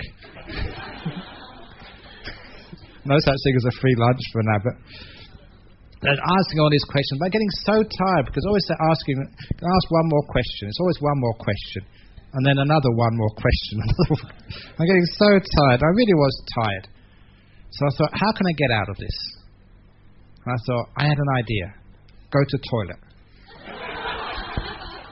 At least I could sit down and be quiet. But you know what happened? True story. I went into the toilet of the lounge at Changi Airport. And as soon as I walked in, the toilet attendant recognized me. Ajahn Brahm, can I ask a question? And even the toilet attendant kept asking me questions. And I realized there's no escape. No escape. So if I wanted to, I could very easily go crazy. But I don't go crazy. Just allow things to be. It's my karma. So I must have asked heaps and heaps of questions of some arahat in a past life and gave him headache, and now I have to pay for it. But I enjoy it and have fun. So whatever you have to do, if you get negative about it, complain about it, get angry about it, that's called controlling. That leads to frustration. Frustration leads to anger. Anger leads to depression. You go crazy that way. So why fight when you can't sort of do anything about it? Instead, I just put fun and happiness to whatever I have to do in life. And that's why you don't go crazy. If you have a crazy lifestyle, what people think is a mad lifestyle, going around all the place and doing all these strange and weird and wonderful things. But, I really enjoy it because, I just, the other day, opened an art exhibition. And, the art exhibition was for impermanence. What was it called? Impermanence and change or something in Perth. Go on the radio, go on TV. I do all sorts of weird things. One of the weirdest things I ever did was I went on this live radio show. Because I had some disciples who working in a big radio station in Perth. And they said, well, why didn't you come along and do sort of a talkback show one evening? And I said, oh, sure, I'm into that. So I turned up one night, because I'm very busy. The only time I could come was from 10 till midnight. And so after I gave a talk, I don't mind doing interesting things, so I went over there. But I was very heedless. My mistake was I never asked what the program was. So when I went to the radio station, I was actually ushered into the studio because I only got there just in time. I had the headphones on, the microphone was in front of me. We had about 1 minute before we went live. And the MC or whatever, the person who was running the radio show, introduced me to my co-host. There's a lady called Dr. Gabriel Morrissey. I said, what's your speciality? And she said she was a sexologist. I thought, oh my goodness. What have I got myself into? What type of show is this?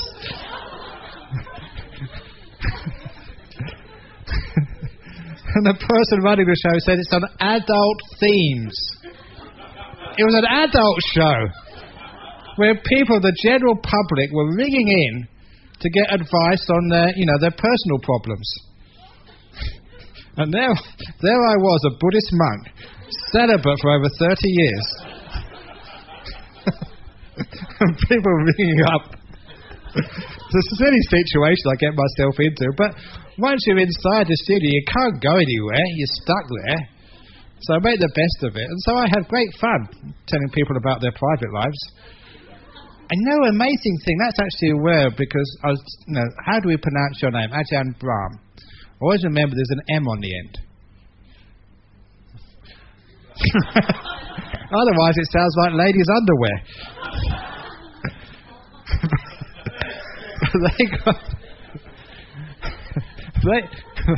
They could not pronounce it, so in the end we decided Mr. Monk.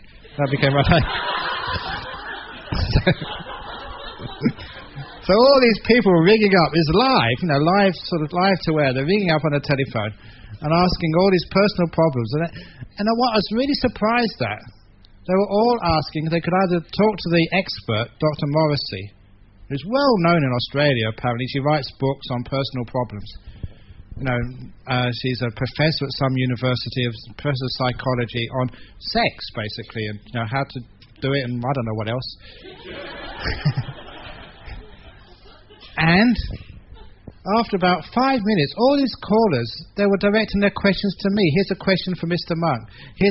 And this expert there was doing absolutely nothing, getting bored. Well, all the questions were coming to me. And it's amazing. Even if you haven't had sex for 35 years, you become the expert.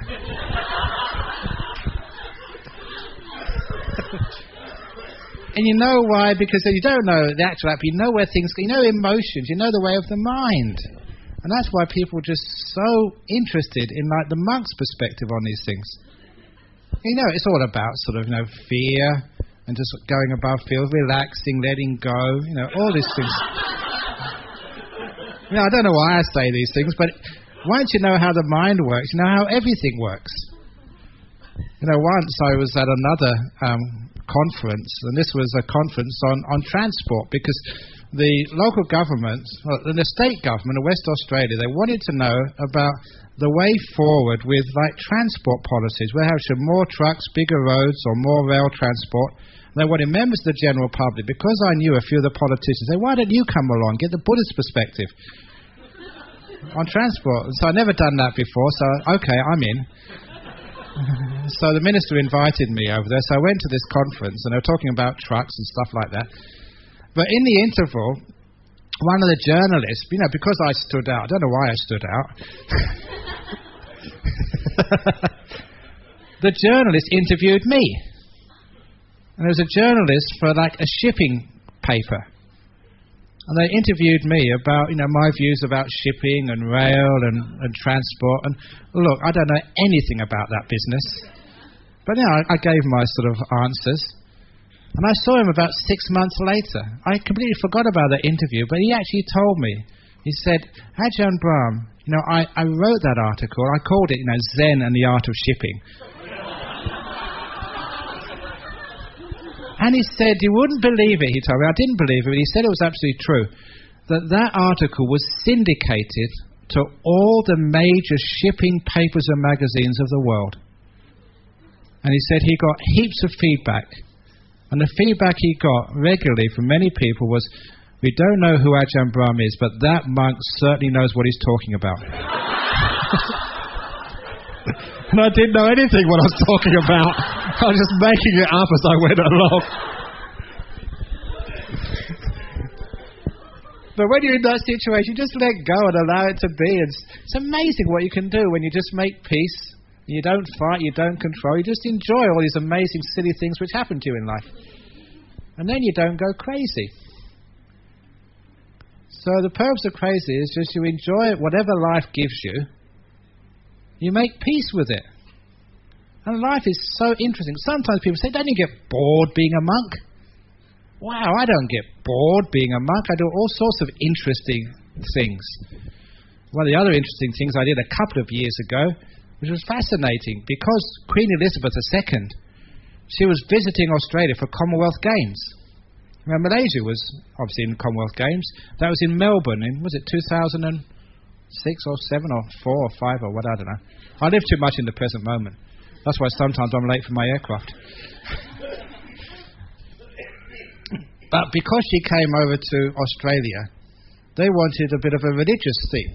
just beforehand. So I got invited, first of all, to Sydney to speak at an interfaith conference in front of Queen Elizabeth. And one thing I actually found out about her, because I was sitting right in the front, and there she was. No, I was sitting opposite to her because we were just in front, and she was sitting in the front row with Prince Philip and who else was there? I think Prince Edward or someone. The three of them were there. And during the sermon, because most of the service was done by the Anglicans, the Queen was wearing a big hat, and I found out why Queen Elizabeth always wears big hats. No, because she had her head down during the sermon. She fell asleep. It's true, she did. Because I was watching her and I could see her nod up, just as if you'd just woken up. And the reason she has a big hat, because you can't see her eyes close. So the TV cameras can't catch her when she's taking 40 winks. So later on, you met her, and the most interesting thing was there was 3 appointments, and the third one was a state dinner. It was a state dinner in Parliament House in Canberra. I was invited there, and I was so pleased because there was the head Anglican priest of Australia, but the head Anglican and myself, we were the only religious people there. I don't know actually how I got in, but it was actually quite difficult getting in, because I received the invitation from the Prime Minister, John Howard, and on the invitation was the dress code.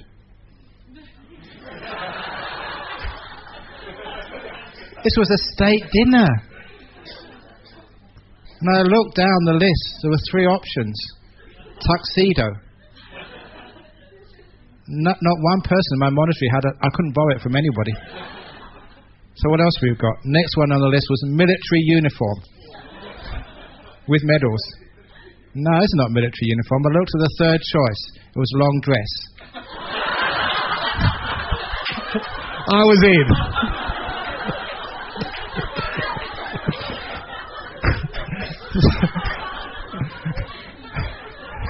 So I went under long dress.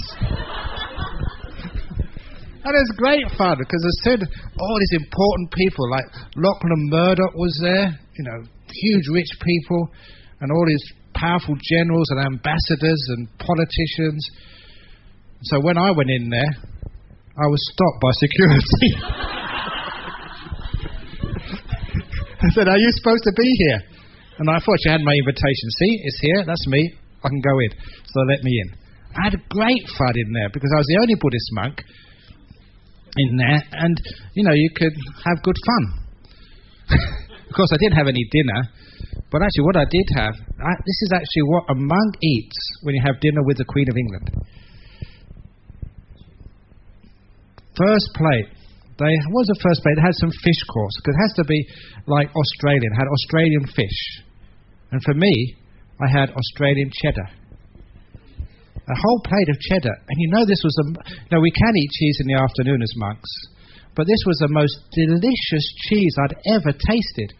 Because, when you have dinner with the Queen, they don't do their shopping in Safeways or Woolworths or the local supermarket.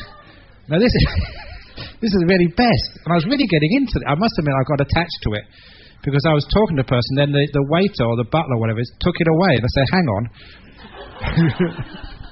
And the waiter told me, "Look, there's another plate coming next." And so the next plate was, I think they had some lamb, some sheep, which is very Australian. And for me, I had a plate of Australian camembert. Well, that was really delicious, but this time I made sure I ate most of it before they took it away. And the last course was the best. Everyone else had macadamia pie, from macadamia nuts from Australia. And for me, they gave me a chocolate dish, dark chocolate. And it was beautifully arranged. It was actually made into like a vase of flowers. And I should have actually taken a picture of it, because it was the most amazing concoction I'd ever seen. They've really put some effort into making it interesting. I passed it around to all the other ambassadors, and they really enjoyed it as well as I did, but it looked much better. So I have great fun as a monk. It's not boring at all. I mean, how many of you can have a 3-course meal of chocolate and cheese with the Queen of England? But next week I was busy mixing concrete with the other monks. getting dirty. I remember once, actually, I was mixing concrete in the early days.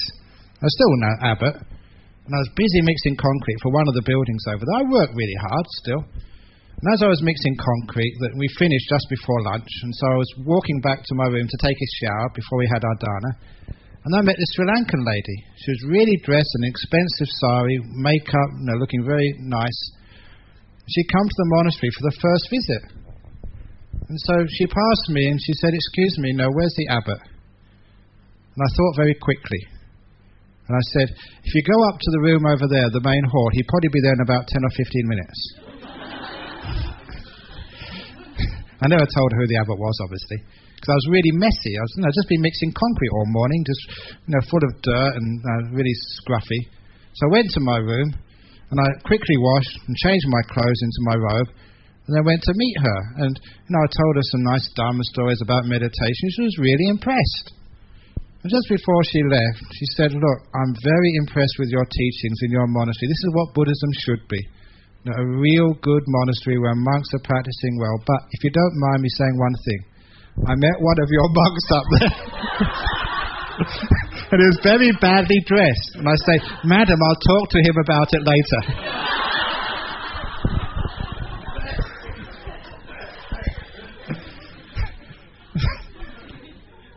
I never got angry with her or sort of explain what was happening. And when you have fun, how can you get crazy when you have fun?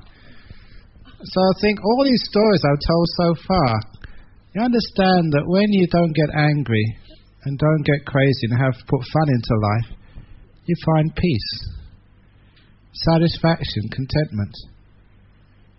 So happiness is one of the most important causes for contentment and for peace.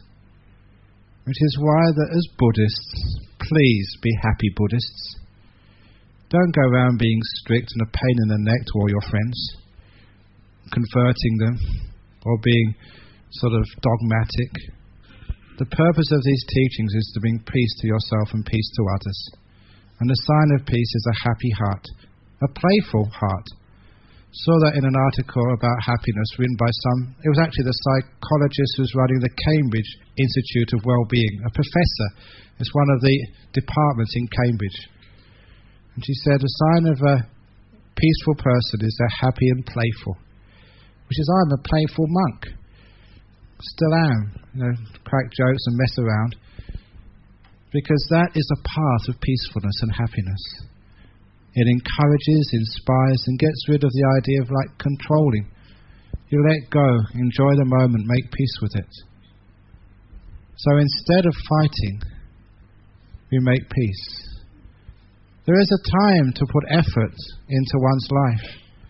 We know how to do that. We've been trained in our schools, in our universities, to work hard. What Buddhism adds is how to rest and make peace. And when there's nothing you can do, how to sit still and just relax. It's amazing just the different techniques which we have to find peace instead of getting crazy. And you find if you get angry and get crazy, you always end up on the wrong side of the interchange. You know how to make peace. It's amazing just how things can turn out to your advantage. One of the stories, I'm not sure when I last told this story, but I told this story actually to the President of Sri Lanka when I saw him just over a year ago. Had breakfast with him. And interestingly, this was a president, Mr. Rajapaksa. He's not just a constitutional president, he's the boss. He's the one who makes all the decisions, the head politician of the whole island. And he's obviously very concerned about the problem with the Tamil Tigers in the north and east of the country. And one interesting thing I found that when I had breakfast with the president in the palace, he gave me baked beans. That's what you do in palaces. You have baked beans for breakfast. He'd obviously done his research. But I told him this story because he was having a very difficult time with the press, like many politicians do. You make a tiny mistake and all the newspapers are on your back. And I know many of these politicians, they have such a difficult time because a lot of occasions depressed, even though they're trying to do the best thing, they emphasize the negative because that's get the circulation up. So the president was having such a difficult time. So I wanted to tell him the story of the donkey who fell in the well. I also actually told this story to Mr. Korboon Wan. He was the health minister in Singapore during the time of the NKF problem, National Kidney Foundation, which was seen as actually embezzling a lot of funds. That was the accusation. And Mr. Korboon Wan, he's the health minister. They would say that he was negligent. He was really watching this organisation while he was on the job. So he got bad press as well. I told a story to him as well, and he appreciated it so much. He's now the patron of our Buddhist fellowship in Singapore. Anyway, the story was this. So one day, an old donkey, was wandering through the forest. And as he was wandering through the forest, quite heedlessly, he never noticed a big hole in the ground until he fell in it. He fell down a disused well. Fortunately for the old donkey, by the time he got to the bottom, he hadn't broken any bones. A bit bruised, a bit scratched, but otherwise quite okay. But then he looked up, and the well was quite deep. It was a long way to the top, and donkeys can't climb. So there was donkey in the bottom of the well, with no way out. So he did the only thing which donkey could do. He started shouting, "Ah, ah, ah." Now I can't really do donkey sound, so that has to be good enough for you. "Ah, ah, ah." He started crying, minute after minute, hour after hour, "Ah, ah, ah." And eventually a farmer heard the sound. And what's that sound? What's it coming from the well? That's really interesting. And so he went to the well, looked down, and saw an old donkey has fallen in the well. And that was a very cruel farmer. He never liked that old donkey. So he said, "Serve you right, falling into the well. You should be more mindful."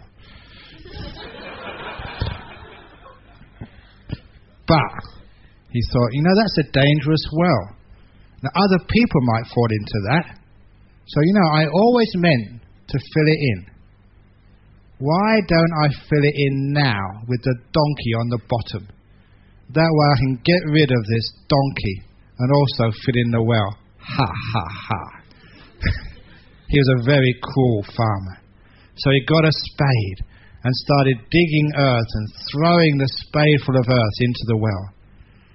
And all this dirt started falling over donkey. And he kept on going, "Ah, ah, ah." And every spadeful of earth, it just started covering the donkey. But when its legs were almost covered, it realized what was going on. That cruel farmer was burying him alive. "Ah, ah, ah." Even louder, said the donkey. But did that stop the farmer? He just got more into shoveling. He was going to kill this donkey and fill up the well. "Ah, ah, ah," said the donkey. And then suddenly the donkey went quiet. Farmer thought, "Aha, I buried him already. Serve him right." But that's not what happened. The reason why the donkey got quiet, because he had what we call in Buddhism, insight. He saw the Dhamma. What donkey saw was, this was a problem, but no need to get angry. Turn it to my advantage, said donkey. So the next shovelful of earth, which fell on the donkey's back, he never complained. He just shook it off, stamped it under his feet, and noticed he grew a centimetre higher. Another shovelful of earth, shake it off, stamp it in, another centimetre higher, but without making any sound. And the farmer thought he'd killed the donkey, but he hadn't. The donkey was getting higher and higher and higher. Another shovelful of earth, shake it off, stamp it in, another centimetre higher. And the farmer was so busy shoveling the earth, he never noticed a pair of ears appear on top of the well. And then a head appear on top of the well. And then a body. And the donkey was soon high enough he could jump out of the well And before he ran off, he bit the farmer on the backside to teach him a lesson and said, thanking him for saving him from the well. And the moral of that story, especially to politicians or to people in government like Victor, if you make a mistake and the press shovels dirt all over you, just shake it off, stamp it in, and you're a centimetre higher. Or if your boss at work starts shouting at you, shake it off, stamp it in, and you're a centimetre higher. But no need to complain and get angry. That's a very wise donkey. Now, surely you can be wiser than donkeys. Maybe. Maybe not. But that's how you use Dhamma. Instead of getting crazy and upset, make use of it for your advantage. So when you make peace with the difficulties of life, instead of getting crazy, it's amazing because the donkey was peaceful, not making any noise, and knowing by being peaceful and being wise, stamping in the dirt, was getting closer and closer and closer to escape. So peace is the way to freedom. If you get crazy and we control and do too much and fight battles we can't fight, we can't win, we just make life much, much, much worse. So which is why, for crazy people's guide to peace, allow your craziness to be. Make peace with it. And then you find no matter what you have to do in your life, like me as a monk, amazing, stupid things which I have to do, but I enjoy every moment of it because I make peace with it and I can exploit it. Every time anything strange happens to me, I can always use it as material for my talks. Thank you very much. You know, one of the most dangerous experiences which ever happened to me, I was so glad there wasn't a person with a camera. Because when I used to go to the south of Perth, there's a town called Bunbury. I used to go down there to the prison to teach. But because of difficulty with transport, I'd go there just after a quick lunch at the monastery and have to wait in the afternoon because I could only go to the prison to teach in the evening. And it was actually the Catholic priests in the city. They gave me accommodation for the night.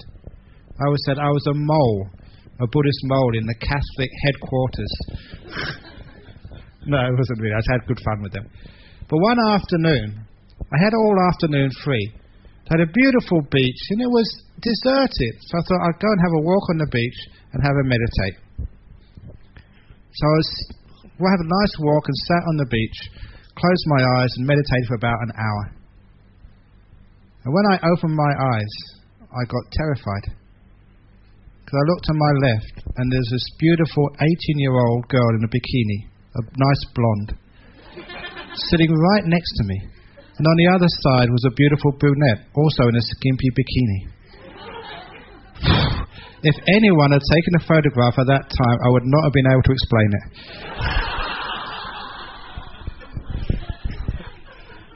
So what do you want? What do you want? And you know what happened? It was a local high school. That day was the last day of their examinations. For the end of the school year, they were doing examinations which would mean they go to university.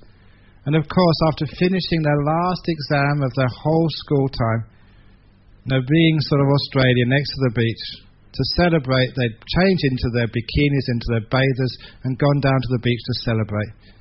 And they'd seen this monk sitting so peacefully, and these two girls were so fascinated, they sat down to wait for me to come out of meditation so they could ask about, what were you doing? That was really cool, meditating. So they had the best intentions there, and I just talked about meditation, gave them a few instructions, and I asked questions about Buddhism. And then I got out as soon as I could. Because what would it look like? There is Ajahn Brahm with two bimbos on either arm.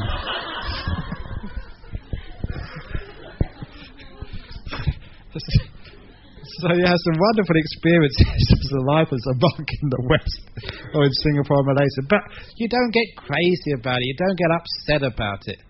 Once I've been in a pub in Australia. What happened? It was a Rotary club. the Rotary Club wanted to talk about Buddhism. So usually they use a pub, it's usually the back rooms of a pub. And so you don't have to go through the bar, you can just actually go to the back rooms of the pub and just give the talk and go out afterwards. But this particular pub, it was in the country, and I got to the entrance. How do you get to the room at the back where the Rotary Club meet? So there's only one way through the bar. So, oh my goodness, I can't go in a bar. So that's the only way. I thought, what should I do? So I thought to myself, I could see it, maybe about 50 meters down the hall. I could see the room. I was okay, head down, run for it. So that's what I did. I put my head down and just made a beeline as fast as I could walk without drawing attention to myself for the door. And I got about halfway when somebody grabbed me by the arm. And they were the Rotarian. Hey, you're the speaker tonight. What are you having to drink? I said, leave me alone. I'll take an orange juice, but in there. So I had to run away quickly. But in all of those encounters, you have really good fun because you don't allow yourself to go crazy. In the situations which present themselves to you in life, difficult situations, situations which shouldn't happen, embarrassing situations, or even painful situations. Remember, you can always make peace with anything in life, even pain and difficulties. Making peace means you allow it to be. You enjoy it, see the funny side of it. And you can turn it to your advantage no matter what it ever is. And that way, you find you never go crazy. Crazy is fighting battles you just cannot win. Life is very fascinating and interesting. If you want to change it and make it different, that sends you crazy. Instead of appreciating the way your karma works out, make peace with it. That's the best thing you can possibly do. Our life becomes fascinating, full of learning experiences. You grow, and as you grow, it becomes happier and more interesting. So that's some stories. Hopefully some funny stories. The crazy person's guide to peace of mind. And it was a crazy afternoon with some crazy stories. But I hope you got peace of mind. I did anyway. So thank you for that. But I hope you got peace of mind. I did anyway. So thank you for that. Now, any questions or comments? Yeah. Certainly very amusing stories there. But what about situations whereby there are both serious consequences, say like relatives that are sick, child that's sick, and the other type of challenges? Okay, even the so-called painful experiences, relative sick, child who's sick. I remember a Tibetan nun. She was Western, joined the Tibetan order. She was sick with cancer, dying. And I counselled her for a while.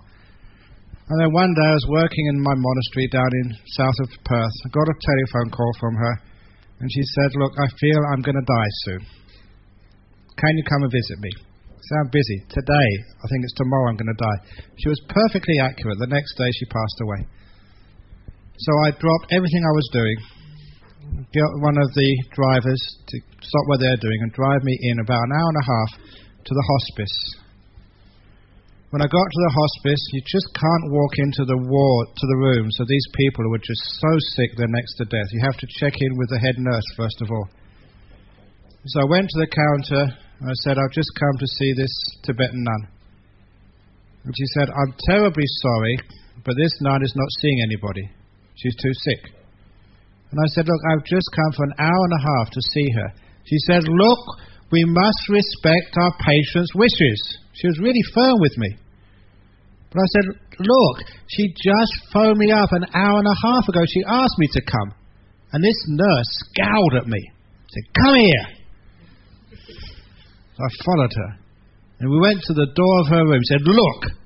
And sure enough, on her door was a big sign. Absolutely no visitors. And the nurse said, see? And I looked, and actually underneath, in small print, was, except Ajahn Brahm. And you know what I did? I told that nurse, see? It was pretty mean, I must admit, but I wanted to get my own back. So she scowled and let me in. But the reason I tell that story was I asked the nun, why did you put that sign up there? And why did you say, accept Ajahn Brahm? And she said, because every other visitor who comes in here gets so serious and gets so emotional about my dying. I know I'm dying. I don't need to be asked by my friends, how are you today? I'm sick, I'm dying, stupid. What do you expect? I'm in a hospice. She said, you're the only one who comes in here and treats me as a human being, who tells me jokes and talks to me and not talks to my sickness. And I heard that and I understood something very important. When a person is sick and dying, never talk to the sickness, talk to the person. As you would talk to them if they're fully healthy, that's how you should talk to them when they're sick. Sickness is only part of the person, and a small part. Even when they're dying, it's only their body dying, not the person. And what if you are ever sick and you get visited by your friends and relations, it gets really boring and disappointing when people keep asking the same question. How are you today? And so often you have psychological pressure to lie, to say, I'm feeling a little bit better today, just to cheer up the people who love you, when really you're feeling terrible. Because what's it like if someone visits you and you tell the truth, I'm feeling awful today? It's not a very nice gift to people who've come all that way to see you. So that's why it's good to talk to the person, not to the sickness. Which is why if a person is really sick,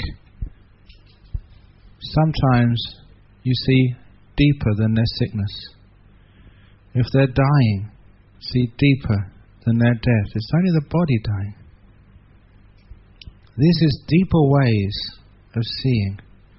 And if you make peace, as a loved one, as a visitor, you make peace with a person being sick, and you don't get into this serious mode, then what you're actually saying is that sickness and death are part of life. Just like getting married or seeing a child being born, like going to work. It's just part of things. And we shouldn't give it an importance which it really does not deserve. We amplify it as if it's something terrible and awful. So when you tell somebody, oh, my father just died, they say, I'm sorry. You're not sorry. You don't know my father. Why do you say I'm sorry? We have these cultural ways of dealing with problems which are sometimes not appropriate. As a Buddhist monk, as someone who sees deeper, you can do different things at different purposes. If somebody really is in pain, I don't go in there and tell jokes. I once went to see a disciple who had a hysterectomy. If you've had that operation, you have a big scar in your stomach, at least I used to have, and it's very painful. And as soon as I came in, she said, Ajahn Brahm, please tell me no jokes. Because it hurts. So on that occasion I was very serious and cool. But a lot of times a bit of humour, and if you don't take it seriously, neither does the person dying. They loosen up, they get easy, they get more peaceful. And either they don't die at all, or they die well. But if you go up there and you're, even like funeral services, I've been to so many funeral services where you see these little children come in, maybe 5 or 6. They're full of life and they're playing. Sure that Grandpa has died, but we love Grandpa. Grandpa liked to see us play. And they go playing and laughing, and then they look at their father or their mother and see their mother so sad. I've seen the fear and the confusion in these little children. I say, what's going on? Why are you so hurting? Why have you got so much pain in you? It's a terrible lesson for children to learn. That's why that I try and allow the children to play at funerals. That's their nature. The best way they can pay respect to their grandpa is being happy. That's what their grandpa loved to see in their grandchildren. Play. That's why we want to try and stop some of the bad cultural ways of dealing with some of the problems in our life. Death is part of life. Even young people dying, that simile in my book, falling leaves. It's a very meaningful simile which has solved a lot of problems for people who have a child who dies or know someone very young dying. There's a monk told this story. He was staying in the north of Thailand in a simple hut in the forest, bamboo and thatch. There was a storm at night. Very violent storm in the jungle. The winds were so powerful that many branches came down and trees also came crashing down. And he was actually so scared for his life he couldn't sleep all night. Because if any tree or even heavy branch fell, it was only thatch, it would go straight through the roof. And if he was underneath, it would break his body, his bones, and maybe kill him. But he was lucky, good karma, that no tree actually fell through. He heard them crashing right next to his hut, but nothing actually broke through. He survived. And when he went out in the early morning, when the storm had gone, he saw all these big trees and branches had just missed his hut. He was really lucky to be alive. But what took his attention was the leaves which had been torn from the tree the night before. Because most of the leaves, as you would expect, were the old brown leaves, which had lived a full life on the tree. But amongst those old withered brown leaves were a few yellow leaves, even a few green leaves. And he noticed one or two, not many, young green leaves which could have only sprouted the day before. They also lay dead on the forest floor as a result of the storm. He looked back up on the trees. As you would expect, most of the leaves remaining alive on the tree were the green leaves. They had survived. But even though some young green leaves were on the floor, dead, still there were some curly old brown leaves still clinging on to the tree, still alive, even though young green leaves had fallen. And he got what we call the insight into the nature of life. When the winds of death go through our communities, they do usually take the old brown leaves, our uncles and aunties, the old people, but they also take some middle-aged people, the yellow leaves, some young people, the green leaves. They even take children as well, the leaves which have only sprouted the night before. When the wind blows, some of them also fall. This is the nature of storms, the nature of life and death. When he understood that, he understood nothing has gone wrong that children die or young people get cancer. This is the nature of our life. And we should be just grateful that the people have got so far. 6 years, 7 years of life. Thank you that you've reached so far. Now I let you go in peace. We never get angry or upset at nature. We understand it and work with it rather than against it. Working with the nature of life is the way of peace. Fighting against it, wanting only brown leaves to fall and no green leaves, is going against the nature of things and is a cause for anger and suffering. Look at all the people here today. I see many withered old brown leaves here. Still hanging on. When I know many young people have got cancer and are dying.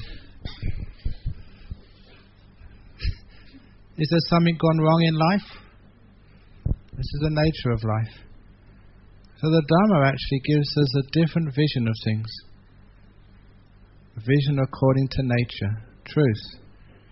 And you know it's truth and nature if it brings peace to your heart. Now I understand. There's nothing gone wrong, nothing to blame. We make peace with it. Sorry, that was a long answer. I should actually answer some more questions. Okay, got one quick one here. I meditate, I feel relaxed to a point and I fall asleep. Is that meditation? If not, how do I overcome falling asleep? Once in the commentaries, the Buddha was going with his attendant Ananda. As they were walking in the forest, they saw a monk sitting perfectly upright. Perfect posture.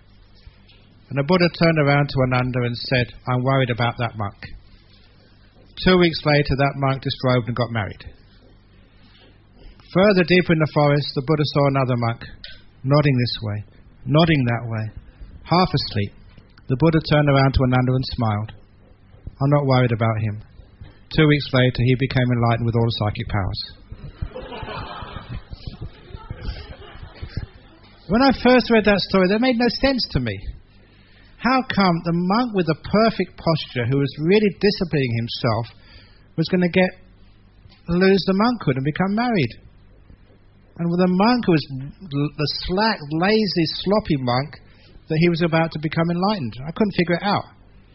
Later on I understood that first monk was a control freak, forcing his body to be upright this way and forcing his mind. You never get any peace of mind through willpower, through force. You just get so tight that eventually you get frustrated, angry, depressed, give it up. He had never had any peace in his meditation. He looked perfect on the outside, but inside he was as tight as a ball. The monk who was nodding this way, he was letting go, he was becoming peaceful. He wasn't controlling things. It was only a matter of time when the cause of that sleepiness disappeared and he would be bright and alert, but peaceful enough to actually to see the Dharma become enlightened. Sleepiness goes by itself after a while, but the worst thing is the restlessness. That is the one which we really want to overcome more than anything else. The tightness which makes you crazy. What is the origin of life? Why the Buddha did not tell us? Maybe one day humans can understand it. If the Buddha didn't tell you, why do you ask me?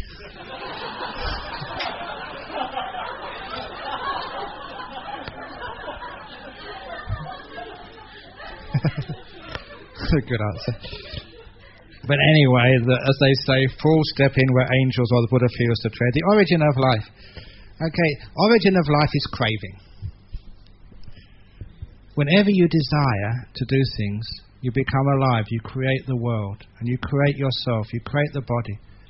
So you can see the origin of life is actually craving. And why do we crave? It's just because of stupidity or delusion. We create because we think we're going to get some peace, some happiness, some joy. But the more you do, the more pain you get. You know, the longer you struggle, the more you feel that it's not working. I'm really working hard. I studied hard. I worked hard. Now I really put energy into my life and into my relationships. I even put energy into my meditation. I'm not getting peaceful. Sometimes a little light should go on in there. Maybe there's something wrong with what you're doing. You're struggling too hard. You, I say, try to hold the water still rather than letting it go, putting it down. You find that craving is the cause of suffering. It creates things. It creates worlds. It creates problems. And you let go of craving. Sure enough, you get peaceful. But as you get peaceful, you fade away and disappear. The ego fades away. Your self disappears. When you disappear completely, that's called enlightenment. That's the origin of life and the end of life. The two ends. The meaning of life. Any problem there? Venerable cried twice at Vulture's Peak. The famous Chinese pilgrim, Xin Zheng of the Chinese Legend Journey to the East, also wept uncontrollably. I personally had a funny sensation feeling there. Why? Why is the place of such significance, especially to those who are practicing the teachings of emptiness in the Prajnaparamita Sutta? Thank you. I don't plan to do these things. It just, I don't know, the energies of that place. Maybe because it was a great place of meditation. If ever you go on these pilgrimages to India, you've got some very, very powerful places. And that's why basically it's because the devas are still around there. As far as deva lifespans are concerned, even the lowest devas, in deva spans, it's only about 4 days since the Buddha was there. They obviously still remember. It's just 4 days ago, the Buddha was sitting there getting enlightened and teaching in deva lifespans. So they're still around there in the numbers. You feel their energy. It's a powerful place. The last pilgrimage I led was this English lady from, she was Devon, I think. No, she was married to this Indian guy who was a main Buddhist. She was actually a Christian before, but I think she's a Buddhist now. She went with her husband on pilgrimage, and I gave her just a little bit of a talk beforehand of what to do, what to expect. And one of the things I said to all the people going on the pilgrimage, these are some very, very powerful places. In some of these places you'll feel really big emotions coming up. You may even cry. And she came up to ask forgiveness after the trip. Because she told me, when I said that, she said, "Oh, Ajahn Brahm, you're being stupid again. There's only ruins, ancient places where the Buddha lived. There's no energy there. I'm a scientist. I'm rational." So she never believed a word of it. But first place we went to, the Mahabodhi temple in Bodh Gaya. Now, many of you have been there. She walked into the temple and started weeping uncontrollably. She just couldn't stop herself. And she came up to me afterwards saying, "This is what happened. I'm sorry, you were right." And I tell this story because this was a Westerner who thought it was a completely hocus pocus, a lot of bunkum, but it happened to her. She felt something so deep and so wonderful, and many people have done that. These are not even Buddhists go there. Caucasians who have no cultural affinity for Buddhism. But wow, they just weep. And it's just the energy, the inspiration, something just gets way past your rational brain into your emotional heart. This is beautiful. It's not weeping with sadness. It's just weeping with incredible power and inspiration. It's piti sukha. So that happens to me in the Vultures Peak. I love that place. You go there, wow, getting there again. The other thing which makes me weep when I go to India, there's the most beautiful Buddha statue, which I think is the most beautiful in the world, which is in the museum at Sarnath, outside of Benares. The beautiful Dhammachakra Buddha. I'm sure you've seen it. I'm just looking at it. It's so common, with a big aura around the back. I always knew that was a very beautiful Buddha statue. So the first time I went to India, I went looking for it. I knew it was in the museum, but the museum in India was completely disorganized. There was no maps, no guide. You go in there and you just left to yourself. So I went looking for it. All my disciples said, "You go and do what you want to do. I'm looking for this Buddha." And I went looking for it this way and that way. And I turned a corner and I saw it at the end of the corridor. And it just, energy, even now I can feel energy coming up. I started crying. Just bow, many times you possibly can. It's the most beautiful Buddha statue I've ever seen. Second time I went there, I knew exactly where it was. And when we got in the museum, people were looking about all the other exhibits. I said, "No, we're going here first." And because I knew what to expect, I thought I was in control. No, it happened again. Went round the corner and saw it. Tears came. It's the most beautiful, inspiring, peaceful Buddha statue I've ever seen. It encapsulates this compassion, this softness, this beauty, this peace. Everything which I feel from a Buddha is right there in that carving. Third time I went there, I was expecting to cry. And when I went round the corner, they were doing renovations. It was covered with a cloth.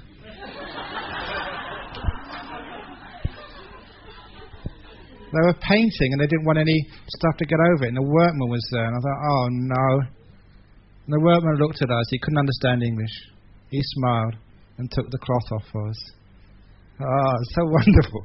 It was like the disappointment made me cry even more, because it was like disappointment and then relief. There it was again. There's nothing wrong with emotions. I know I thought when I was young that you could actually, that an arahat, an enlightened being, had no emotions whatsoever. It was like a robot, like some zombie. And when I saw these enlightened beings in Thailand, and they were just so full of happiness and joy. Now I understand, these are tears of joy. And the emotion of happiness is actually the positive emotion which is supposed to develop amongst you when you develop the path. You let go of the negative emotions, the anger, the greed, the pride, the conceit. Those are the ones which goes. But the happy, the joy, the compassion grows stronger and stronger the closer you get to enlightenment. The Buddha was a very happy, beautiful person. So that's actually the goal. Not to be like some zombie who's got no emotions whatever. The negative emotions are what goes. Positive emotions stay. So I better carry on because I'm getting over time. Could you share more of the precept of no killing? Is ordering fish etc. to be killed considering as breaking this precept? Actually it's quite clear. If you tell someone to kill, that's like killing yourself if you order it. But if you don't know it's being killed for you, get some fish in a shop, then of course it's not considered to be killing. What never seen before animal did the late Ajahn saw whilst having deep samadhi near the lake? Okay, that's called jhanas and enlightenment. It's a simile. The simile of the still forest pool. It's in my book. It's a great simile because that's when Ajahn would actually sit very still when he was wandering around like I wandered around, find a nice lake so he could bathe, get some water for drinking. In the evening would set his mosquito net about 20 meters away from the lakeside, and sometimes watch the animals come out to play. But they'd only come out to play if he sat absolutely still. If he moved, the animals would know there was a human being there and would never come out. So he was so still, the animals would come and they would not realize a human being was watching them. So they could play naturally. He enjoyed them playing so much. I remember doing that once, watching the birds come to drink. I noticed I put some water out in the jungle for these birds, and they were very orderly birds. They would actually line up in a queue. It's really cute, one after the other, all different species of birds. And one would go in first to drink and to wash, and when they were finished, another one would come in, all in line. But then, as human nature, so bird nature, a bird jumped the queue, and all the other birds jumped up on him and beat him up. It's funny when you see nature in the wild. They're exactly like human beings, no different. But anyway, when he was really still, that's when the rare animals come out. And this simile was when you're very still in your mind, then these beautiful meditation experiences come. But if you move, they don't come. So you've got to be still, like say a nature photographer. Not moving so no one knows you're watching. And with that stillness, if you get really still, that's when these beautiful meditation states like jhanas come out. Amazing states of mind, which you don't realize exist. The amount of power and energy and bliss there is literally out of this world. But they only come out when you're absolutely still. If you say, wow, here it comes, they know you said something, and they rush into the bush and never come out again for months. That's why meditation experiences, you have to be that still, just like you would be if there was waiting by a pool and wanting to watch the wild animals.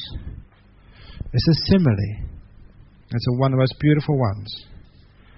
What is the first response from Venerable's monk when Venerable first announced his intention to enter into monkhood? To that great lady of Venerable, was she in grief? Similarly for Venerable's sisters. Thank you. I didn't have any sisters, so they didn't cry. My father never said anything either about me becoming a monk, because he had already died a few years earlier. But my mother, she was very happy I was becoming a monk, because I was a very responsible young man. I got a good degree. I'd always done the right thing, being very responsible and good and kind. She trusted me. She said, I'm very happy you're a monk. The only thing I don't like is you're becoming a monk so far away. Even if I'd joined some corporation and they sent me to head office in Bangkok, she would have been similarly upset. Not because what I was doing, but simply the case, the mother likes to be close to their children. But you have to do that sometimes. You know, children go to university in England or Australia or America. No, you let them go because you know it's good for them. But you don't like them going. You're separated from your kids. You just love them to be around. So I always make sure I couldn't call, there's no phone calls, but it was all right to my mother. And she was very, very happy. And eventually was really proud of me being a monk. And the first time I went home to visit her, the Saturday morning was when she did her shopping for the week. And so I said, can I come with you? I can maybe help you carry your bags. I've come here to see you.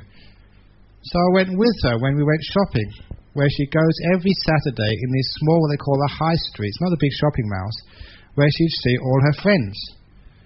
And first of all, I thought she'd be embarrassed by having a monk standing next to her in his funny clothes. I thought, she would walk maybe a metre in front or a metre behind. I'm not with this strange-looking guy. But no, she walked right beside me. And then when we got to the place where we have because they're very narrow roads in London, they have like railings to protect the pedestrians from the cars in the middle of the road. And usually on those railings, that's where you leave the prams and the tie up the dogs.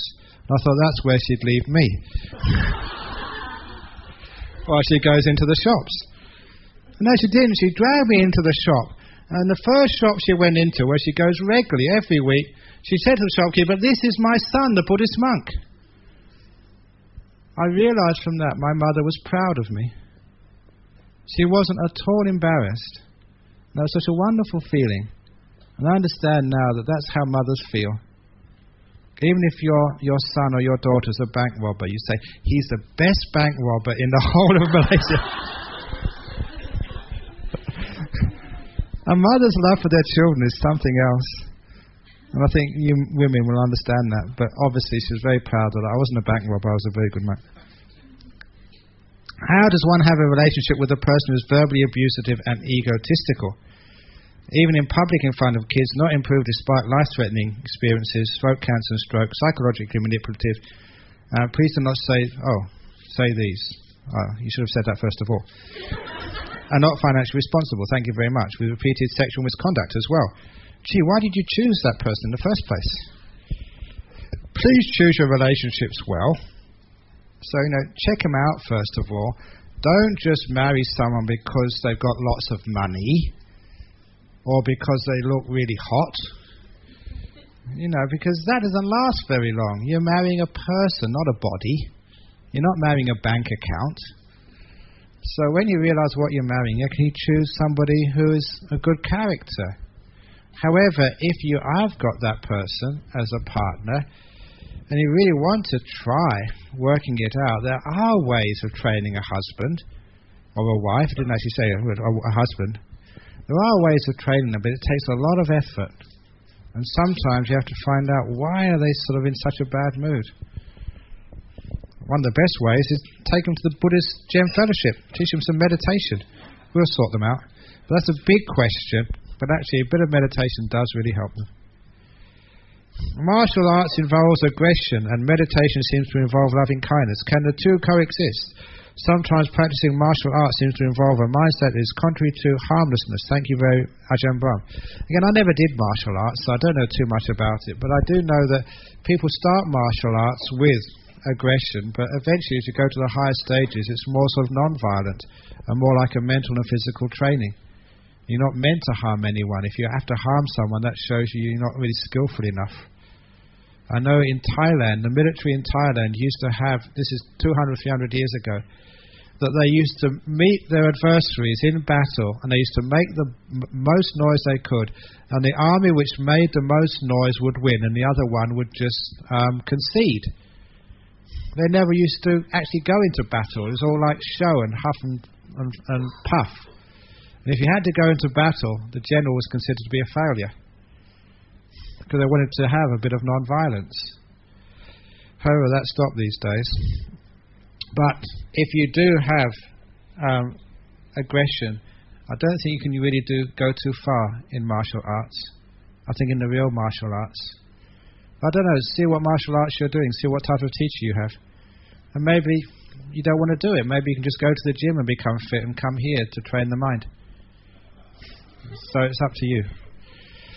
How do you live with people that's full of anger? This is a person with a heart of gold, but yet a hot-tempered person that always overly dominates others. If they've got a heart of gold, please tell them what a beautiful heart of gold they have. And let them value their heart of gold so much they never want to express the other part of them, of anger and domination. Because they really have got a beautiful heart inside. They've got a seed which can grow. If that seed is watered and grows enough, then it will dominate their other part of the character, the anger, and they will sort of just let go. They have to be less controlling. They say domination and anger, they always go together. The hot temper becomes when you get frustrated, when you try and control things, but it doesn't work out anymore. You get frustrated and angry. So that's where we have to just let things go. Is it true that the only son of the second richest man in Malaysia, and landowner of the Twin Towers, and the owner of Astro and Maxis, renounced under Venable's great teacher, the late Ajahn Chah? Is it okay for us to know the reasons for the multi-billionaire in waiting to decide so? And if so, what are the reasons? Thank you. Yeah, that's true. And I know him very well. He's a great fan. He spent a year at my monastery over in Perth and still met him a couple of weeks ago.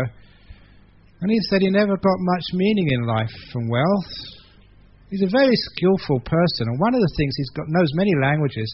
He went over to Russia and quickly learnt Russian and worked for the BBC in Russia for a while. And one of the things, he can do a perfect imitation of me.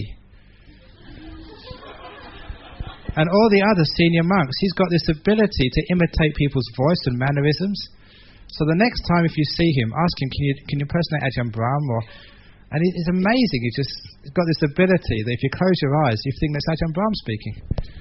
So that's one of the abilities he's got. And so he plays around that with the lesser monks, the smaller monks, but he refuses to do it with me. I said, come and impersonate me, and he refuses to do so. I thought it would be very funny to hear what I sound like. But he did that because he gets much more happiness and peace being a Buddhist monk, much more meaning in life. And this is great because it's people who have the opportunity for wealth. If he's a son of a multi-billionaire, basically that many women would look at him and say, wow, he's a catch. Because, he's young, he's good looking, and he's very skilled, what degrees he's got, and very wealthy. Wow, yeah, we want him. So he can have almost any girl he wanted. He didn't have to work, go wherever he wants. Isn't it wonderful that there's a person who's not just renounced a small amount, but renounced a lot, just like the Buddha renounced, a kingship. And those are the people who just really make you think, why did he do that? He didn't do that through force. He's been a monk for about 11 years now, I think. He could leave at any time, but he doesn't want to. Because he gets more peace and happiness from living a simple life of meditation and service to others than from anything else. He has the choice, and he chose simplicity more than wealth. That's why it's inspiring. I didn't have wealth, but I had a good career in front of me, a good degree, a good life. But no, I prefer being a monk as well. There's another fellow who lives up in Thailand still. About 30 years ago, his parents, very wealthy, came to Thailand with a blank check for $1 million US. They would give it to their son if you would disrobe. No questions asked, just $1 million US. And that was a time when $1 million was worth something. 30 years ago. I don't know what inflation is, but how much would that be worth now? Any economists here? 1 million these days? Was it 30 million or 20 million? It's a lot of money.